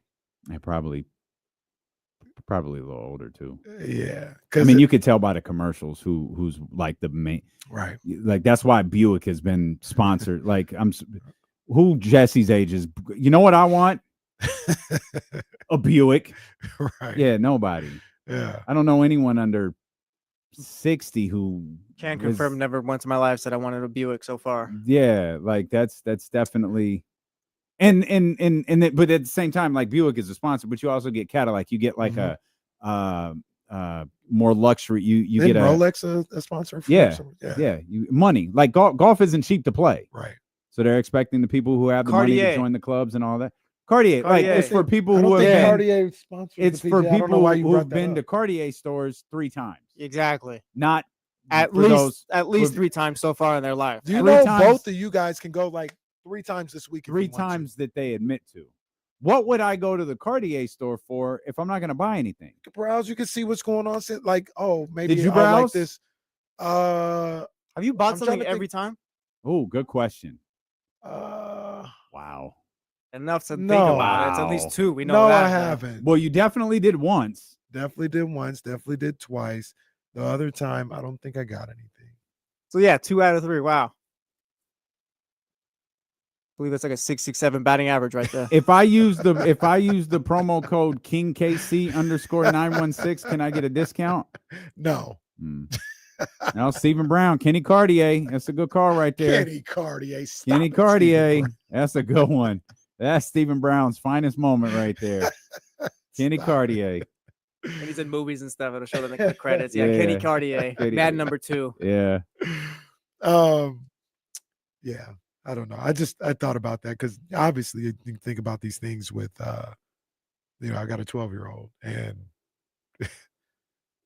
Rory to come to the front door and he get away, creep. Right. Stranger danger. I don't want to buy anything. Stranger danger. But if to a certain degree, I know this is maybe not a fair comparison, but if Jake Paul came to his front door, oh snap! If Speed came to his front door, oh snap, that's Speed. You know what I mean? And just a lot of other athletes, right? Like a football player, a lot of basketball players. Even if Vlad Guerrero came to his front door, he would know.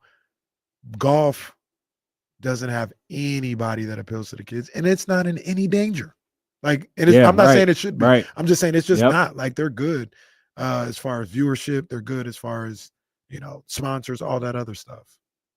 Because it's purely 35 to 80. It looks like Saturday's coverage was up to 7 million. So they went from 2.8 on Thursday to 7+ on Saturday.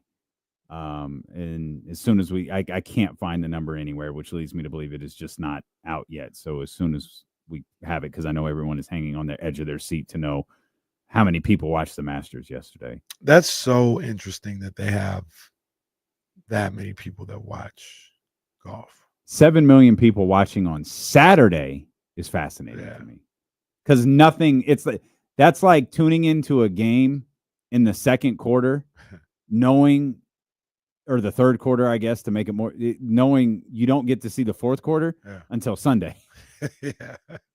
Is there anything? The interesting thing about that, though, too, and not that it would matter. I don't think the NBA would have curbed their ratings much of it all, but there was nothing on Saturday. Absolutely nothing. I was at home, and by about 3:00, because even the Giants played like a 12:00 game or something like that. There was nothing on but baseball. I know I watched some baseball or something like that, but there was no basketball. There was nothing on. But the Masters. Yeah, you asked my exact question right now. I don't think they would pull that. Well, maybe they would, and maybe they have. I was gonna say I don't know if they pull that number in September. You think they'd pull a 7 on a Saturday, week 2 of college football? They might, and they probably be on CBS. I don't know where. they might have the PGA certainly winning on the championships golf or something channel. like that. It'll be on NBC right Okay. before Notre Dame or something like that. What if it was competing with the NFL on a Saturday? We'll call it Broncos Raiders Saturday, Amazon Prime, if you want. People don't. Hey, I know people don't think about it like that. You might have something there. I think they might still pull. You might split the audience. They can still pull it off. I think that crossover audience is a lot greater than an NBA game. And you can, you could tell by the advertisers, the crossover audience is so similar. You're not getting a Kia ad on either of those things. Just a quick look, because we love this stuff. I get so fascinated by this stuff. 2023, CBS reported the final round averaged 12 million, making it the most watched golf telecast in 5 years. Tiger Woods' victory at the Masters. Oh, let me guess. The most recent one, right? 18 or 19. 19. If that was 12 last year, I'd say 20. This can't possibly. I say be 28. Right. This can't possibly be right. I'm gonna go with 22. 30s then. Does it top Hogan versus Andre? It does on NBC. This does. This can't. I'm putting it at 28. This looked like an AI thing. I have to click the article. The network totaled. Okay. All right. Stand by. Okay. So the number for that year was 16.2. On Sunday? Yeah. No. The number for Tiger. Oh, the for 19. Tiger. Got you. The 1997 Masters. Tiger. 20. That's a 28. 44. See, and that's what I was thought. So it should be a win for me because I thought you were talking 97. And that's why I said 28. Well, he Count said it. No, but I thought you were talking. Hogan. I thought you were talking 97. I count it. Count it. Count it. It's a win for me. A win in what? Yeah. Ratings watching. Oh, what was Hogan? Andre? That was like 33 or 30.5, I think. 33 million, I think. That's crazy. That is nuts. Have they ever come close to a number like that again? No. In the Attitude Era, which I've always believed that those numbers in the Attitude Era were garbage. I think the highest rated show, like in that It's probably like 6. Huh? It was like 8 million people watched, and it was like a segment of a show, like a last 15 minutes, 25 minutes of because they always hovered around like 4.4, 4.3. Yeah, I remember those were always the numbers. Yeah, 30, 35. Well, so it was. Remember, it was 30. I think it was 33 million on NBC on like I think it was a Friday night at 8. Jeez. At 8 o'clock. Goodness gracious. And it didn't even air live. It was tape delayed. Yeah, nothing came close to that. In Indianapolis, it was at the Market Square Arena. Man. Now, the good thing about that, though, is it was tape delayed, but how are you going to find out if you're in Sacramento, California? No, true. Like, I don't know what happened. I'm watching at 11:30. I have no idea what happened. Well, you don't have to watch it at 11:30. You can watch it 8 because it aired in prime time. It was 8 for us? Yeah, it was 8 o'clock. Yeah. Wow. Yeah, that's why. So the main event aired in prime time. Saturday night's main event aired at 11:30. Gotcha. Saturday night's main event used to get like 11, 12, 13 million people watching. I was one of them. Like the WWE, WWF in the 80s was so much bigger than the WWFE in the 90s. Yeah.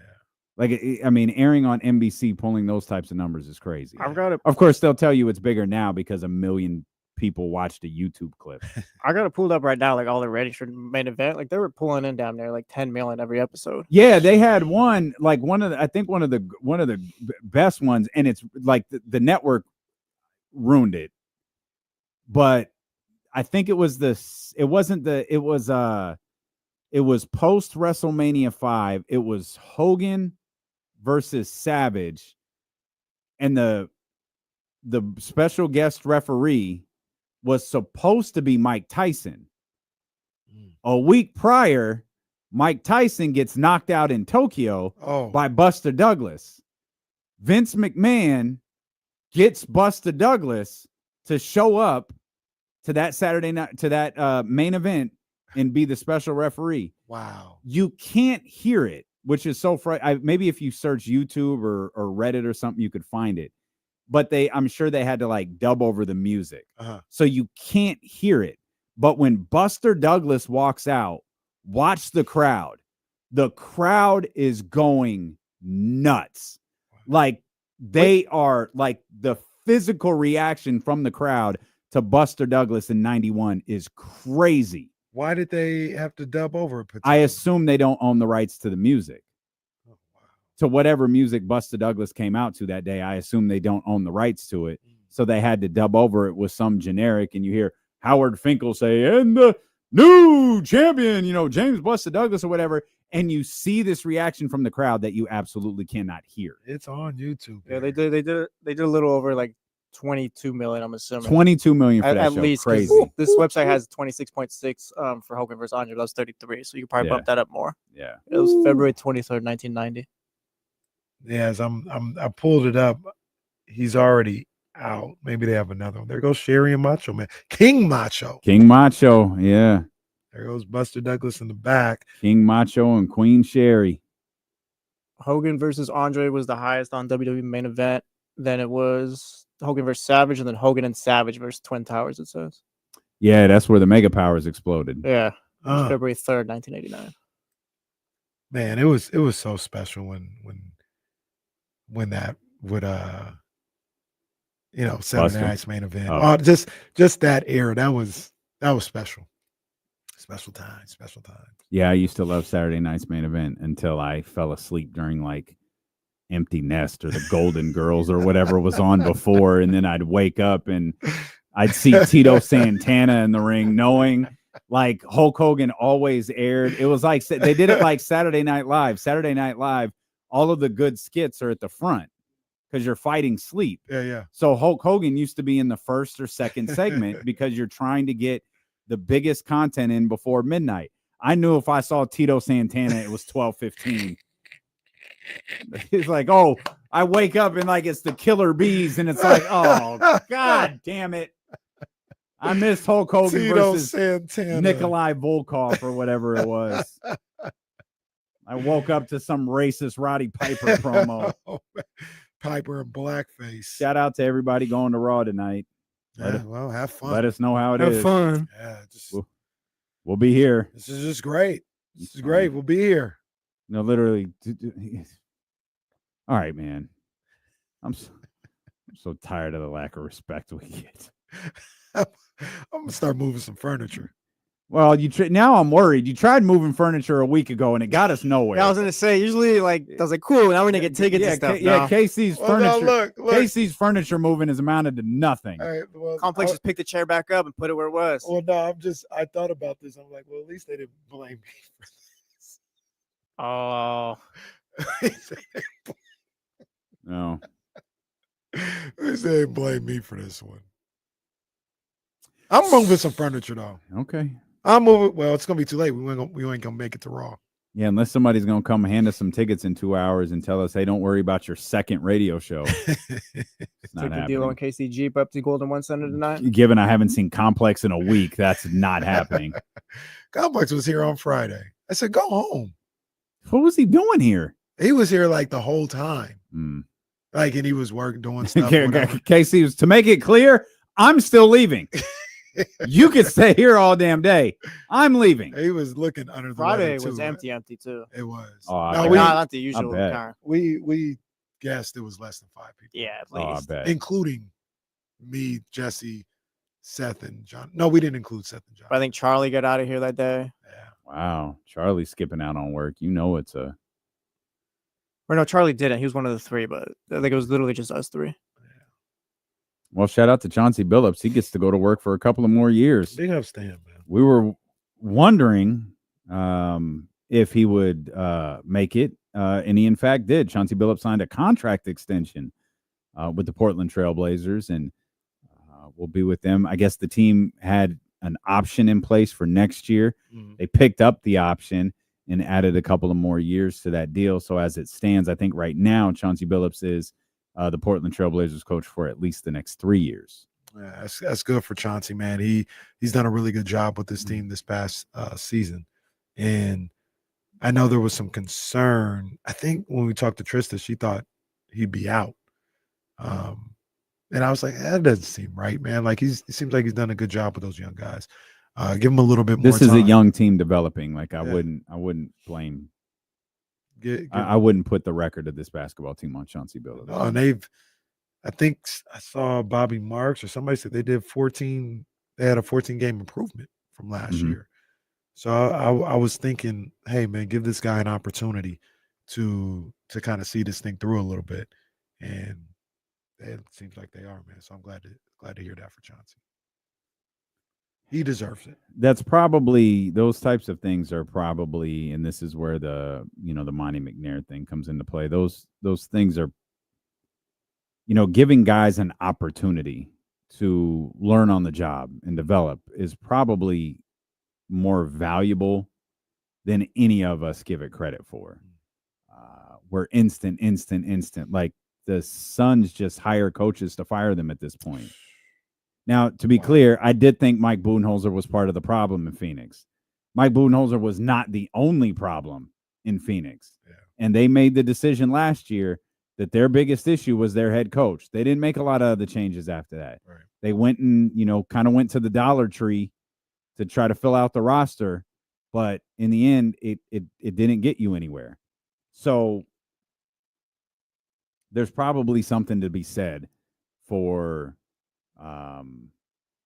a team like Portland giving a guy an opportunity to, hey, you took over a team that is drastically different than it is today. Yeah. That needs to be factored in when evaluating Del Christie, whether it's Monty McNair that evaluates Del Christie or it's another general manager that evaluates Del Christie. It needs to, part of what needs to be evaluated is the fact this guy took over a basketball team that was 5 games under 500, seemed to have zero interest in playing for their old coach. And then even after that, managed to change even more with the trade of De'Aaron Fox, Kevin Huerter getting shipped out, all of these different changes that helped you acquire Jonas Valanciunas, Jake LaRavia, and all of that. There's a lot of different things at play. Yeah, and it seems like Portland, like you mentioned, took those things into account and gave Chauncey an opportunity. Phoenix, I don't know what Phoenix said. Well, obviously they get a new coach, but do you go for an established guy? Do you get a young guy in there and see if that works? Because you've had 3 established guys and it hasn't worked. But I don't know. You need to pick a.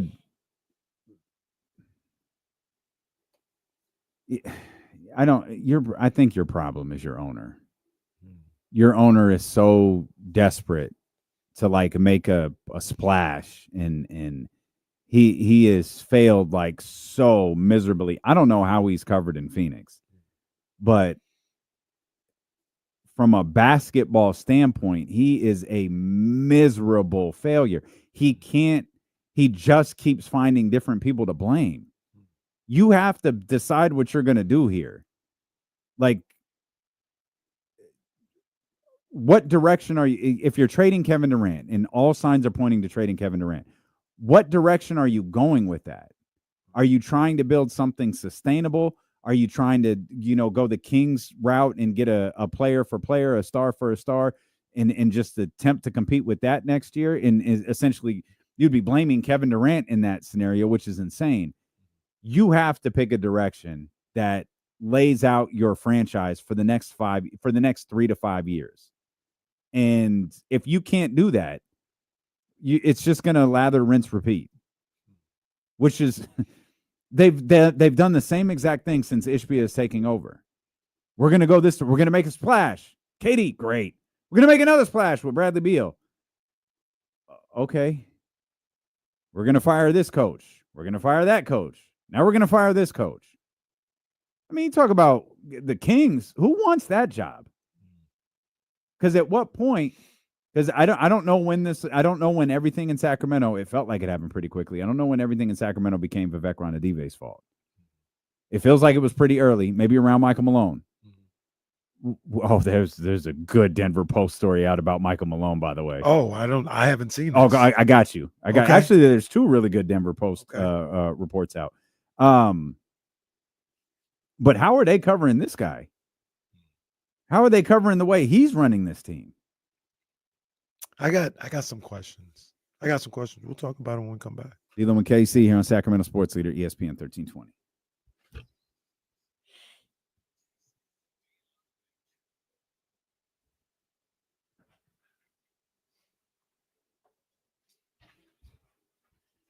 No 13th round today because I did not watch the Boots Ennis fight. I actually have it on right now.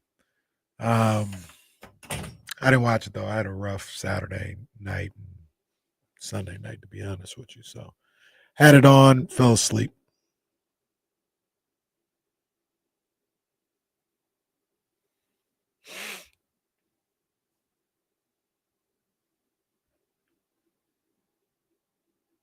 Were you there at the entire spring game, or were you there for halftime? Most of it, yeah. How was that? That was a mess. Was it? It was a mess. Nothing bad happened or nothing like that, but it wasn't. I didn't even pay attention to halftime. I think that the interesting thing that they did was you could be anywhere in the stadium for the spring game. You could be on the track. You could be surrounding the sidelines. You could be sitting there. You could be anywhere you wanted. And during the halftime show, they let if you wanted to, they let people on the field so they could be closer to the guys performing. And I didn't really get into the fray. I actually used that time. That's when I saw Coach Marion, went and talked to him, went and talked to Don Montgomery, big ups to her. Talked to a couple other people during the halftime. I didn't partake and get close enough to see what was really going on. 7,000 is crazy though. Yeah, man. They had I got there, I think around when things started, and they had a line all the way from one end of the stadium to the other. If you've been there, you know the main entrance that you get into Hornet Stadium. Line started there and basically went to the street, where they got a street and then another parking section. It went all the way there. Now it moved because they weren't charging nobody, so they were just like checking bags and stuff like that. But they had a lot of people there. Yeah, they won't have problems putting people in that stadium. Huh? I said they won't have problems putting people in that stadium. No, I think the goal they said, I think, is to do, they want to do 20. I think they'll get to 20 most nights, most games. I mean, you're doing 7 for a spring game. Yeah. Yeah, they had a lot. And I know it was free of charge, so that had a little bit to do with it as well, but they had a lot of student body out there. Like they had a lot of students as I was driving through, saw a lot of people walking to the stadium. So if they can, combine the new dynamics of people living on campus to like coming out to these games, as well as the city and stuff like that, like I think, and I could be wrong because feels like I'm wrong about attendance with baseball, but I think they could hover around 17 to 21,000 all year long. They're trying to get we've to seen 20. it though. Baseball might have to have a conversation. Yeah. Well, I said what I said about this weekend. No, yeah, that's what I'm saying. They didn't hit any of those markers.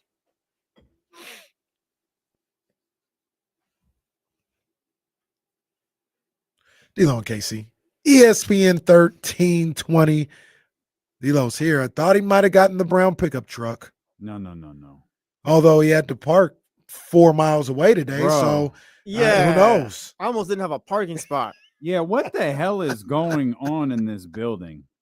I think the new our this neighbors ain't gonna work then. Yeah, I don't like them already. This ain't gonna work. Well, they tried to make friends with us as we walked in.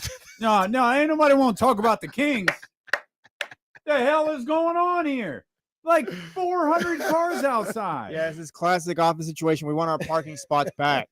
Okay. Now, I Talk to wonder the 4 brothers or the 4 fathers or whatever they call them. I wonder if it might have been a first day thing. Like, oh, everybody come into the first to day the of class. office. Yeah, like this is great. And then moving forward, it won't be the same. If that's not how it is, if this is what it's going to be every day, well, I need them to put a little cone. Yeah, cones, little placards. Yep. Kenny Caraway spot. Yep. Damian Barling spot. And Jesse I park Tapia far spot. away. Like I don't park close. It's not like I'm trying to park in the first spot. I stay back. Yeah. But it's first row. Yeah. Leave me alone. Like I had to actually try parking today. Usually I just move into the spot. No one ever parks by me. I had to try it. This is trash. I was not expecting that. Once again, like it always happens. And I checked this morning, but as I get here and I see all these cars, I double check the calendar. Like, hey, no, legit. What's going on? Literally gonna say that right now. There's always like initial shock or like little scares. Like, oh my gosh, do we have a meeting today? Even if we had a meeting, there wouldn't be that many people this here was for sold out us. crowd. This was sold out crowd. It's like the Golden One Center. It wasn't Sutter Health Park. No, it's yeah. I said on Friday, Dave. Yeah. I said if they can't get 12,000. Now, there's a lot of factors in, just like people always like to talk about with Oakland. Like, well, got to tell why, got to tell all the factors. There's factors going on here as well. But I thought they'd still get about 12,000 over the weekend with the Mets in town. Mm-hmm. They didn't. They got 10,000 like every game, but I thought 12. Just like I thought every game would be sold out, and that isn't true. So, yeah. So what do we make of that? Is it a big deal? Is it problematic? Like I think it's an A's issue. I think it's an A's baseball issue as well. I mean, baseball attendance is down a little bit as well. The A's, I think I underestimated. Would it be different? Sorry, I don't know You're why I interrupted you. You're fine. If would it be different if it was the Sacramento A's and this is their first season here and they're going to be here forever? I do think so. And I underestimated that. I was like, it's whatever. Bring Major League Baseball here. They'll do 14,000, 15,000 every time. I think there is something to this isn't even our team. Mm-hmm. Yeah. Like, we can't really get behind it. Another thing about it too is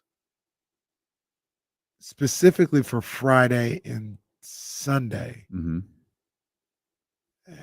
I don't know if they can that the Kings are going to do 17,000 every time. Yeah.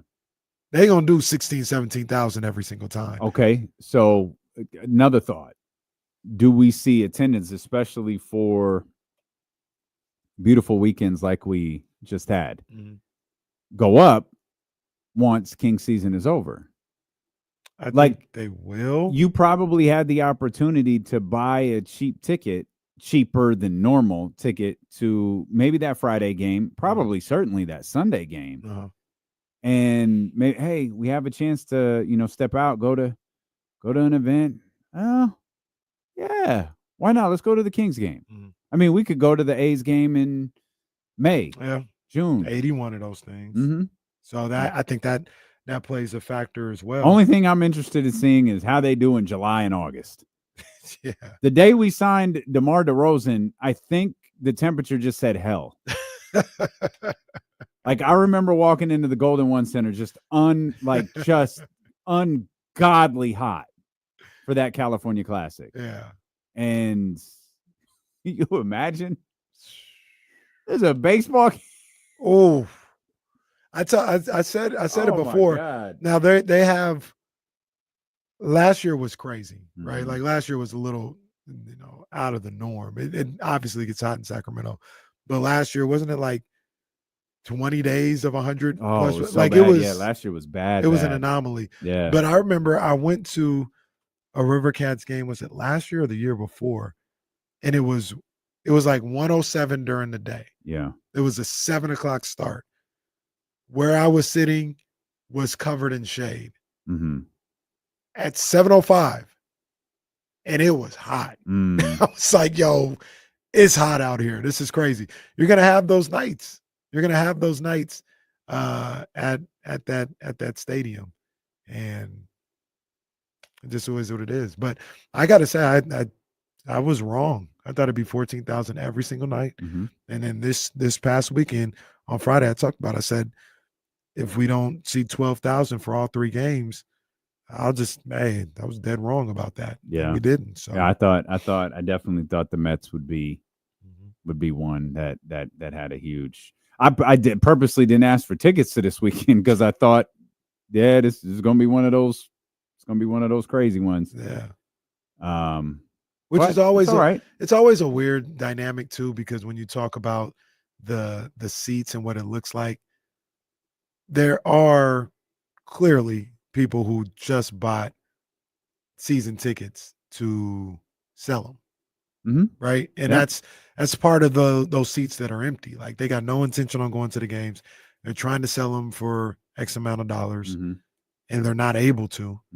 And those seats just end up being empty. So the tickets are sold, but you look at a game and there's no people in the seats. It's if anything, it's a bad look because there's nobody there, but the tickets are sold. So, but nobody cares about it. Well, the money's still accounted for, right? Like in the end, like you can call it a sellout because that's the ticket sold, right? Yeah, it's just not the number of people in attendance. And I think we talked about this the other day. It's 12,000 seats or 10,000 seats. I think it's 10,000 seats plus the lawn. Is that right? The lawn is what gets it. I thought it might have been like 250 lawn capacity. You mean 2,500? Or yeah, excuse me, 2,500. Okay, I think that's right. Capacity. So that's right. That would mean there's 1,200 seats because we always thought 14,000 was a sellout. How many seats. 10,624 permanent fixed seats. Okay. So yeah, you were right. That's what you said, right? 12,000 No, I is said the sellout. 12,000 permanent seats, and a 2,500 would get you to 14. Because remember, we always thought it'd be 14.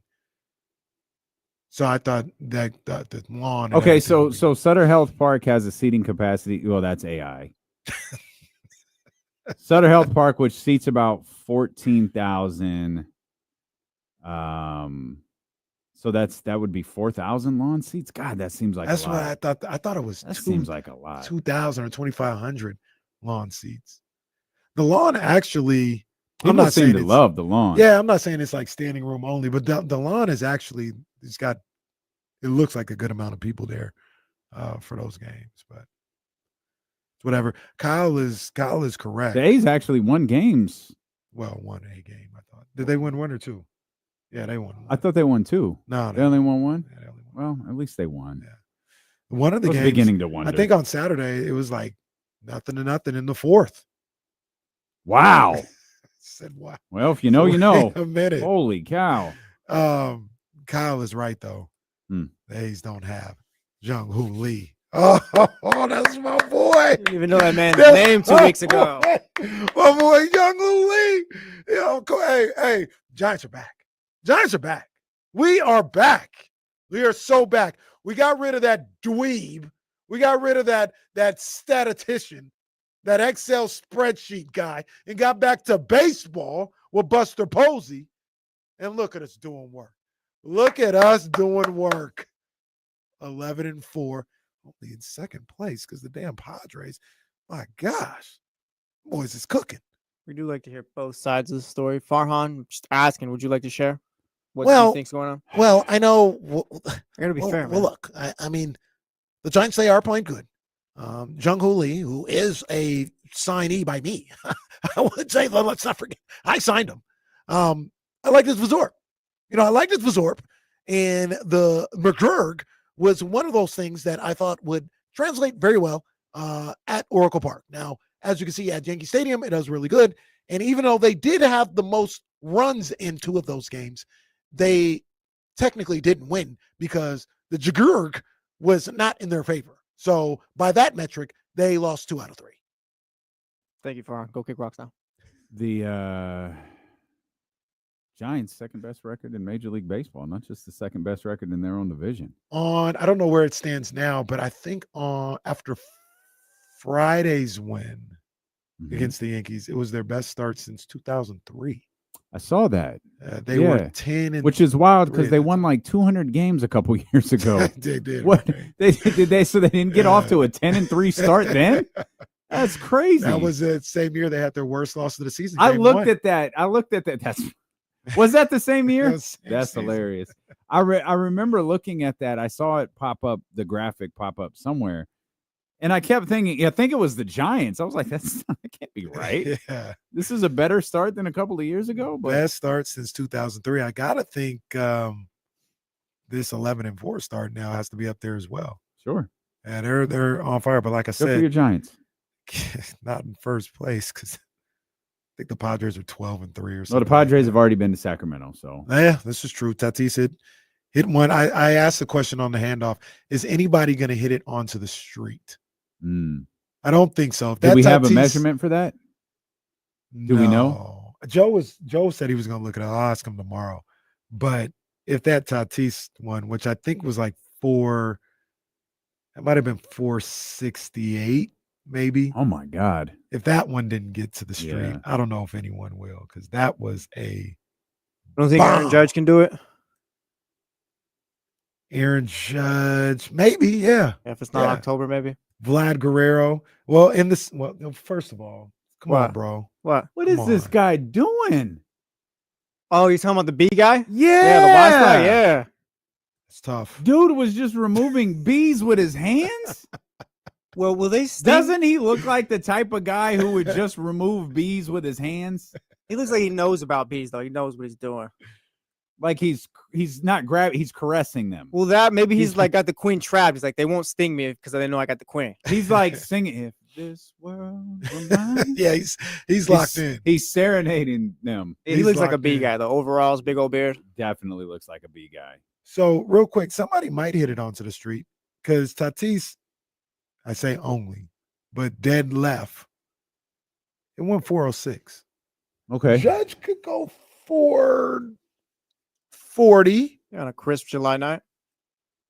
We said we Or- didn't have a measurement to the street. You No, said we Joe was don't. looking that up. Okay. Yeah. Well, that would be the opposite. It is not going to be a crisp night, which means the ball will take off. Like there's going to be no dense air in June. What if it's 108 and the turf is melting? It's gonna go? It's gonna go to Cal Sturzman. Lawrence Butler looking like Indiana Jones trying to get a quicksand. Let me see. Let me. They see seem to something. be stuck in the outfield.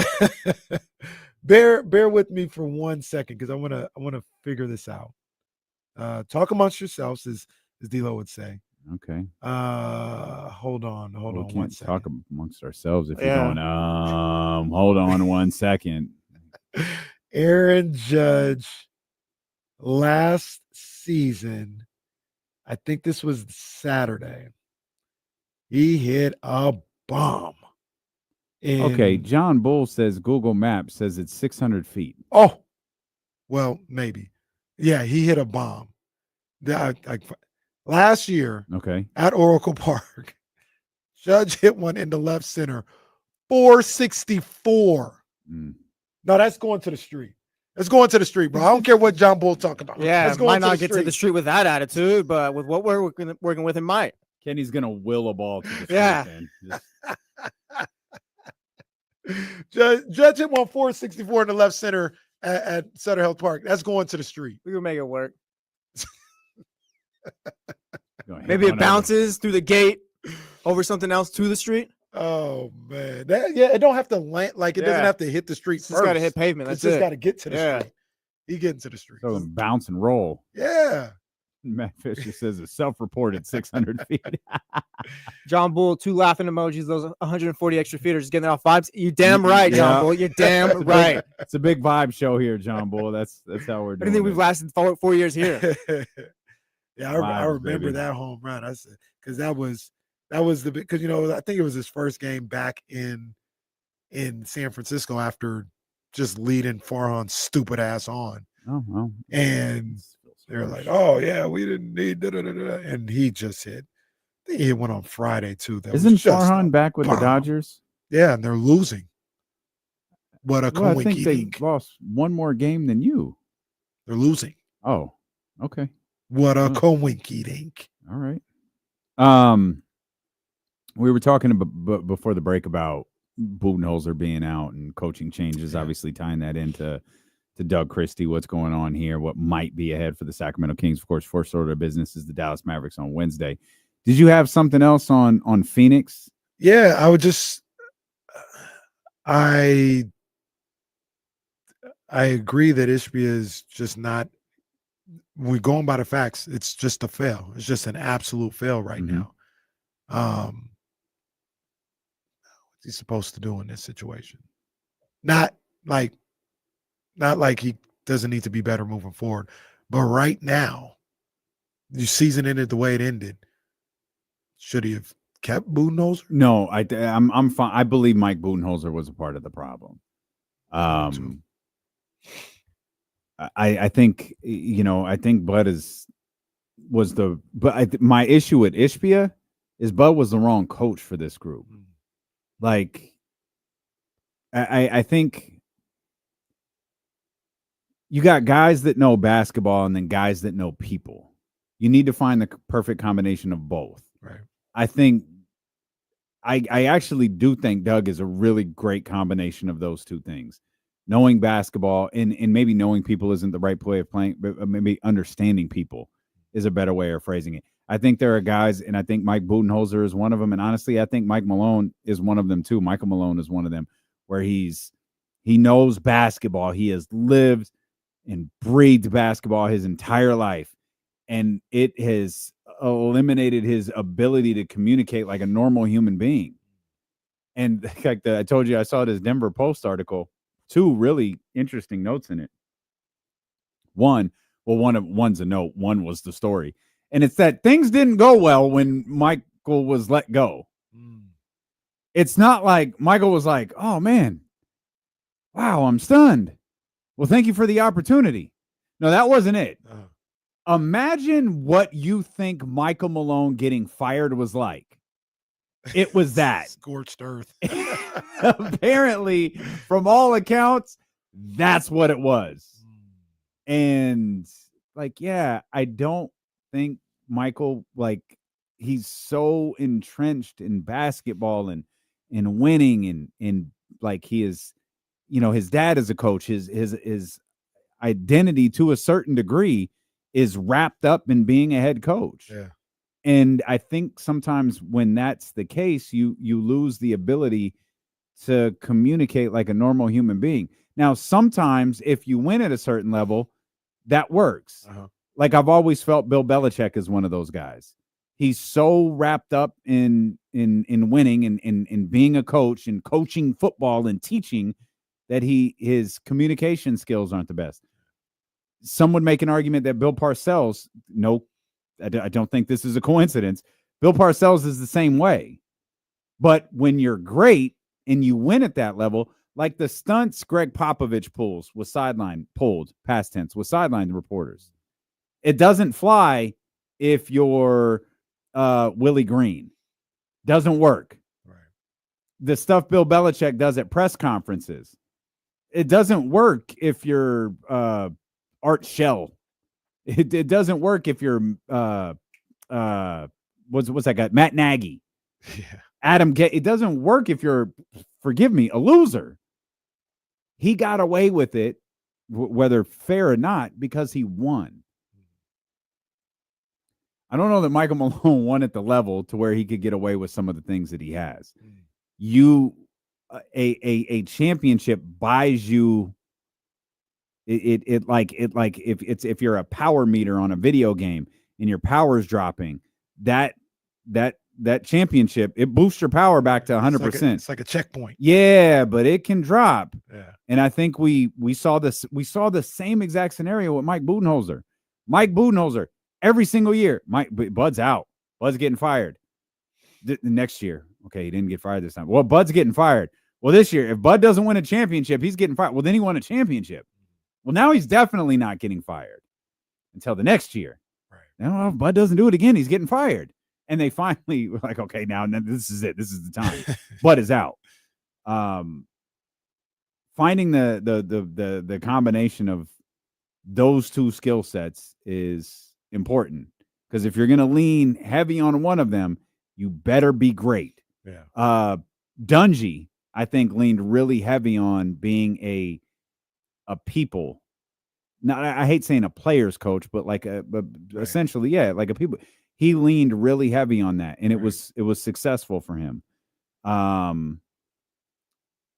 guess to a certain degree, I don't know. Was that Phil with the books and the Zen? And he was, but it also got to a point where he won to a level that he could, when he needed to be a certain way, he could be. Right. Because you're talking about the greatest coach of all time. Right. You know what I'm saying? So, yeah. But if you're Matt Ishbia now, I don't know what direction you go, because I don't know what you're doing with this team. Yeah. I think if you're Matt Ishbia, I know a lot of people, and we talk about this all the time, a lot of people are like, hey, just blow it all up and be bad. Like, nobody really wants to do that. Mm-hmm. You know what I mean? Like, nobody's really like, hey, like, this is what you should do, especially when it's not necessarily proven that's how you become a winner. If it was a 100% or 90% or 80% success rate, I think people would be like Ishbia would be a lot more inclined to say, hey, let's just do it because it's going to guarantee us to be good. Mm-hmm. There's no guarantee. So who wants to go through that when you can kind of mix and match? And if you're willing to spend a certain amount of money, try and piece some things together so you can be good again. I don't think Booker's going anywhere. KD, they're move on from him. I think they'll do the stretch provision or whatever with Bradley Beal, and they'll try and piece together some stuff around that. What's the stretch provision? Is Where that they still a can, thing? yeah, I think they do have an option. It's like a buyout. Oh, and a buyout and stretch. I think that's what it's called. You relax. I'm good. Hey, I'm good. Hey, a buyout and stretch means something entirely different in Vegas. That's a flag. Not on this show, brother. I'm good. I'm talking basketball. I'm talking contract. I'm talking the CBA. I didn't even think the stretch provision was still a thing, but now that you brought it up, I didn't think it was either, but that's what it's like a historic number that they would have to pay for the Bradley Beal. It's $50 million for 2 more years each, or 1. It can't be 1. I think it's 2. It's 2. So they talk about that being an option for Bradley Beal, and then maybe you try to get some 53 and 57. Bradley Beal picked up his option 2 years from now today. But you try to get some picks where you can. They don't have their pick this year. I don't know if it's a swap or they just outright don't have it, but you try to work that way. Here's the funny thing about Brad. You talk about HBO, bro. You did this. You did this. Yeah. It's not like you inherited this and you got to figure out what these jackasses did before I got here. Right. No, that's you, dog. You got to figure this out. For Bradley Beal, who did they give up? What and who did they give up? Oh man, I don't remember. I don't remember. I don't think it was a player that of consequence. It might have been part of the Ayton deal, which would have helped him. Let's see. 3-team deal. The Suns got Bradley Beal, Jordan Goodwin, Isaiah Todd. Wizards got Chris Paul, Landry Shamet.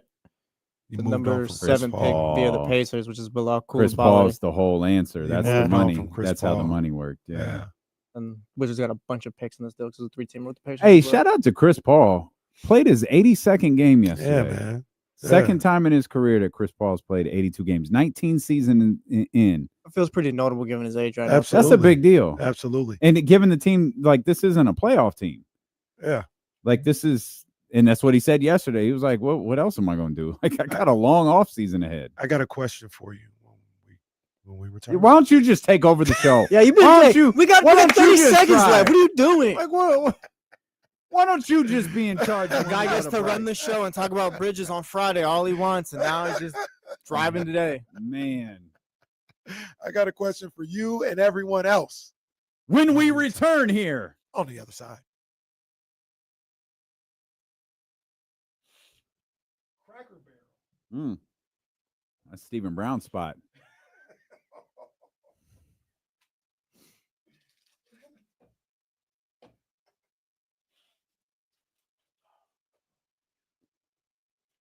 Oh, man.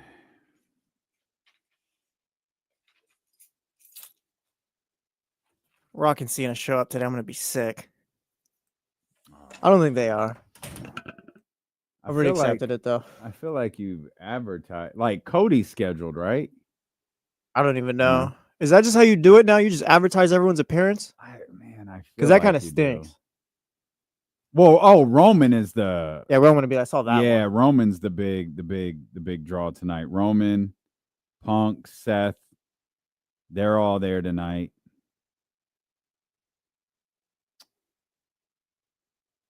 Gunther, AJ. I'll save this for when we get back since Ross tonight. Did you see the Charlotte Tiffany angle? The parking lot thing? Yeah. Yeah. I don't mind that they're leaning into that a little bit. I feel like that's best for business. Yeah, I don't mind that at all.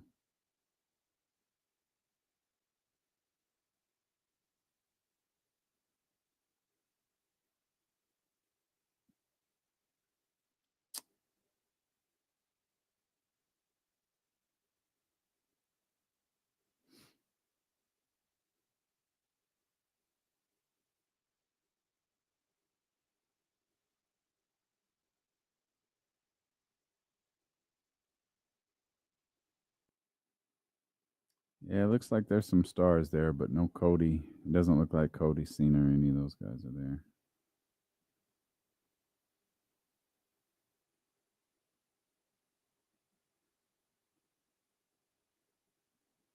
Triple H. must Drew, be- shout out Volkanovski. There was a fight before that. Shout out to that winner as well. That's it. Mhm.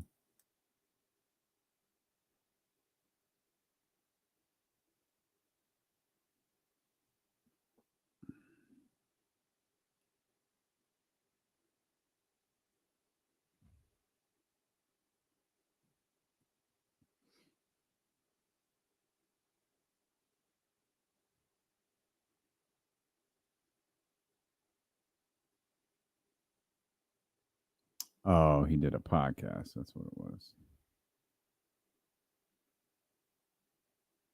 All right, yeah. Shout out, Patty. He beat Michael Chandler. There you go. I just couldn't remember, Steven. My fault.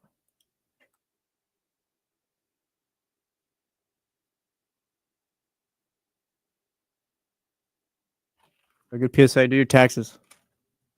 All right, guys. I'm gonna ask the question. Outside of us, Jonathan and Seth, they never count. How many people are here? I'm gonna go Complex, Jackie, Danielle, Charlie. Sounds about right. Did the boss leave? I think the light's on, so I think he's still there. But yeah, we're looking at about 5. Yeah, I only bring it up because the lights were off down there. Well, Oh, in, man. in the middle, like Jack. Wait, did you say Charlie? Yeah. I said Charlie. Charlie's out. Charlie's out. Charlie's Oh. out. Yeah, he's out. Oh, Joe Brazil's out as well. So I for Abe is here. what about our guy Ken? It doesn't look like it. Oh yeah, he's not here He's yet. green. Maybe. It doesn't look like it.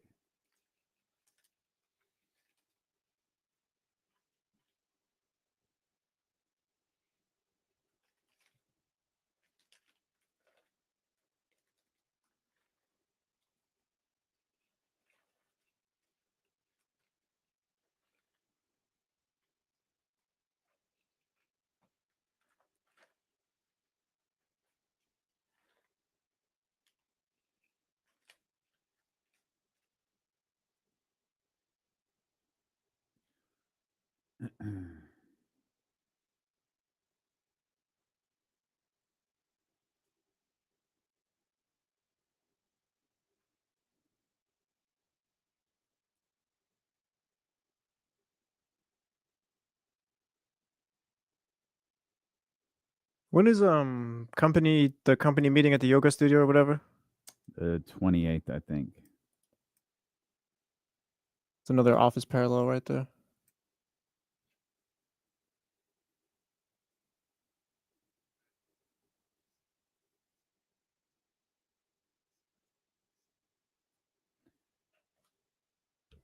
James gonna be with us coming up at the top of the 3 o'clock hour. Man, James Ham. Well, can I say this real quick? Yeah, well, I mean, we are in fact on the other side. Before we get to that, no Beam Money today. Beam Money is still alive, though. We've got more games to play. Wednesday is when Beam Money will be back, but I'm still going to be making lineups on Prize Pick. I'm still going to be having that. My boy, hey, shout out to my boy Helio Ramos, too. That's my boy over there as well. They're all in Philadelphia. Giants, Phillies, this afternoon, 4-game set. So I'm going to have some Giants in there. I'm going to have some baseball going on. Who knows? We got NBA playing games tomorrow, too. So I'll have some games tomorrow as well. But you need to make sure you go to Prize Picks, you download the app, you put in the promo code KIFM to get $50 instantly with your first $5 lineup. That's promo code KIFM to get $50 instantly, no matter if you win or you lose. Just put that promo code in and you'll be good. You must be present in certain states. Go to prizepicks.com for more details. Prize Picks, run your game. This guy's on fire. Zabo is on fire. Oh, you missed it on Friday. Then we had some controversy with this. Oh, yeah. As far as like what kind of font, how many exclamation marks. One guy did 2 fire emojis. Yeah. But you see, they all know what to do now. Okay. And Zabo's on fire. He can't lose. Yeah, he can't lose because this isn't a game. He literally did something out of the kindness of his heart to add to your little run your game gimmick. And then so you just awarded it to someone else. Two Poise was trying to carve his little part into the show and all that, have his little thing. Kenny just stomped all over it. Hey, I challenged him to be better, and he has been. He's up. He's got a 4-point lead. Can I in the RYGL? Just remind you, the guy went to work for 10 freaking minutes. He hasn't missed a show in like 4 years. This would be like someone else went to work for 10 minutes. putting out a Pocket Watchers segment on Twitter and using theirs instead of Zabo's.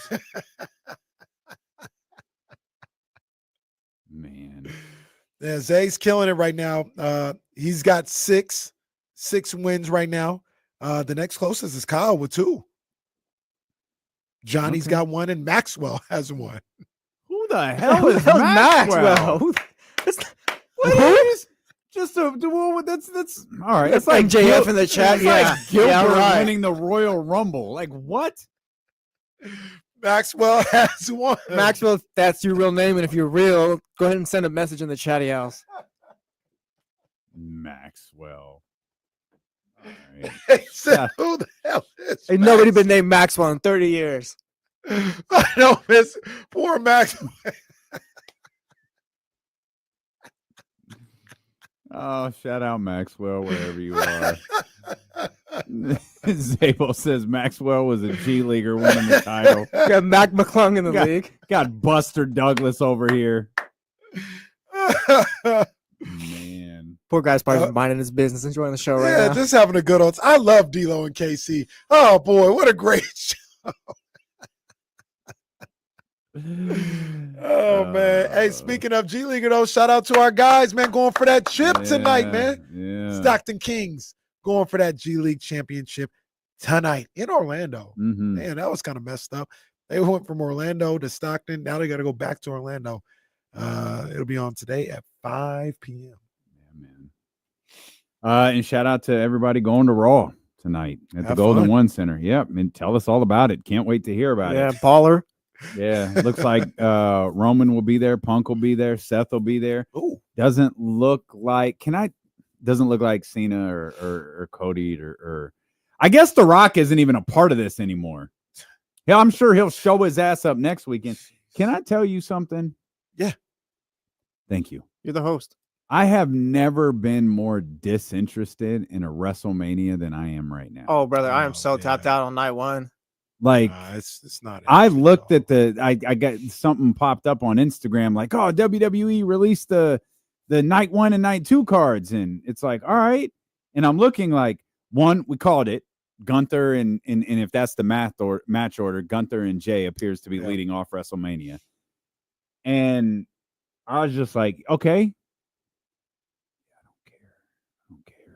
I don't care. You can do the fake parking lot brawl with Charlotte and Tiffany. Like, I don't care. No. Like, I am not invested in this. How are we just now picking up that WrestleMania Sunday is on effing Easter? Oh, wow. Oh, yeah, I'm going to miss. How are you going to sell that to grandma and grandpa? Like, hey, granny, we got to watch Cody and John Cena. What are they doing? Well, look, we have this discussion all the time.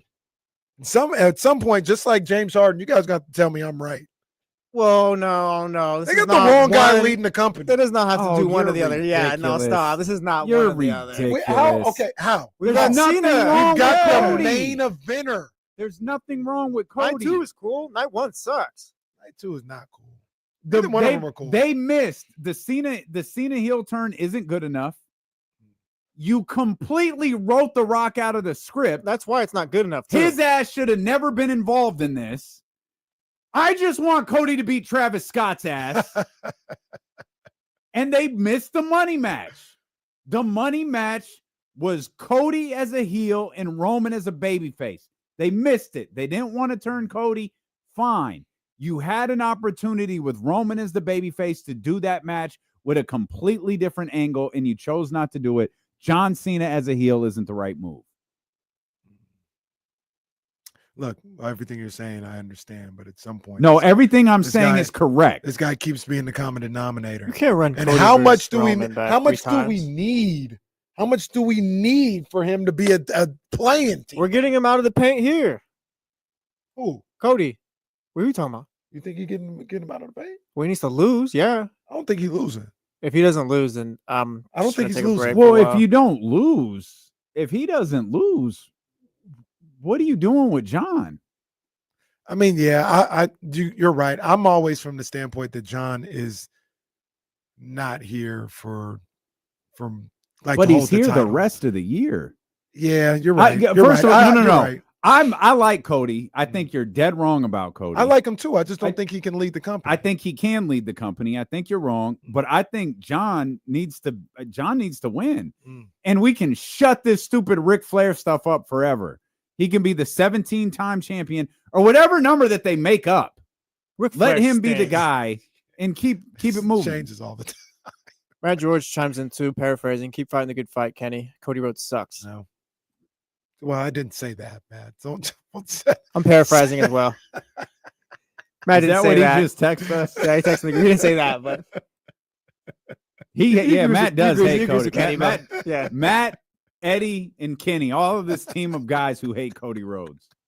I don't hate Cody. Cody is a traditional white meat babyface. That's what he is. What? Yeah. That's crazy. Throw a double on that one. He's a baby face. So what kind of baby face? He's a white meat baby face. You're done. He's never You're done done. anything wrong. You're done. Cody is kind man. of his promos are boring though. He feels like Cody feels like a baby face in a different era. Yeah, It's a baby face in the 80s. and to your That's kind of what it feels like. and to your point, because I do like Cody in all seriousness, I do want to see him. I think he's probably better as a heel. I think he would be a phenomenal heel. I think he'd do really well as a heel. But you don't have to do the John Cena thing where you wait 10 years to do it, 50, or I guess in John Cena's case, 20 years to do it. Like, but you also can't, like, you're stuck now because Cena was your big moment, your big turn. We talked about this with Bianca. You can't turn Bianca like at the same time you're turning John. Right. You're going to water this down a little bit. You've got to, like, Cody has to have a reason. And I always felt like the reason was Roman. And it's like, okay, you chose to go in a different direction. You wanted to do the John Cena thing. That's fine. Roman, I don't think, is going anywhere. You still have money in a Roman babyface Cody heel match down the road. And I think that's the direction that they should have gone this year. But you don't want to turn Cody yet. I get it. There's still a place for that. Can you turn Cody the next night, kind of how they did with when they were? I don't think do you him can and turn Brock? Cody now. No, not at all. No, because what's the point? You turn John. I don't think you can turn Cody now. Interesting. Yeah. And you just did the whole, hey, Rock, go F yourself. Yeah. When he does stuff like that, it's like Casey's low-key right. Like he's a little too cartoonish sometimes. But it got a pop. Yeah. It got a pop. Did. And The Rock hasn't been seen since. That guy's really getting on my nerves. He's probably at Coachella. Dwayne. Shout out to Travis, who just murdered it this weekend. I got to see that. I heard That about dude, it, but I got to see it. For as like off and on as Travis's music can be sometimes, he is a 10 out of 10 performer. He's one of the best in the game. And that's crossing genres. He's one of the absolute best. And what looked like a kind of subpar Coachella lineup was fire. And Mustard was a big reason Mustard why, too. was fantastic. I seen a clip of everybody he brought out and what he did. And he literally brought out everybody. It was like the pop-up all over again. He did a fantastic job. But Travis, I saw it. This is on a much smaller scale. This was at I'm just going to say it was on a much smaller scale. I saw Travis, and before I was like, yeah, it's Travis Scott. Like, he's cool. It's cool, right? And then I saw his show, and I was like, oh, I get it. Yeah. I get it now. This was, it might even been before Astro World, or maybe Astro World had just come out. So he didn't have like a whole library of hits at that time.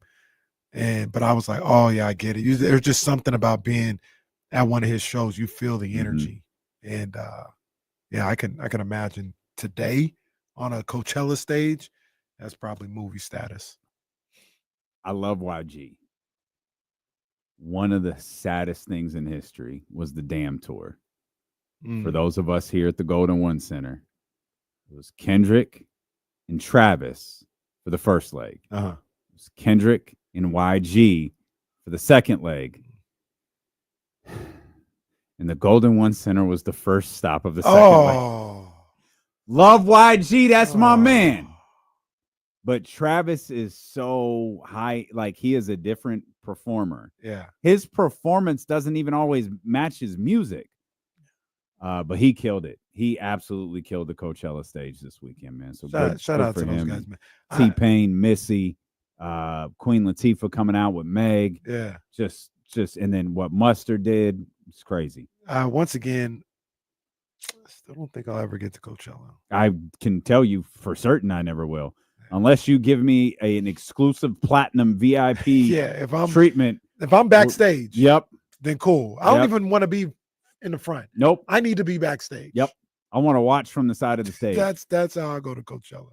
Other than that, nah. I can't imagine. I cannot. If I was younger, like it looks like a lot of fun. Like it looks like a great experience. But I mean, I got no interest. Sean in that. lives for them music festivals. Yeah. I don't think he went this weekend, but Sean like loves them music festivals. Sean Cunningham. There's something specific about Coachella though. Like I don't want to be in that dirt, bro.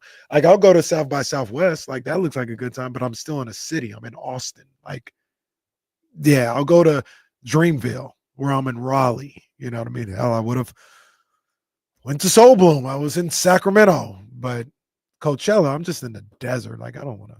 Yeah, I don't think you got to worry about that. It's not going to give you tickets anyway. Soul Bloom and Flipside up there looking down on us. As we wait for James, we got a minute.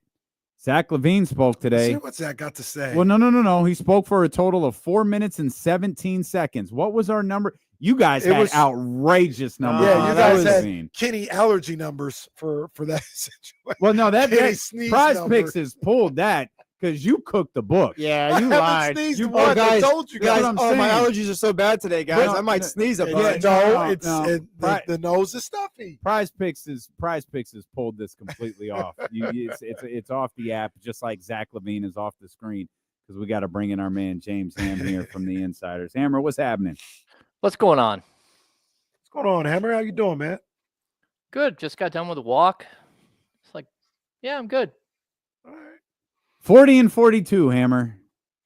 The season in that breakdown feels like a disappointment. But in the end, the Sacramento Kings are in the same exact spot that they were last year. They have an opportunity to make the playoffs through the play-in, and I guess we just wait for Wednesday. How do we balance those two things? The fact that this season it feels like a disappointment. There's one sneeze for James. Now James is on the board with a sneeze. We recognize now that like the season is a disappointment in comparison to last year. I think most fans overall would consider this season a disappointment given the excitement going into the year, but they're still here with a chance to compete for the playoffs. Yeah, I mean, this season feels like 5 seasons in one. I think at a minimum. I mean, first of all, it's gone by really fast. The fact that the season's over is absolutely crazy. But it just feels like so many different seasons packed into one. You know, there's the early season that's disappointment. There's the Mike Brown gets fired and sort of the recovery portion of the season. There's the De'Aaron Fox gets starts the trade rumors, and then he's traded season. And then, maybe 2 or 3 other seasons after that, as we've watched this team develop, fall on hard times, find itself, and then finally get to a place where right now I think they're pretty comfortable with who they are. I just don't know that's very good. And so I think it's like, look, you are in it. This team can make it to the playoffs. Like, especially if the path is what it is, like through Dallas, followed by, maybe a trip to Memphis to play the Grizzlies. I don't think the Grizzlies are very good. I think they're a hot mess right now, and I think they're gettable. And so, yeah, I mean, I think at the end of the day, we still consider this sort of a disappointing season. But if this team makes the playoffs, then I don't think it is. Strangely. Do you we were having a talk earlier about like what do you do with this team and moving forward. And one of the things that we just kind of laid out and you talked about is the number of twists and turns that this team took, this franchise took throughout the season. How much do you factor that into evaluating what you do with this roster next year? Okay, so I think it's complicated, right? Like, you always hear people say, well, if Doug Christie would have had this team the entire season, it probably would have been different. And I disagree. Like, I don't think that's the case. Maybe it would have been a little bit different, but who knows? You can't just make a blanket statement like that. But when I'm watching this team in the final 27, 28 games of the season after the trade deadline, you give them a week, you give them 2 weeks to kind of let things, figure themselves out, like, and you hope that they would start to play better and start to grow towards something by the end of the season.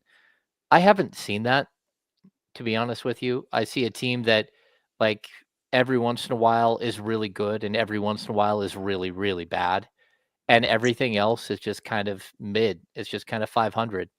And so when I look at this team, I think if you walk out of this season with anything other than like an honest assessment of who they are and that this is not tenable for next season and the season after that, then I think that you're on the same sort of wavelength that I am. But I guess somebody could squint and say, oh, if this happened or if you had a little bit more time on this or something like that, like, I don't know. Like, I don't buy any of that. This team has had plenty of time to figure it out. And, they're the same team that lost to Washington, then beat 2 really good teams in the Cavs and the Pistons, and then lost a couple of games that, were relatively close down the stretch. So it's just it's not a winning team. It's not a losing team. It's just a 500 team. And I don't think that's not being fair or anything else. I just think that's like an honest assessment. And if that's who you want to be, that's fine. Because next season you could still make the playoffs being a 500 team or still make the play-in probably. But if you hope to grow and to improve and to put yourself on the map, I don't think that there's organic growth left in this team to do that from who they are today to who they would be next season with like the same roster. So no matter what happens, barring I'm guessing a massive upset in round 1 of the playoffs, if you make it, you expect or you feel like there should be changes coming to this team and perhaps this organization as well this offseason. Yeah, I mean, like clearly there already going to be changes, whether it's coaching staff or front office. Because Wes Wilcox is gone, and because Doug Christie, if he's going to be the head coach, he still should have the right to hire his own staff and to make that staff his own and like feel like it's his own. Because I still don't think Doug Christie feels like the staff is his, and that this is what's in place right now. But this summer, I expect massive amounts of change there, just because, again, every coach gets to build their own staff and to get people that they're comfortable with and that they can trust. And I just don't know that the level of trust has ever been there with Doug and his staff. Not all of it. There are some guys that he trusts fully and others that he probably doesn't. But overall, you need to get that uneasiness out of the way and kind of move forward. So one of the things that I talk about when I bring that up is, what how do I put this? How many type of moves do you think this team is in need of because of what we've seen this year? Because I look at it, and I'll tell you why I asked the question, because I look at it, and DeMar DeRozan is where you go to first. Like I said, number one, because his contract seems pretty movable. There's questions about his fit with the team and what you could get back, right? So DeMar DeRozan is probably first on the list. But after that, you go down the list of players. I don't think you necessarily can move Zach LaVine. I think you probably could move Sabonis, but I'm starting to have more and more questions as the days go along about what you could move him for and what you could get for him. Keegan Murray, I don't think you're moving on from him. Maybe Malik Monk is on that list. I don't think Keon Ellis is. So, like, as you go down the list, you're still looking at essentially a lot of the same guys still coming back next year. Is that a bad thing? I don't think that's necessarily a bad thing. I think you can have a DeRozan or one of the people move, fill it in with a different piece, and you can be better than what you were this year. But I think that's a little more realistic than like wholesale changes. No, I would agree with you. Yeah, I mean, if I'm circling, I mean, you're going to have, I hate to call them peripheral players, but of course, like the Jay Crowders and Markelle Fultz and Jay still didn't play yesterday. yeah, Jay's never going to play. Doug McDermott, all those guys, you can kind of circle those guys and say, okay, like, look, there could be changes there. There's going to be the Trey Lyles situation that you need to figure out whether Trey will be back or not. At this point, I would say probably like 40, 60, him coming back, 60% that he wouldn't be back. But, that again, that's just my own personal feeling today, like whether or not you could get him on a better deal than what you have him on right now. I think you can. He's on a 2-year, $16 million deal. He's probably looking at like a 2-year, $8 million deal next time around. Man, So he lost half his value. God, that's tough. Yeah. Well, I mean, I do think though that's a player that you could either bring back or look to move on from. Jake LaRavia is the other one. You're going to have to make some sort of decision on whether you want to keep him or whether you can afford to keep him, whether he wants to stay. All of these things are still up in the air. And then I would say the same thing about, the Keon Ellis situation, which is just weird. They've got to decide whether they're going to opt out and make him a restricted free agent and give him a big contract, or if they're going to opt in and then try to work out an extension down the road. Neither, both come with their risks. And certainly their rewards. So, I mean, I think that this team is going to look different no matter what. So right there, I talked about like 3 or 4 rotational players, 3 rotational players, and then the Keon Ellis situation and the, whether you're going to trade DeMar or not. Like, I think that this team could look dramatically different going into next season, but that's just me. We don't even know who's going to be making those decisions yet. And that's what complicates everything. As Jacob Z points out, Terrence Davis played before Jay Crowder. That's amazing. Terrence Davis has been on the roster for 7 minutes, and he played before Jay Crowder. Jay Crowder did play. No, did he play yesterday? No, he played last week. Did he? Who was it against? Yeah, let me look. I'm almost positive that Jay Crowder played last week. Jay Crowder. I must have dozed off. It wasn't for long. I must have dozed off for these Jay Crowder minutes. Oh yeah, he played against Charlotte. He played 4 minutes and 38 seconds. I was gonna say Charlotte. That was the game I didn't see in real time. He also played against Orlando. Yeah. Wow. I turned that. I was gone in the third quarter. Yeah, sorry. But he only played like 2 minutes and 35 seconds in the previous 30 games before that. The best part about that is Jay Crowder walked off a plane against Minnesota, showed up at shoot around in Tim's, and just not only played, didn't he start that night? Yeah. He did. Yeah.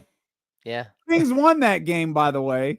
And we were like, we love Jay Crowder because he was talking crazy to Julius Randle. Yeah. And we like, that's what we needed. And we never saw him again until apparently Orlando, which most of us weren't watching at the time. They're just saving him for the playoff run. What are you talking about? Here we go. I'm all for it. Using him against Daniel Gafford. Your LeBron James stopper. Lou Dort. What do you think of this matchup on Wednesday, Hammer? We outlined it's kind of interesting. Obviously, the Kings they beat Dallas all 3 times this year. They never once played Luka Doncic on either team that he was on, and they never played Anthony Davis either. So they play, and sadly, it was the Kings that Kyrie Irving got hurt against. So they haven't really played this version, whatever it is, of the Dallas Mavericks, but it seems like it's going to center on that familiar matchup of Anthony Davis versus Domantas Sabonis. Yeah, well, I would say this. Anthony Davis did play against the Kings a lot early in the season, and he busted him up playing for the Lakers. We had that streak of 11 straight games or 10 straight games with Domantas Sabonis to open their careers, beating Anthony Davis, and that's over and done with. I thought Davis played really well this Anthony season. Davis is on like a 4 or 5 game winning streak he's right still now. 6 games under. Yeah. But I don't know what to expect from this team. And what we should expect is the Kings to injure some of their players, because I think that every single time they played them, they hurt somebody. So you remember it was Malik Monk who took out Daniel Gafford's knee. And then it was Kyrie Irving that, he took a bad step and hurt himself against the Kings. So I don't know who it'll be this time. Valanciunas, didn't he? Yeah. What who he stepped on? Yeah, that's possible. Unfortunately, I don't want to say it's karma or nothing because I don't think about that. But when overweight Luka fell on Malik Monk last year, that was happened. unnecessary. Oh, he was out of shape. I agree with you. He 100%. He didn't have to fall like that. He did not. I totally agree with that. He wasn't Kenny, in all seriousness, he wasn't trying to hurt him, but he was flopping around and got somebody hurt. He wasn't trying to help him. That's for sure. That's when Luka was a heel. He's a baby face now. Cody Luka. Cody Luka. When he partied in Dallas, it was a problem. When he parties in LA, it's really cool. It's very cool. Yeah. It's baby face Luka right there. Baby face Luka. Kings went 14-9 at home under Doug Christie. A total record, I believe we have at 27-24. Does any of that matter headed into Wednesday's game? What are the most important components for the Kings going into Wednesday's game? Because we have all these stories you just mentioned, the 5 seasons in one, the Doug Christies, the this, the that. None of that feels like it matters on Wednesday. Yeah, I mean, I think the Dallas Mavericks just aren't a good team at all. Not at this point. They haven't had time to gel. When they did get a little bit of time to gel, they really didn't take off like you thought. Their post-trade, post-All-Star, record is horrible. It's bad, like the Kings is bad, but I think it's even worse. So I don't know what to expect though, because that doesn't mean that the Kings are just gonna, host a team and beat them. For as bad as Dallas has been in the second half of the season, and traded Luka Doncic and then had Anthony Davis go down as soon as he got traded. I mean, the Kings have been, basically the same team. So, we're looking at 2 teams that, for whatever reason, couldn't get out of their own way this season, and they just happen to be better than a horrific Phoenix Suns team that just hates each other and really couldn't get out of their own way. I think you're going to get a really good effort from Dallas. One of the things that I think about them is, I'll say it. I think they're well coached. They're well coached. Jason Kidd, throughout all this, even though they haven't had the talent to win a lot of games, when I watch them, they play hard. They're getting after it. And that allowed them to get a couple wins that maybe they shouldn't have. I remember when they traded Luka, they went into Boston and won a game. After AD went down or something, they went into Chicago when Chicago was cooking and won a game. And that's because these guys They play hard. So with an opportunity to keep their season alive and to potentially get into the playoffs on the line, I think you're going to see a really good effort from the Dallas Mavericks on Wednesday. Jason Kidd is going to have those guys ready to play. Yeah, I totally agree. And to be honest, like, why not Dallas? Why not Sacramento, making the playoffs? Like, there's a definite possibility. It's not like Golden State is just so incredibly good. Golden State has all kinds of holes. Now, can they mop the floor with the Kings? Sure they can, but the Kings have also beat them. And it's not a team that's just so scary that you can't beat that team. And I'd say the same thing about Memphis. I think everybody has circled Memphis as like probably one of the easiest outs. And it's not just because they fired their coach 9 games left in the season. It's because when they did that, they also switched their entire offense and became extremely predictable. And most people look at that team and say, oh, that team's gettable. You can go and beat them in a 1-game play-in scenario in Memphis. There's no reason why the Kings can't do that. And so you're kind of like, if you're either one of these teams, the Kings or the Mavs, you should be looking at this as like a pretty solid opportunity to potentially make the playoffs. And, it's not like a foregone conclusion that there are 2 teams above you that are just way better.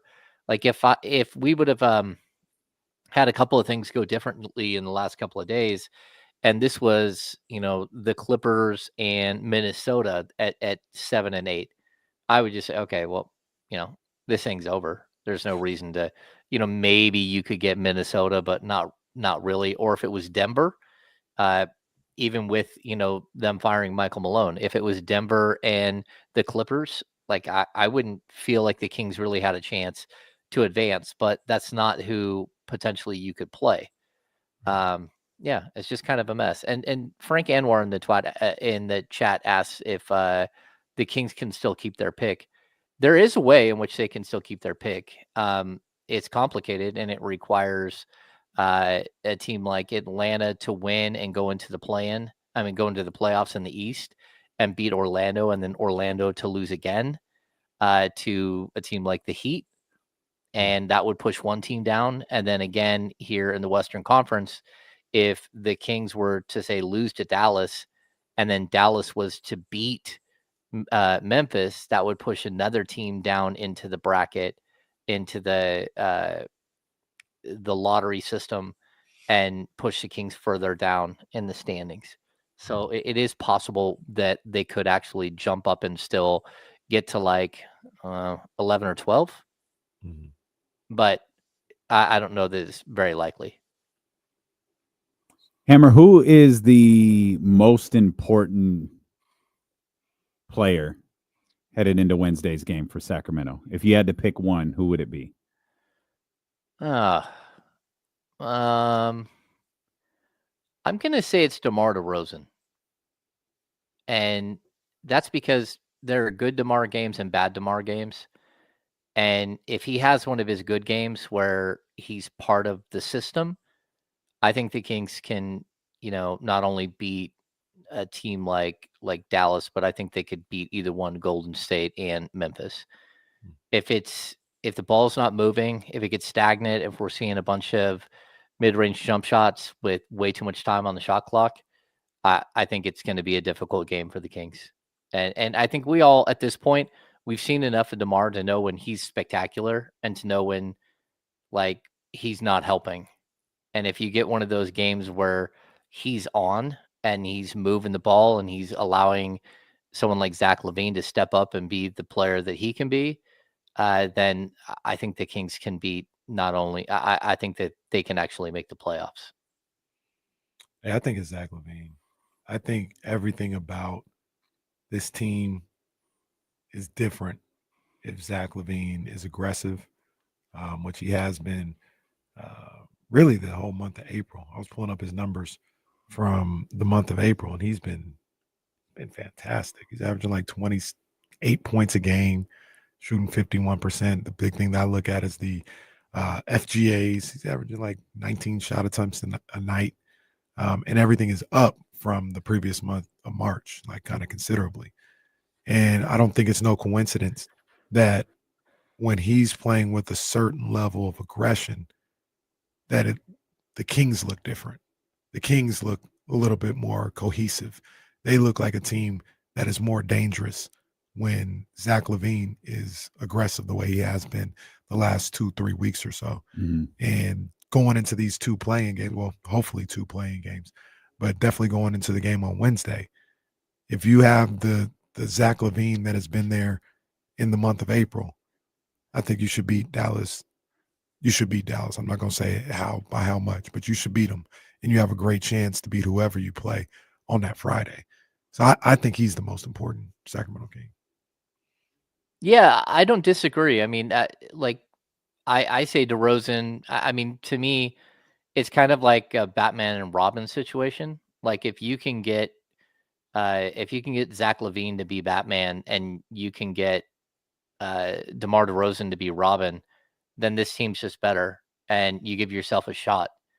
And I hope that that's how they come out. I hope that Zach LaVine is trying to get rid of that sort of thing out there about him that he doesn't show up in big games. I hope he does show up. I hope he comes out and plays extremely well, and if he does, I think the Kings have a really good shot. But I also think that requires other players to take more of a deferred role and sort of fit into a role as opposed to being a primary option and kind of living with that. And so we'll see. We've kind of, even in the last couple of games, we've seen the good and the bad of both of these guys. And when Zach LaVine is cooking, he should probably take your last shot.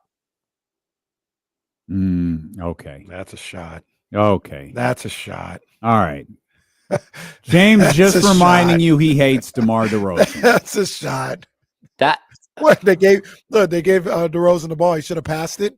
No, that play was ran for DeMar. That play was ran for DeMar, straight up. He said it in post game. Yeah. So, other than James's contempt for DeMar DeRozan, it sounds like an aggressive Zach LaVine is the most important component to a Kings win on Wednesday. 100%. Also, for the record, didn't Zach LaVine take the last shot in LA against the Clippers? Yeah, he did. They lost. Oh, yeah. They regulation. Did. Yeah. Yeah. I mean, they had like 3.5 seconds. I wish they would have worked for a better shot. So I didn't like the shot either. And DeMar didn't like the shot. DeMar was like, no, he was very honest about it. He made a mistake. He said, I went too far inside where Zubats was, and I couldn't get away from him. And he also said he didn't get fouled. He was like, I didn't get fouled. And he's like, if anything, but it was on him. With that FGA to end the game. Yeah. Yeah, but wasn't in that game, wasn't DeMar DeRozan 6 of 20? It wasn't Zach LaVine like on fire? And that final 3 minutes or so, Zach LaVine was going crazy. Mm-hmm. Yeah. Zach he gets into these like hot stretches where he just is just unstoppable. Like he cannot miss. Yeah. We'll come back. We'll talk more with James Ham about the Sacramento Kings. They're playing game at the Golden One Center this Wednesday against the Dallas Mavericks. Medina and Casey return here on Sacramento Sports Leader ESPN 1320.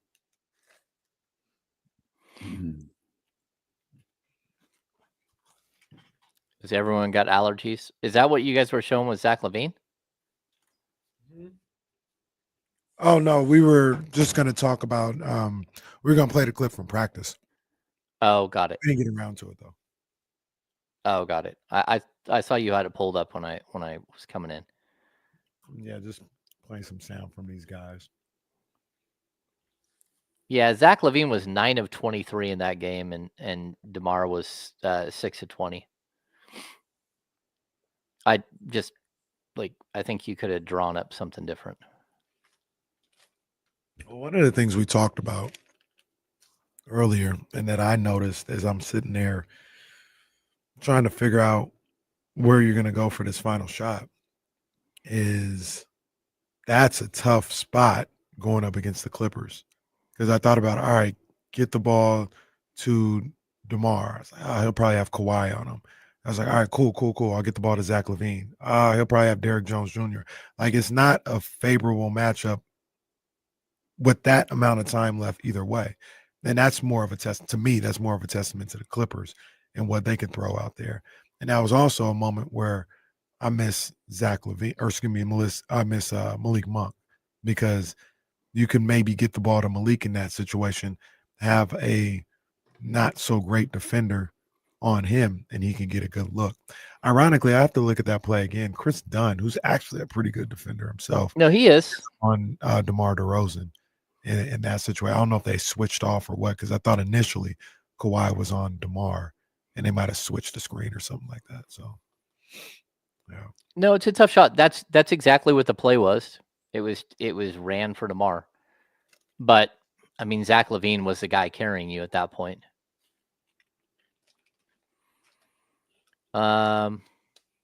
Jacob C, I think there was like 3.6 seconds on that play.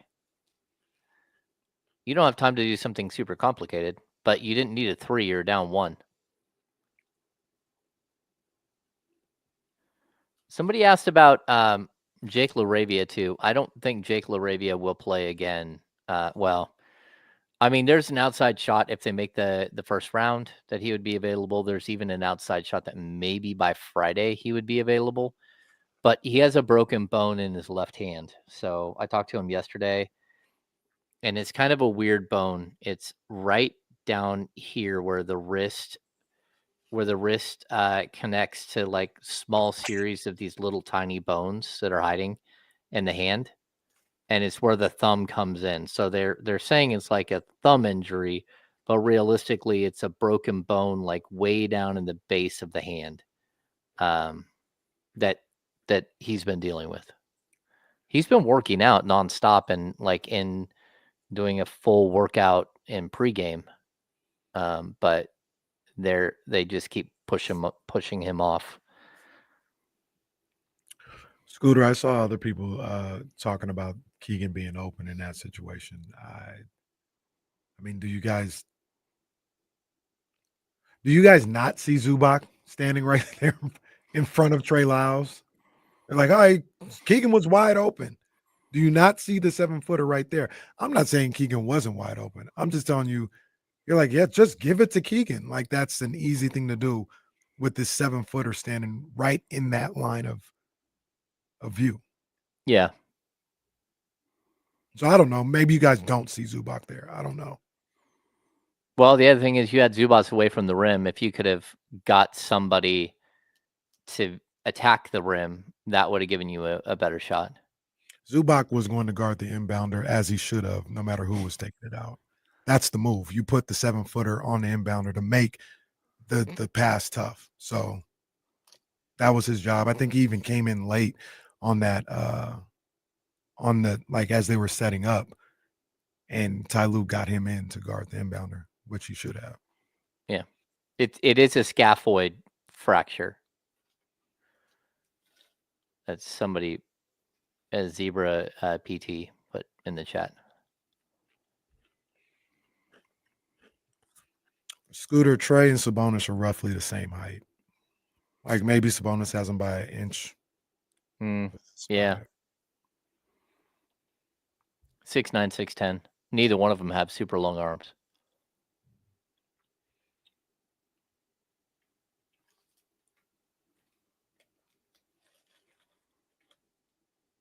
Once again, I saw he was there. It's just Zubac makes that difficult. That's all I say.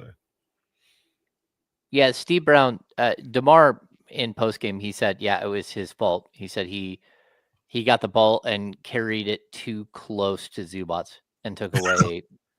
I'm gonna start calling him Steve. Oh, Steve Brown. Steve.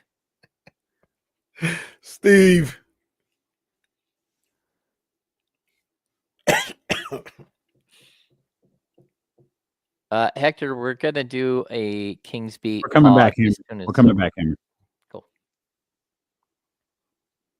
I just want to look up this video here real quick. Yep, let's see. The most unathletic. Yep. Okay, good. Yeah, no, that's great. The vice president dropped the national championship trophy during the Buckeyes visit today. Snap that thing in half. Idiots. All right, bro. No, idiots. The Buckeyes for actually going. Yeah. Yeah, that's what you deserve. Take your little 2 pieces of trophy home and make me root for Michigan, idiots.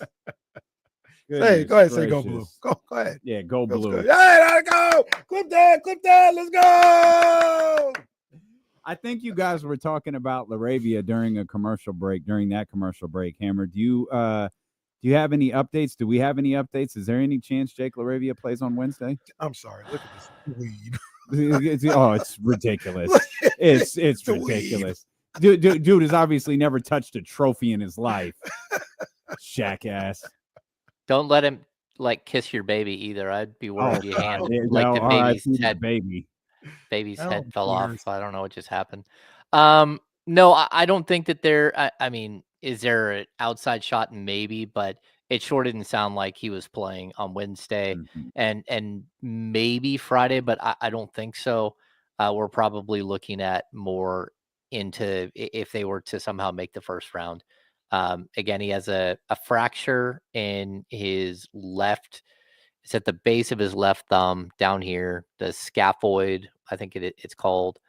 And he's got some sort of fracture down there. And so I would not expect him to play. But again, he's been working out. He's been out on the court doing full warm-ups, and he's really close to playing. But he gave me one of those, well, it's not really up to me type deals. Like, okay. The interesting thing about that, and I know how pro sports work and the playoffs, but in that particular situation, where we're at in the season, no, it kind of feels like it should be up to him. I'm not talking about like saying any type of thing about Jake LaRavia, but we'll see, teams hold out guys in that situation. And instead of saying, hey, like, are you willing to, do you want to play? If you want to play and you want to give it a shot, shouldn't it be up to you? Well, I mean, that introduces a whole bunch of other questions. And like, if you're Jake LaRavia, do you want to play when you're an unrestricted free agent in like 6 weeks? Yeah. And you don't know, if you can get hurt worse or, if you're going to have surgery or whatever. Yeah. I don't know. That's a tough one. It's not like he doesn't want to play. I mean, like, that's everything I get from him. It seems like he wants to play as soon as possible, but he also has to listen to the team doctors, and some things you can play through and some things you can't. Yeah. And that's where, Domas had a very specific injury that he was able to play through, which most players would not have played through, but he was able to, with a whole bunch of tape and icing it after every game when he had his thumb injury. But, not all thumb injuries are created equal. And his is very specific. Like, it's really close to the wrist, and like any type of backwards and forward motion could really hurt. And so, I mean, like, look, Jake LaRavia has never struck me as a player who would back away from a challenge. If he can play, I think he would want to be out there and play. But that's not, as so far it hasn't been the case.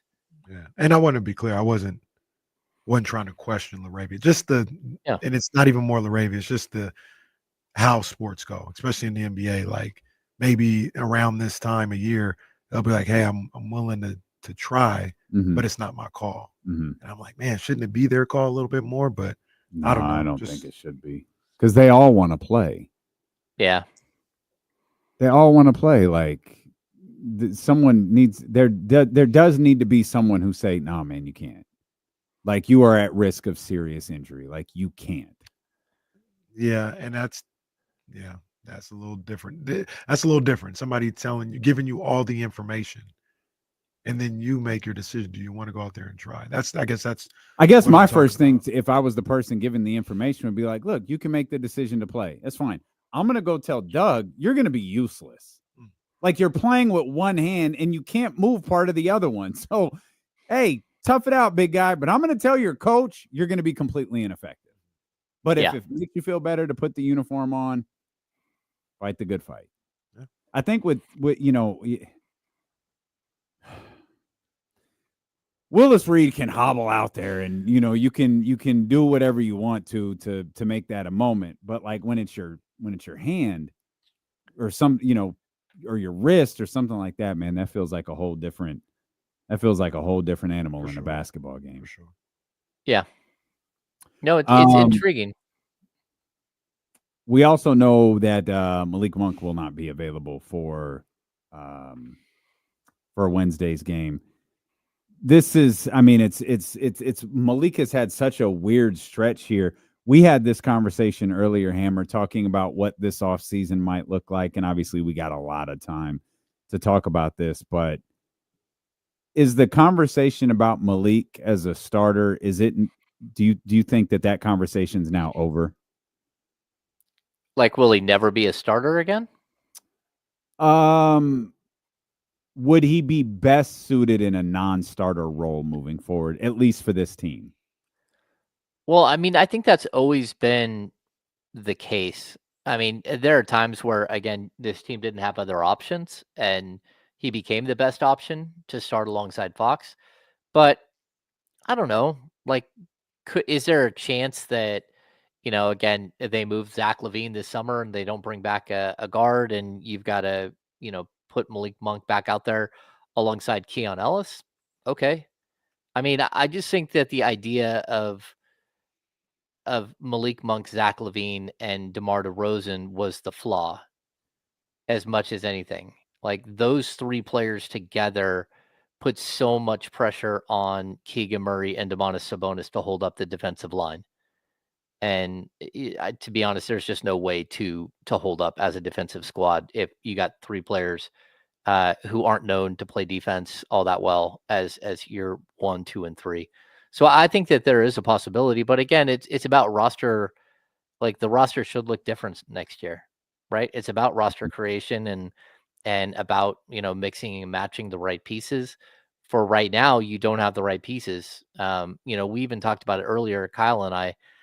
If you went into the 2024 NBA draft and just went best player available and didn't worry about things like position or player age or any of the other things that the Kings typically concern themselves with, I mean, there's a possibility that they could have gone out and drafted a guy like Jared McCain from Sacramento, who went like 2 picks later. He didn't make any sense for the roster at the beginning of this year, but he makes a lot more sense now. I mean, especially made a lot of sense if you would have had him during that stretch when Malik Monk went in the starting lineup, because one of the problems the Kings have, even like right now, they went out and signed Terrence Davis. Well, they probably could have used Terrence Davis like 2 months ago when they had Malik Monk as a starter, because then Terrence possibly could have played the Malik Monk role off the bench. So I don't think that it's a foregone conclusion that Malik Monk will never start again for the Kings or anything else. When you look at the roster and the way it's constructed right now, it doesn't make a lot of sense to have him start. But we talked about it already. You trade DeMar DeRozan during the offseason, Malik Monk as a starter might look totally different, especially if you can get like a long, athletic 3-and-D, 3-4 combo guy who can catch a lob and dunk.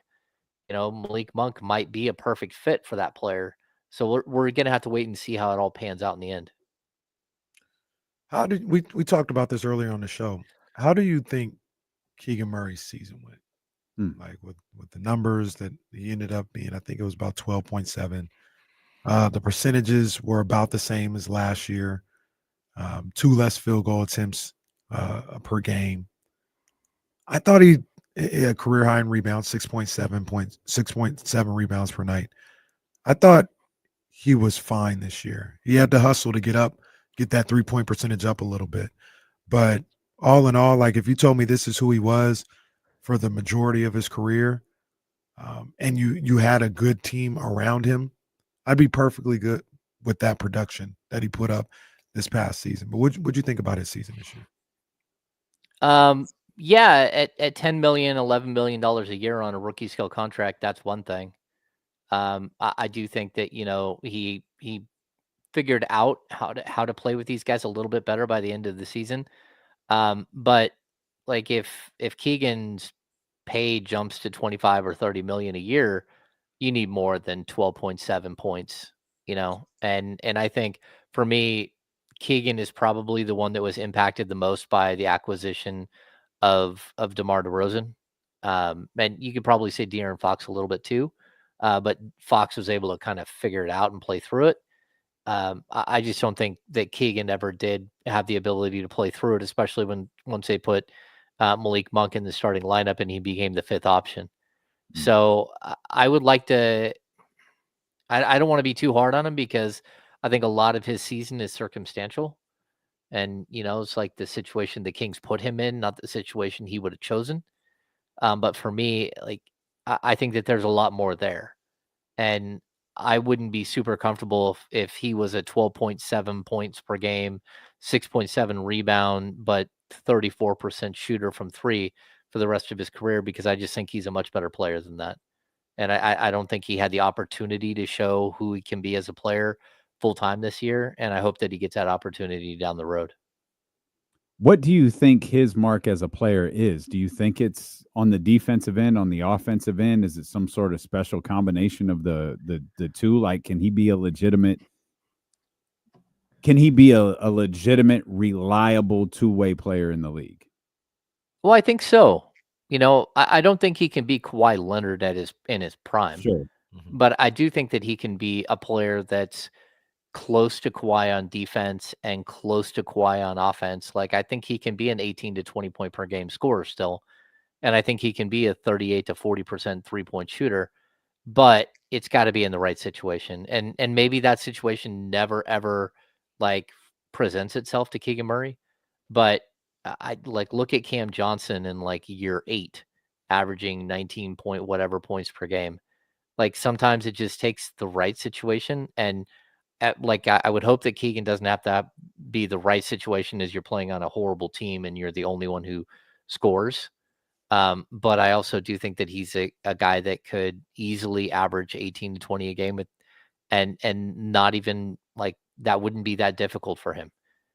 They just have to figure out the right situation and the right, scheme to make sure he's involved. I like his game. I think I see him a little bit differently. Like, I think he could, I think we're nitpicking a little bit, but he can get to 15 points per game. I just don't see the variance in his offensive game to be able to get to 18, 19 points per game. He hasn't been able to show in 3 years that he can create anything off the dribble. He doesn't have I shouldn't say he doesn't have a post game. They don't ever put him in a post. We don't ever see that. He doesn't really get to the foul line a whole lot. So it's possible that this could happen, but he would have to start doing things that I've never seen him do, in my opinion, for him to get up to that. And I just don't necessarily see it. So, yeah, I mean, he did average 15.2 points per game last season. And so, like, look, I think the standard, if you look at most players, how their scoring arc goes, you can get 2 or 3 extra points per game in year 3. Typically, you don't usually see a player get to 15 points and then drop all the way back to 12.7. And like, look, it's opportunity. Look at how many shot attempts he's taken, and a lot of those shot attempts, even last year he took like 0.7 more free throw attempts than he did this year. You would have hoped that his number would have got up to 2.5, maybe 3 this season, but that's just not the role that the Kings put him in at all. And I'd like to figure out how it all works out in the end. Yeah, he's certainly a player that we haven't quite gotten a full grasp of. And I wonder if the same is true for Keon. When we're talking about important players going into Wednesday's game, I get the idea of Zach LaVine and Domantas Sabonis in that Anthony Davis matchup, but Keon Ellis is in a starting position without Malik Monk as there as a backup. Keon might have to, if that shot's there, he might have to be aggressive with it. And unfortunately for him, he doesn't get like super aggressive with a shot. He's going to have to knock it down at a high clip. Like, he can't, he'll ease into it, or, maybe next time. Like, no, you haven't shot much the last 5 games. Oh, that's cool. Going to need you to shoot this one. Because those shots might be there for him. He's another guy who's a really intriguing player to watch. and maybe for my money, a really important player to watch going into Wednesday's game. Yeah, I mean, I think when, again, Kenny, you talk about how we haven't seen Keegan take this next step as an offensive player and everything else. If you're watching really closely, you can see that Keon Ellis he is taking that next step and has the potential to be a much better scorer than what he's been allowed to be over the last couple of seasons in Sacramento. And even last night, we saw him, cut in, cut out, get to the lane. He's got a little float game, which he hasn't been able to show at all. And I think just like quietly, Keon just continues to work on his game. And I think the same thing with Keegan. I just think that, if you're being a good teammate and you're a young player and you're surrounded by veterans, there's a good chance that you're going to, defer to veteran players, guys who are, either all-stars or are going in the Hall of Fame. And sometimes that's to your detriment. And hopefully, if they clean out some of the veterans on this team moving forward, it would provide an area where those two could step up and be a lot more than what they are today. Do you care to comment on Malik Monk's tweet? Well, I got you. Monk. Okay. Shams. Can James, can you confirm Malik Monk's tweet that Sean Cunningham, your partner over at the Kings Beat, is in fact joining KCRA? I can confirm that. Wow. I don't know. I think I know this to be factual. Sean can no longer appear on our station. Oh, because I believe KCRA is a paid partner of the Bad Guys Down South. Yeah. And so we've lost another one. Damn. We've lost Sean Cunningham. Well, that's Sean not Cunningham good. is on the way of Flipside and Jerry Reynolds. Yeah. Oh man. Well, congratulations to our man Sean Cunningham. Malik probably had to break the news because Sean's at Coachella. So it's Malik. The tweet goes from Malik Monk's account. By the way, Malik Monk's he tweeted April. Okay, he tweeted not that long ago. He's tweeted. Malik Monk tweets once a month. He tweeted January 19th, February 1st, March 7th, and April 7th. He really went out of his way to send this tweet. Go ahead. He says, he usually reports news about us, so I'm going to break some news about him. Breaking: Sean Cunningham, who has covered the Kings in NorCal sports since 2001, is joining the sports department of at KCRA News.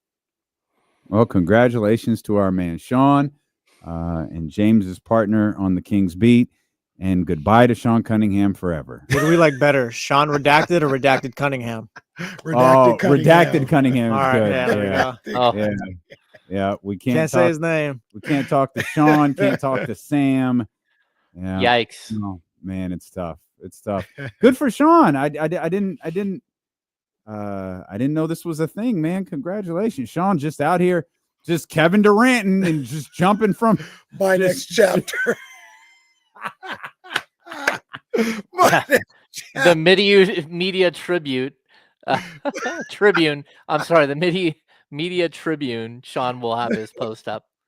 Take my talents to, I don't know where that's at. Stockton I don't know Boulevard. where KCRA is located. KCRA is. Oh wait, I do. Oh, it's downtown. Yeah, it's. Oh no, I thought it was somewhere else. No, it's downtown. Yeah. Does that mean Dell Rogers is finally retiring? I don't know because so. Sean isn't necessarily a nightly anchor type guy. Maybe he wants to But be. Dell's not. Is Dell an anchor? Yeah. Oh, well, yeah. like a sports anchor. Oh, okay. So maybe Sean moves into that. I don't know, but Dell. Sean be in the streets. And Michelle Dapper. Yeah. Sean be in the streets though. Yeah, that's what I'm saying. Yeah. Sean somehow is at the A's game, the Kings game, and the spring game. He was the only one to get the picture of the beam, right?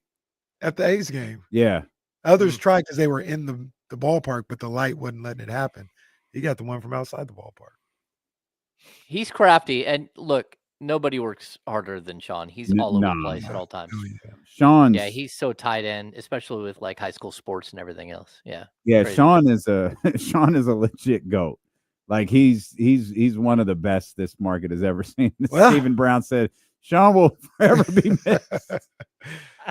And let me just say, well, might have to turn to the WNBA draft.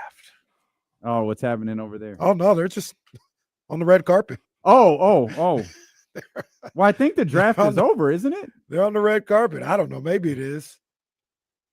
All right, we'll turn over to the draft. Oh no, it's on next. We got it. We're good. Yeah, we're good. We're good. Shout out to them. There we go. Well, all right. Well, that'll do it. Our show is over, and it ends with breaking news that Sean Cunningham can never join. Yeah, this. we'll never be seen. We'll never. I'll see if I can work something out. We'll see. We can literally never talk. James going to be out here like the United Nations trying to end partnerships to start another one. Trying to end the tariff on Sean Cunningham. Oh man. Congrats to our buddy Sean Cunningham. We'll have a lot more King stuff to talk about as we head into the playing game at the Golden One Center coming up on Wednesday. We appreciate you so much for being with us. Hit the thumbs up before you go. Hit the subscribe buttons.